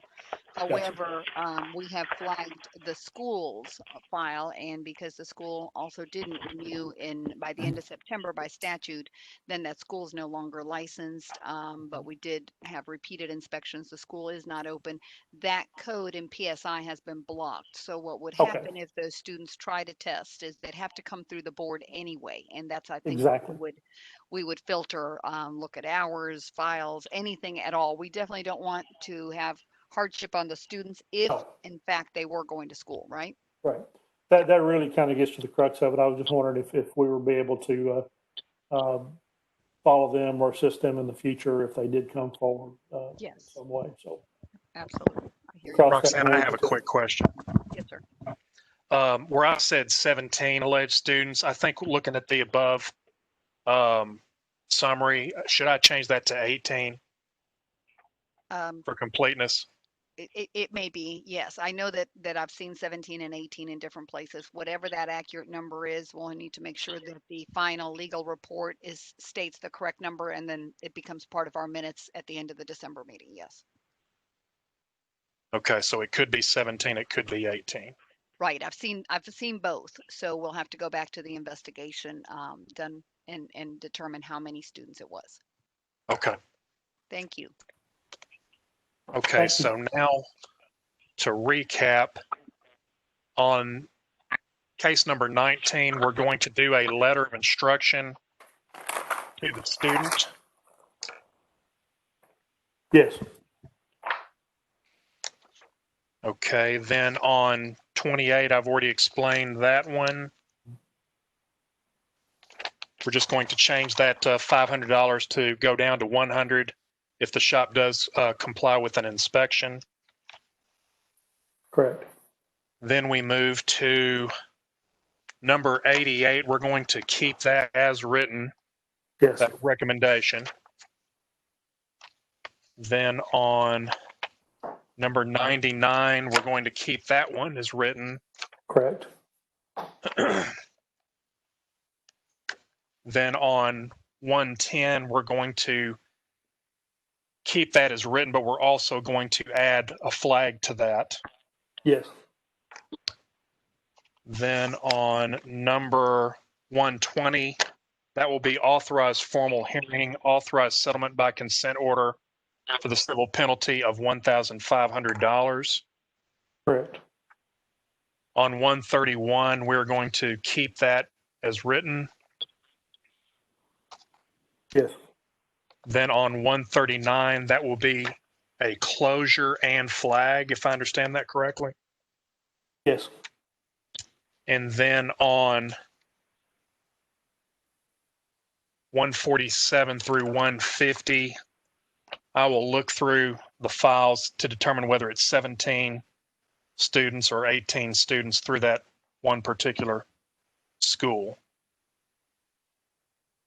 And then the recommendation will stay the same, closure of all 4 files. Correct. Okay. Absent that, I would respectfully request a motion to approve the legal report as amended. Can I ask just one question? Sure. On case number 92, can you explain the dates that are listed there? I'm unclear as to how the dates are different on the inspection sheet versus what we find in 4.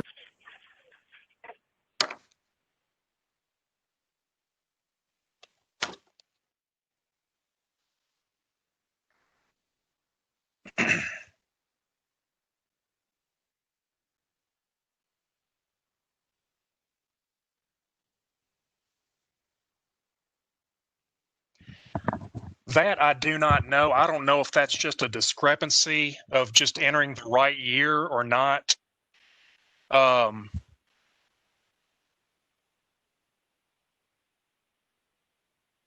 would have to look back again at the NOV on that one, but I believe the NOV states that the license has been updated through 21. Again, that could just be an entry issue, but I do not know the answer to that. It could be, Mike, that when the inspection took place, that shop license was expired at the time and that they've made it right because it's the same September 30th ending date. Okay. They appear to be current now, but that doesn't mean that that's what it was when we inspected it. Okay. So if Roxana, would that have resulted in a score of 100? in a score of 100, no, if the license wasn't, so that is, I mean, that's the only explanation I can account for, is that somehow it was expired and maybe not noticed. They shouldn't have gotten 100, and it should have, because it would have been expired. This is a 2020 case. It would have been expired possibly for more than a few months, depending on, I don't know that we know what date the inspection took place. If the shop is expired, we want to make sure to give them the opportunity to renew right then and there. Sometimes they weren't able to, and so as long as the renewal happens while we're there within it's either 24 or so hours, then it doesn't have to amount in a civil penalty or anything bigger because they've made it right. But if the shop license is expired for more than a month or 2, then obviously that, they shouldn't have been practicing. We kind of look at all those variables when the field inspector is there, but they wouldn't have gotten 100 either way.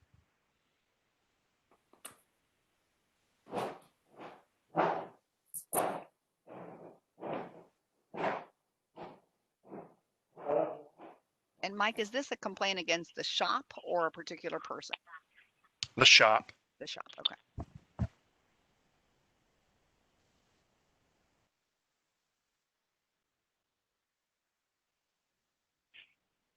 Pam Spicer, if I can interject, I'm going to make a recommendation that we remove 92 from the legal report at this time and look at it in December, just so we can look at the dates and some other information, and we'll present it back in December at the appropriate time.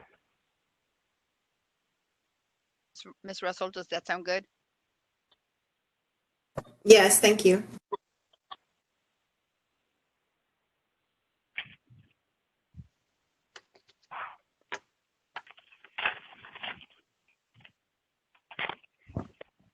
Are there any other questions?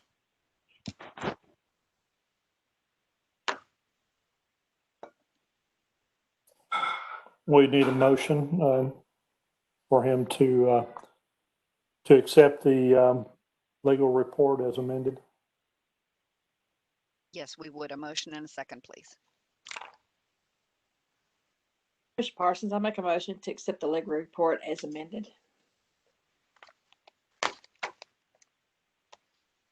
Do we have a second?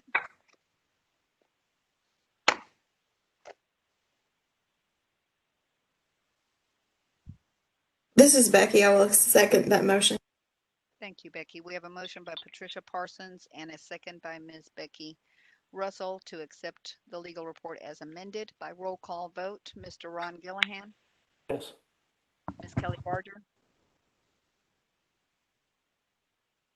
Yes. Ms. Kelly, thank you. Ms. Patricia Parsons, Yes. Mr. Frank Ambusa, Yes. Ms. Amy Tanksley, Yes. Ms. Wybette Granger, Ms. Wybette Granger,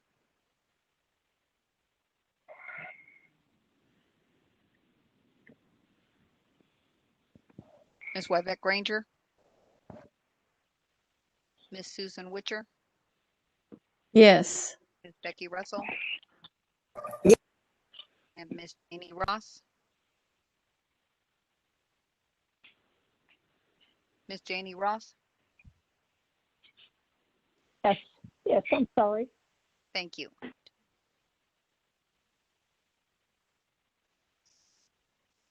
Okay, we still have quorum. Thank you, board members. That takes care of the legal report. If you need a 5-minute break, let me know. If not, we will continue. We will move on with the agenda, and next we have our applications for examination.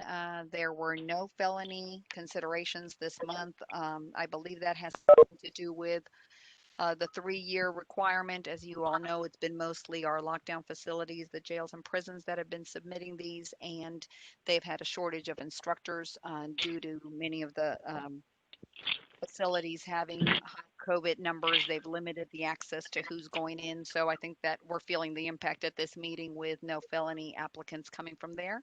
So next on the presentation, you have our one and only reciprocal applicant. And that applicant information was on pages 189 through 193. This application is for reciprocity of a cosmetology instructor license from Ohio for Marlene Roach. The certification shows an initial licensure in June 2020 as an instructor. Ms. Roach, however, was licensed as a full cosmetologist since 2004. Ohio does not require additional hours or additional exams in order to obtain an instructor license. They simply require cosmetology experience in shops. She does not have any experience in teaching yet. Previous similar submissions and applicants have have presented their information, and the board has requested that they still take the exams in order to obtain the instructor license. Otherwise, they would need to continue education, but in this case, we've gone with the exams. My recommendation would be to stay consistent with that and to require the applicant to take the Tennessee instructor exams, otherwise be approved for the cosmetology license. Welcome any questions that the board has. Would you repeat the last part, please? I didn't understand it. Yes, my recommendation would be that we stay consistent with prior similar applicants, and in doing so, request that the applicant take the Tennessee instructor exams, both the theory and the practical. Otherwise, this applicant can be approved as a full cosmetologist. Yeah, okay. Thank you. Thank you.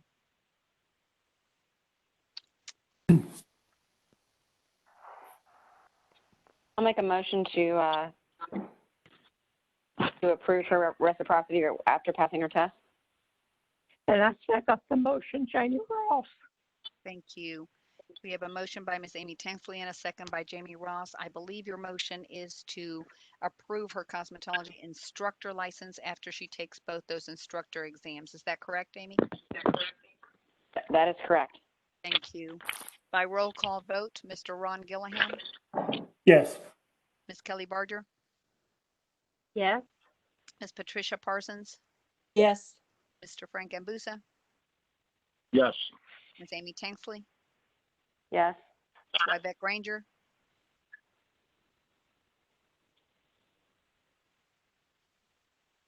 Ms. Susan Witcher, Yes. Ms. Becky Russell, Yes.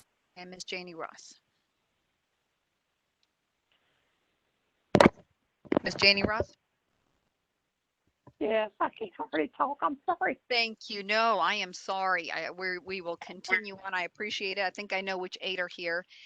Next on our agenda, we're on our miscellaneous applicants. The first item on the presentation for you is a request to waive the reinstatement exam. This is due to the continuing education requirement from cosmetology instructor Brenda Brannon.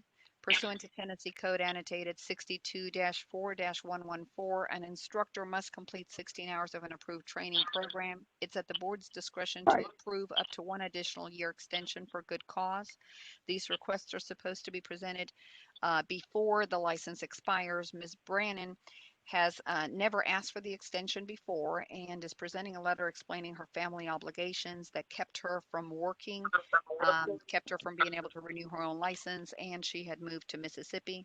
Because she had not asked for an extension in the past, her instructor part was removed in April of 2020 during the pandemic. She is requesting that the board waive the exam requirement and approve her request, even though it is after the fact. And we would need a motion to approve this. If not, she would need to retest.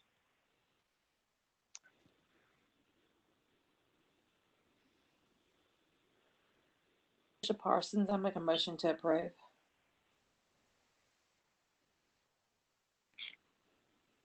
We have a motion. Do we have a second to approve this request?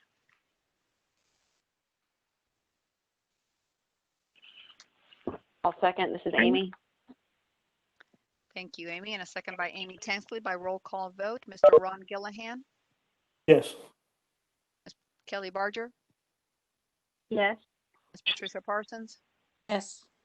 just checking, Ms. Mona Sappenfield, Mr. Frank Ambusa. Yes. Thank you, Ms. Amy Tansley, Yes. Ms. Anita Charlton, Ms. Wyvette Granger, Ms. Susan Witcher, Yes.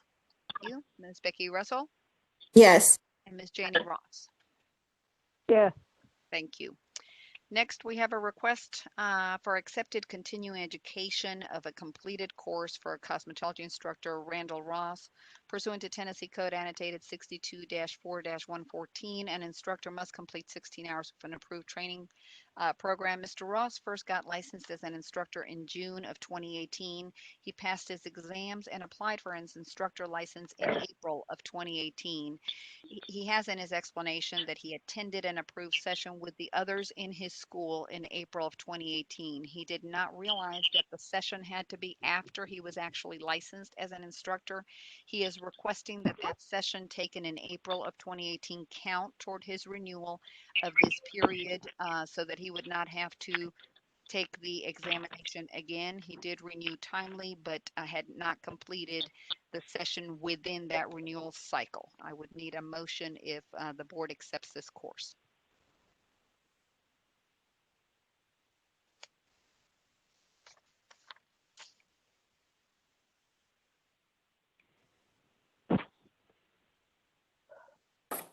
Roxana, he obtained his instructor license and he was working somewhere and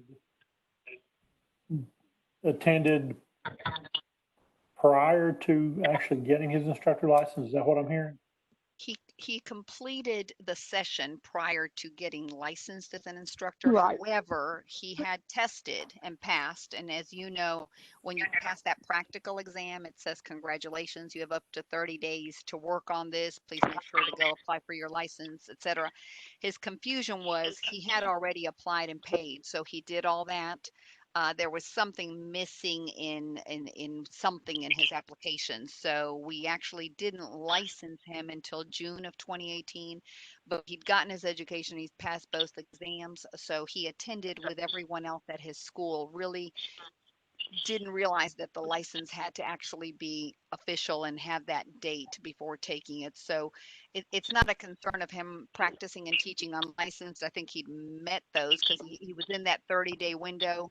He just took the 16 hours earlier than he could have. He should have waited till June to take it.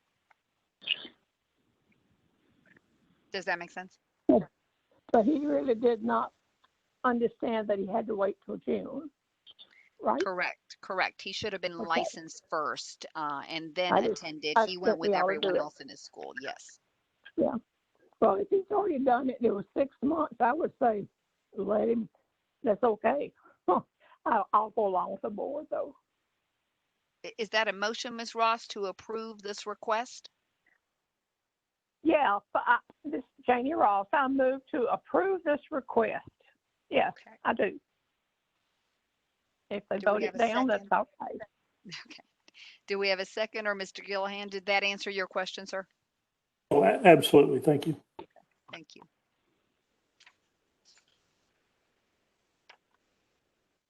Patricia Parsons, I'll second.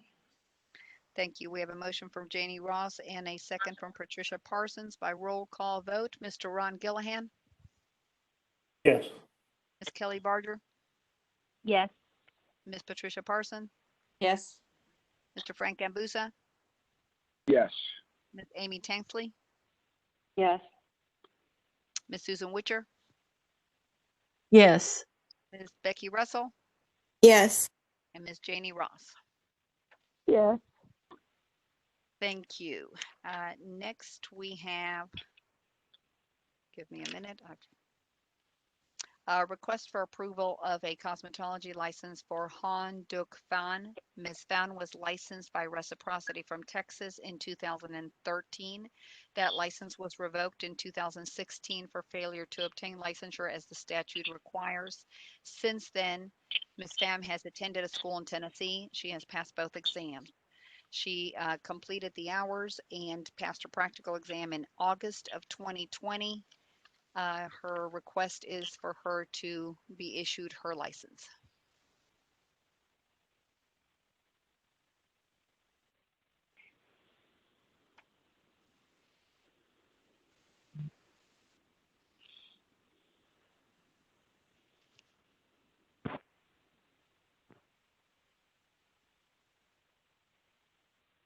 She has completed the Tennessee hours and passed her test. She attended a school in Tennessee. Those hours were submitted in line with all the other students, and she passed the practical on August of 2020. I'm sorry, yeah, August 2020. August 19th. So she would have met both those requirements. Anytime we have a revoked license, we brought them back before the board for the board to consider anything else and then approve if you so choose.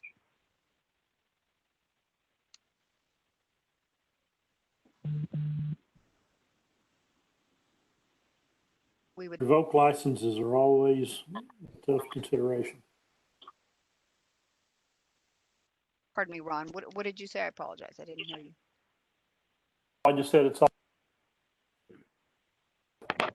sorry. It's always a difficult decision on licenses that have been revoked. Correct. This is consistent with what we've done. Anytime there's been a revocation, it's back to that character and decision on how they obtained the first one. We present it before the board. We have historically approved these ones. We can see that they've attended a school and passed both exams, but it's at the board's discretion. Ms. Patricia Parsons, could we approve her with a, like a, I forgot my word. Oh, I'll come back to it in a minute. And in the past, we've simply approved them. We haven't done a probationary period or anything. That's what I was trying to say, probation. Yeah. Yeah, sorry. And that's not to say that you wouldn't need to. We've normally just approved them once we know that the exams are passed and we're able to see that everything else is met in Tennessee.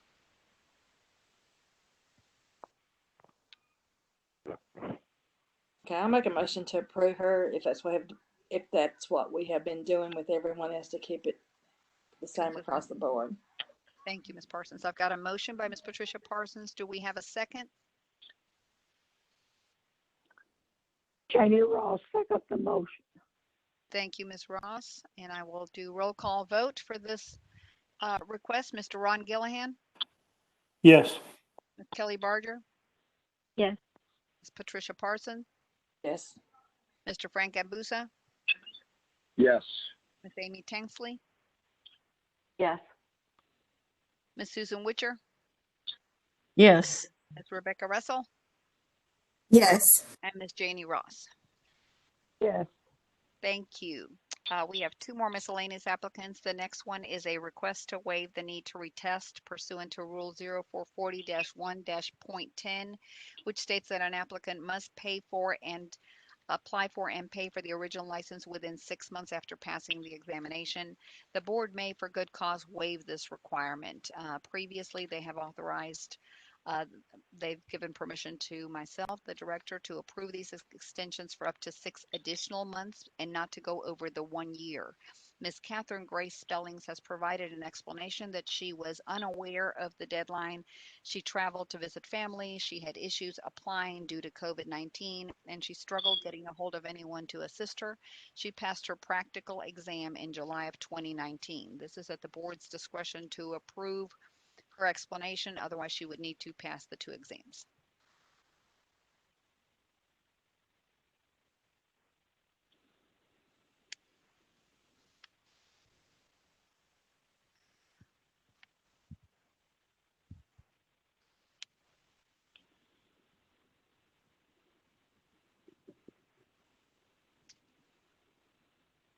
The board has any questions, I'll be happy to go through the documents.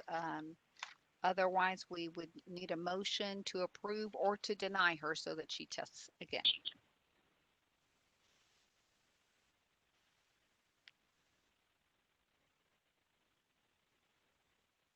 Did you say she was out of town when she forgot to do this?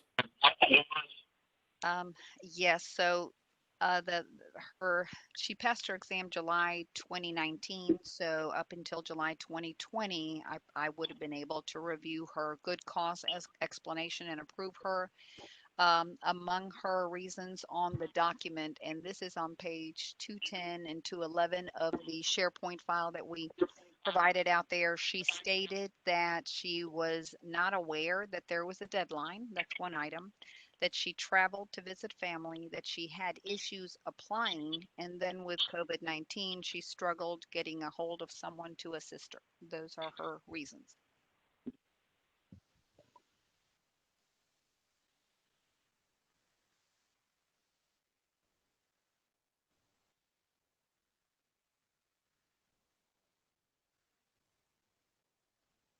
We have a motion either direction.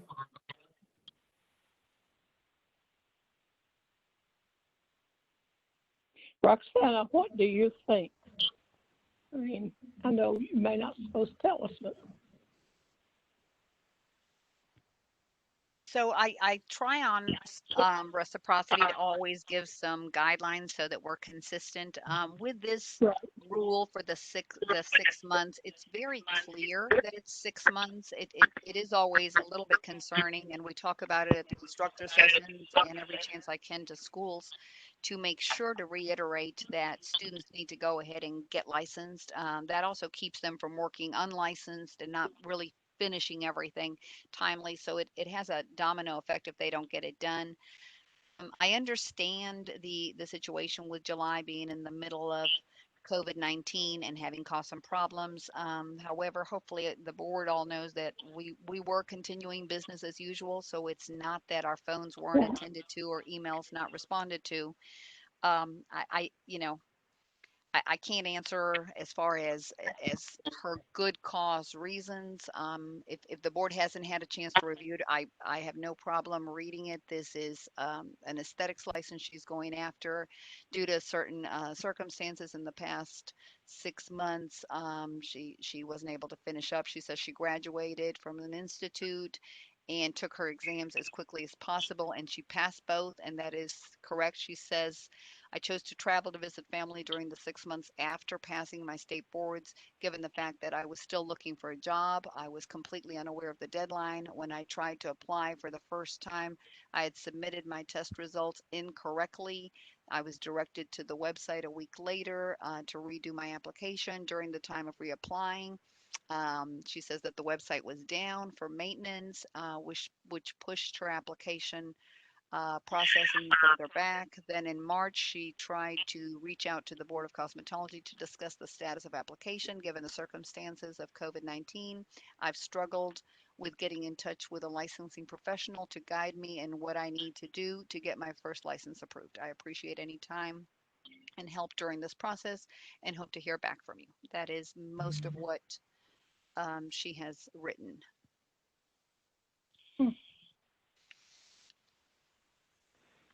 We have fewer and fewer of these, which is a good thing. So it is totally at the board's discretion.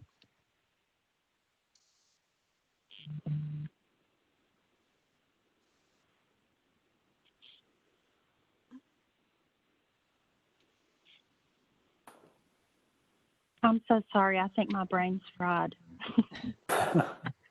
You are not alone, Ms. Barger. We appreciate the honesty. This is Patricia Parsons. I know that it's been harder to get in touch with PSI through the COVID and stuff, and Well, they've let me been so correct you. backed up. So I need to correct you, Ms. Parsons. This has nothing to do with PSI. Okay. She passed her exams. She That passed her it, exams. it was not an issue, and she passed in 2019, which was prior to COVID. COVID's been 2020. What she is saying is that she couldn't get a hold of the board office via Oh. email or email us since Oh, well, COVID. y'all been available though. We've tried. There's Yeah. nothing that's changed in our world other than an increase in calls and Right. emails, but we've still responded. So it Right. would be at your discretion. But she passed her exams quickly. What she didn't do is obtain that license. No, I'm of the mindset that it's been a wretched year for all of us, and we just give her the benefit of the doubt.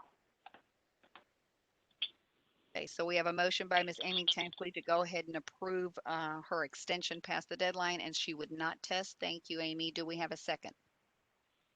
Kelly Barger, second. Thank you, Ms. Barger. And by roll call vote, Mr. Ron Gillihan, Yes. Ms. Kelly Barger, Yes. Ms. Patricia Parsons, Yes. Mr. Frank Ambusa, Yes. Ms. Amy Tansley, Yes. Ms. Susan Witcher, Yes. Ms. Becky Russell, Yes. and Ms. Janie Ross. Yes. Thank you. I have one more and then my director's report. I'll keep short and simple and we will turn it over to Lynn Thomas. I appreciate everyone hanging in. It's been long and you're probably all hungry as well. So thank you.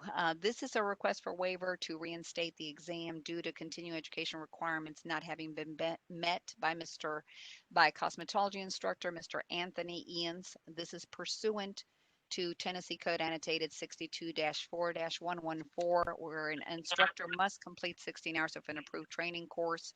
It's at the board's discretion to approve up to an additional year for good cause. These requests are supposed to be presented before the license expires. Mr. Ians never has asked for an extension before. He has provided medical records regarding his personal health condition that was keeping him from attending the session prior to June 30th of 2020. He, in fact, has already attended a session. He attended in July of 2020. He would like that to count for his 2020 renewal. And in this particular situation, I also want to point out to the board that the new set of rules that we passed, I think are going to help immensely with these things because in his case, as true good cause, he's provided medical documents.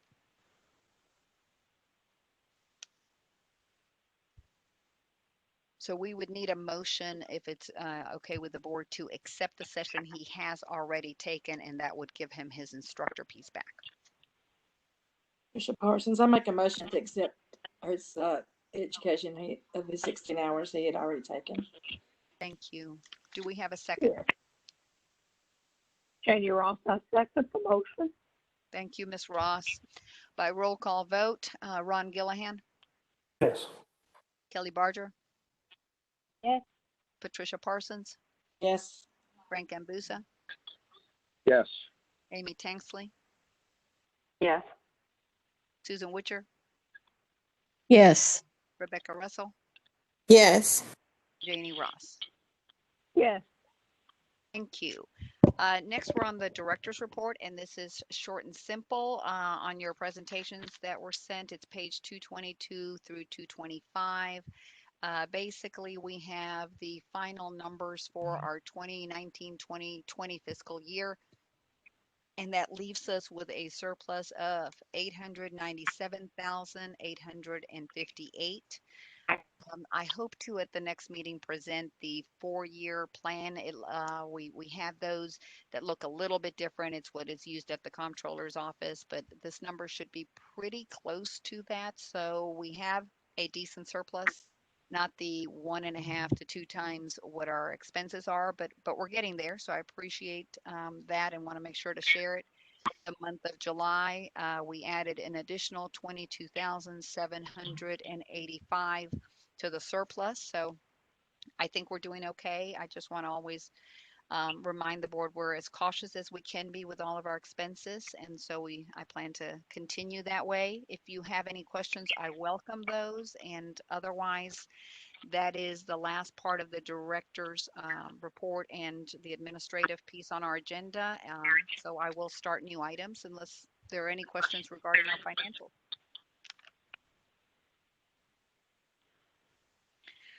No, hearing none, I will assume it's not because we've left to have lunch, but that we've still got quorum. We're going to proceed under new business. I have one item, and I appreciate Lynn and PSI hanging in with us. Hopefully, we've entertained them through this meeting.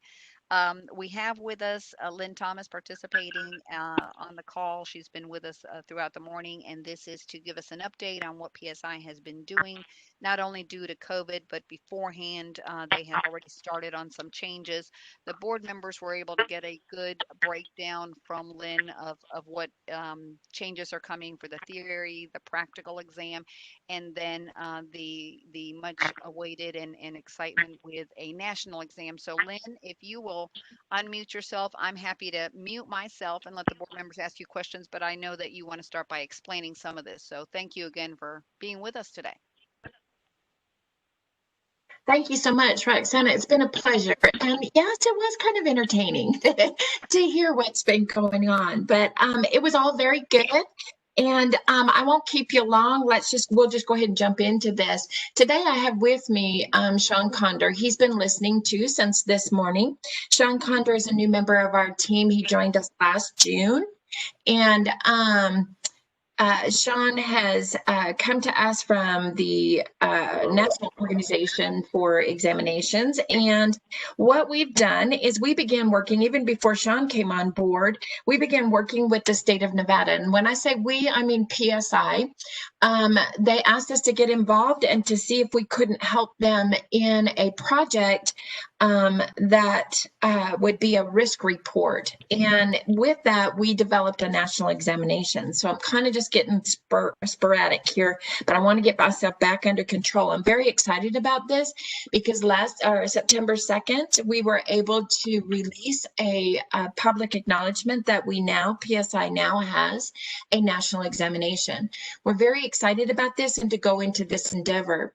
The risk project that I just spoke about, when we got involved with that, we learned a lot about legislation and what legislation is doing. Tennessee has always been so very thinking out of the box and forward thinking regarding the examinations and what we need to do. And it's not to say that your examination is not a good examination that you have now, because we did work very hard to make that and update that to where it's at. This is just the next step to really take it up a notch and do a better thing. So we're looking to be proactive regarding legislation on the ongoing battle for deregulation.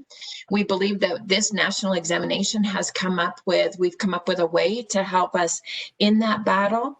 It will also offer national consistency, bring our industry together for simplifying the endorsement and getting reciprocity out there. We also would like to lead this into us creating a national database, bringing less barriers for our candidates and an easier for licensure transfer from state to state, and eliminating unnecessary content. In the exam right now, there is some questions in there, items in there that really should not be listed in there because it may not fit into the scope of that license, things that we don't really need to test on. In the last year, one of the improvements that PSI has made, because we were going with a national examination, we felt it necessary that we create a PSI Cosmetology Advisory Board to help us ensure that the examination and development of the psychometrics of that exam were relevant and effective. The board is comprised of leading experts across the United States, including Tennessee. We're very proud of that. Our cosmetology advisory boards includes manufacturers, state board executive directors, industry education leaders, licensed professionals, and individuals from the public sector. So we feel like we have a well-rounded board to help keep us grounded and in the right direction that we need to be in according to the national level of examinations. So at this point, I'd like you to, I'm going to mute my phone and I'm going to have Sean get on here. He's going to talk a little bit about this risk project report so that we can kind of get started in this conversation. So Sean, I'm going to turn it over to you. Okay, great. Good morning, everybody, or good afternoon. I started this morning. The risk project that we were involved in kind of mushroomed down into something that was really amazing, and it ended up having over 200 subject matter experts, both in the field and in other capacities in the industry, that really looked at each and every task that we did. They assessed it for infection risk, malpractice or safety risk, or product reaction risk, and came up with some really interesting conclusions on that. Our exam, when we first went into it, wasn't quite based on that, but it is now. And it's really what we can take to a legislator and say, look, this is the meat of the potato here. We can actually go in and say the risk is involved in, actually, interesting enough, a lot in nails. We have more industry risk in nails than we do in some of the other things. So we can actually prove those things now and talk about them. In an exam situation, our exam is based solely on infection control and safety. Very little skill. We have some pie charts there. You can see that it's, 90% of it is based on the safety and infection control factors of the license. And so we really learned a lot from this project that we carried on into the examinations. Lynn?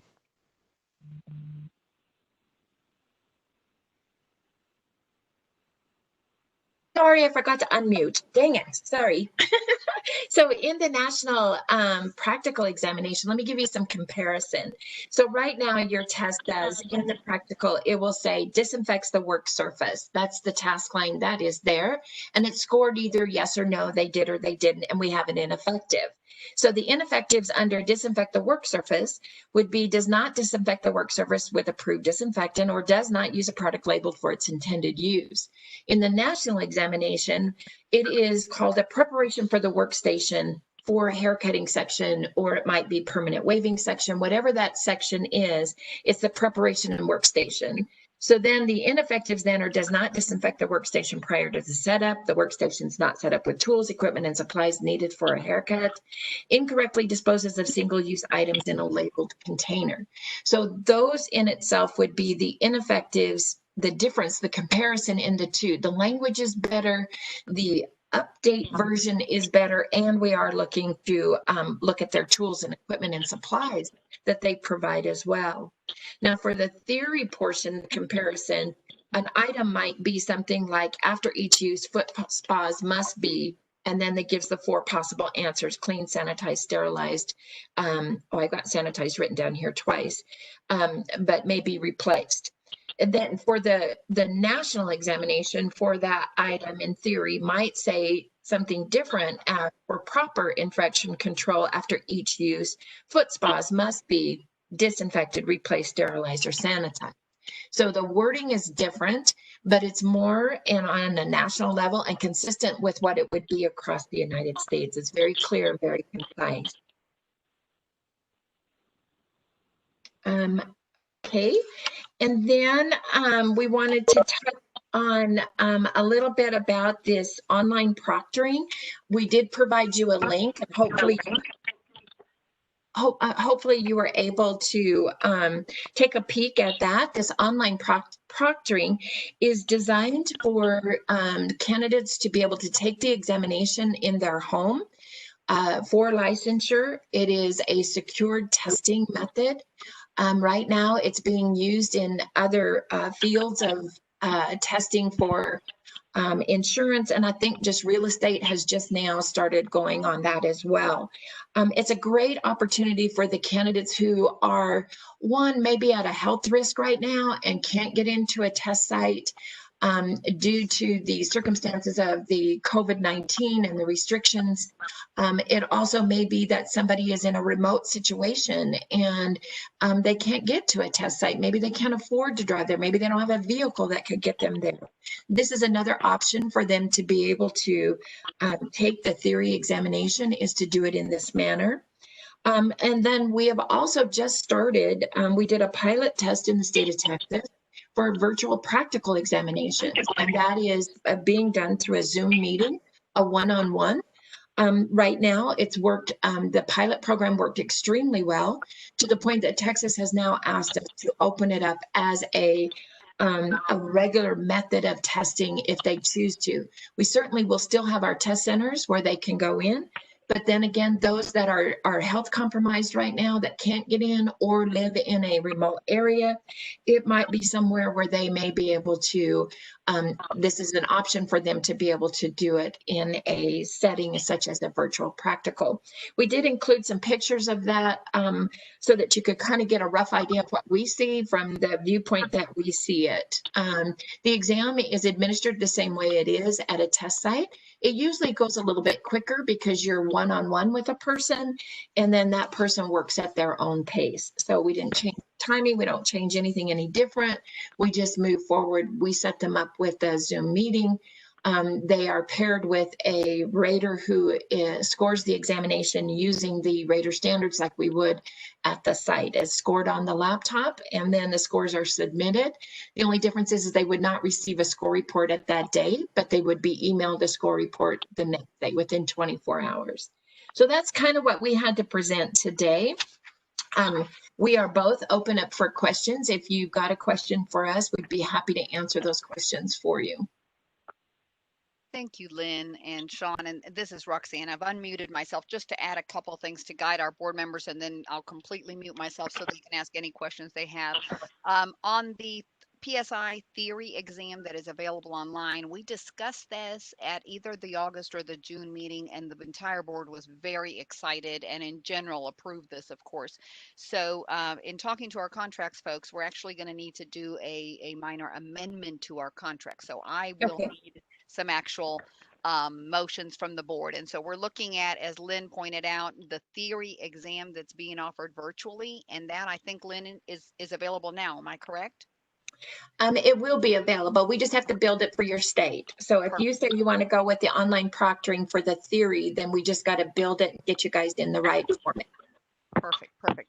So board members, I think you all were very excited. I think we all were. As Lynn points out, you've got people with health issues, distance they have to travel and all that. So we would need a motion to amend the contract to allow for the PSI theory exam. And then we'll do roll call vote on that. Then separately, Lynn has explained that the practical exam is out there and that Texas is actually running with that. It is a one-on-one, so that also will need to be amended in our contract for us, if the board agrees, to allow the practical exam to be done virtually. And then last but not least, she's explained the national exam and the risk assessment that they did. That is, I think, new to us today, but also very exciting, and thrilled that Tennessee was able to have experts participate in that. So that'll be a separate motion to allow that to be amended if the board chooses and we move down that exam. The only thing on that I want to add, I don't think it's available today, but obviously our motion would get the amendment to the contract moved on. And on the national exam, from what Lynn has explained, and I will get all this information to each of you without a doubt so you can see further, we can still add the Tennessee specific items. So the laws and rules right now in our exam are 25 questions that would be selected as part of the national exam. So we would not miss out on testing on our laws and rules, which are very important. I just wanted everyone to know that we can do that still. So I think that's all that I had. Ron, I don't know if we want to motion some of these, or let's just open it up for questions first. I think we ought to take just a moment and let folks ask some questions about it. I think that, Lynn, thank you, by the way, and Sean, thank you for making your presentation. Just the prospect of having some other options in testing is exciting to me. I know right now I have students who are going to be waiting until December to get into a test center. So things like that, I talk to folks all the time here in Tennessee about that. I know that Texas had about a 4,500 backlog. Other states as high as 7,000. So, PSI and these testing companies are doing their dead level best under the circumstances. But those months we were out really did kind of affect everybody. So, yeah, if you have questions, I'm sure Lynn will be more than happy to straighten you out a little bit. Yep.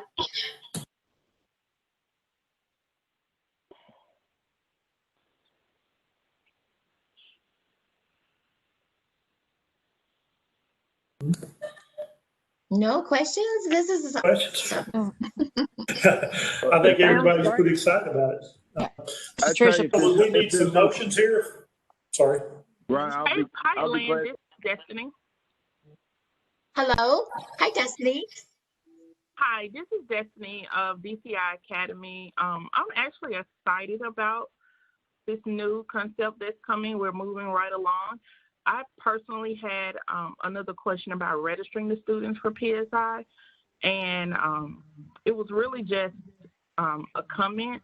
The system in which we register them requires 2008, and who do I suggest or talk to in referencing maybe you guys upgrading that system to some of the modern day technologies that we're dealing with? I can take some of that. This is Roxana, and make sure that it gets to the right people in PSI.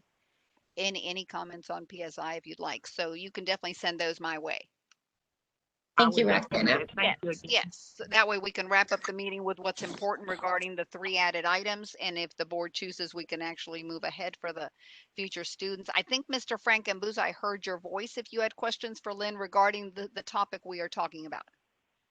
Yes, Roxana, it wasn't a question. It was I was prepared due to the fact that nobody else had any questions. I was going to make a motion to certainly move forward with adopting the theory and the practical virtually, and certainly a national test when it's either prepared or certainly if it's Tennessee specific.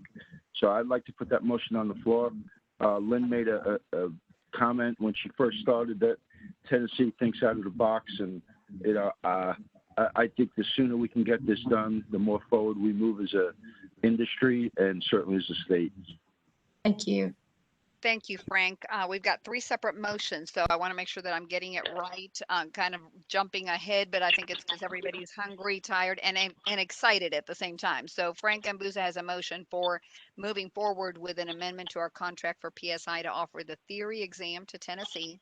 Separately, a motion for PSI's practical exam, also once ready to be offered to PSI to Tennessee residents or Tennessee applicants, including the laws and rules for Tennessee. Oh, sorry, that's the practical as is. And then the national exam, also Mr. Frank Ambuza made a motion to move forward when it's ready and then add the Tennessee specific laws and rules. Is that correct, Frank? That's exactly correct. Thank you. Thank you, sir. And we would need a second on one or all 3 if you're willing to do like Frank did. It's Patricia Parson. I'll make a motion on all 3 to approve. Thank you. How exciting. So I have Ms. Patricia Parsons motioning on the same 3. We're talking about the theory exam that should be ready soon. And then next would be the practical online, and then on the national exam. And I do have a link that I haven't sent you all in documents. I'll make sure everybody gets those. So we have 3 different motions on the table. And Hugh will nod his head. Can I do one roll call vote for all 3? Is that okay? Okay, so we're going to do one roll call vote on all 3 of those. If anyone wishes to abstain or disagrees, by all means, please stop me when I get to your name. Otherwise, we'll assume that all 3 of these motions are in agreement with what you would like to see done in Tennessee. Mr. Ron Gillihan? Yes. Ms. Kelly Barger? Yes. Ms. Patricia Parsons? Yes. Mr. Frank Ambuza? Yes. Amy Tanksley? Yes. Susan Witcher, Yes. Rebecca Russell, Yes. and Ms. Janie Ross. Yes. Thank you. That is fantastic. We have the 3 motions that I know we needed for the amendment. We will proceed. And Lynn, you've sent me an additional long document and the link. I'll make sure our board members get it. If not tonight, definitely by tomorrow. Were there any other questions for Lynn, or for that matter, anyone else, before we entertain a motion to adjourn? And Lynn, thank you. Sean, thank you both. You've been great to hang in with us and answer everything. You bet. Well, thank you very much for the time. We appreciate it. And there's so much more to go with all of this information. It's just too much for right now. So if anybody has any questions, please feel free to reach out to Sean or myself. We're happy to help you understand more of what this is all about. It's exciting. Thank you so much. We really appreciate it. Yes, thank you. Thank you. Mr. Gillahan, I have nothing else, Ron. I'll turn it over to you. We would, any questions, anything else our board members, anyone has, and otherwise we would entertain a motion to adjourn. Are you sure we don't need to go back and review those? No, I think we're okay.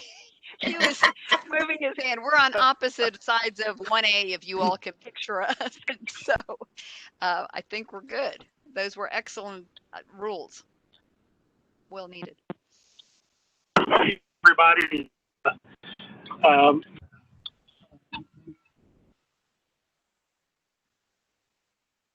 Ron, I don't know if you can hear me. You're chopping in and out a little bit. Patricia Parsons, I'll make a motion to adjourn. We have a motion by Ms. Patricia Parsons. Does it? Who was that seconding? Kelly Barger.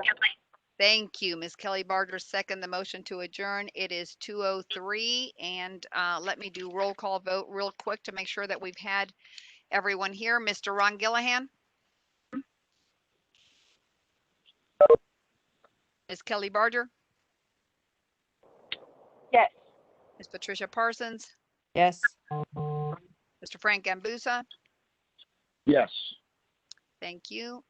Ms. Amy Tanksley. Yes. Ms. Susan Witcher. Yes. Ms. Becky Russell. Yes. And Ms. Janie Ross. Yes. Thank you. Yvette is here too. Oh, Ms. Yvette, at one point I didn't have you on, so I thought, thank you, Ms. Yvette. We've got full quorum, and we are adjourned unless anyone has anything else. Thank you all so much. This was wonderful. We'll connect in December. Okay. Thank Bye, y'all for your everybody. work. Thank you all. Bye. Bye.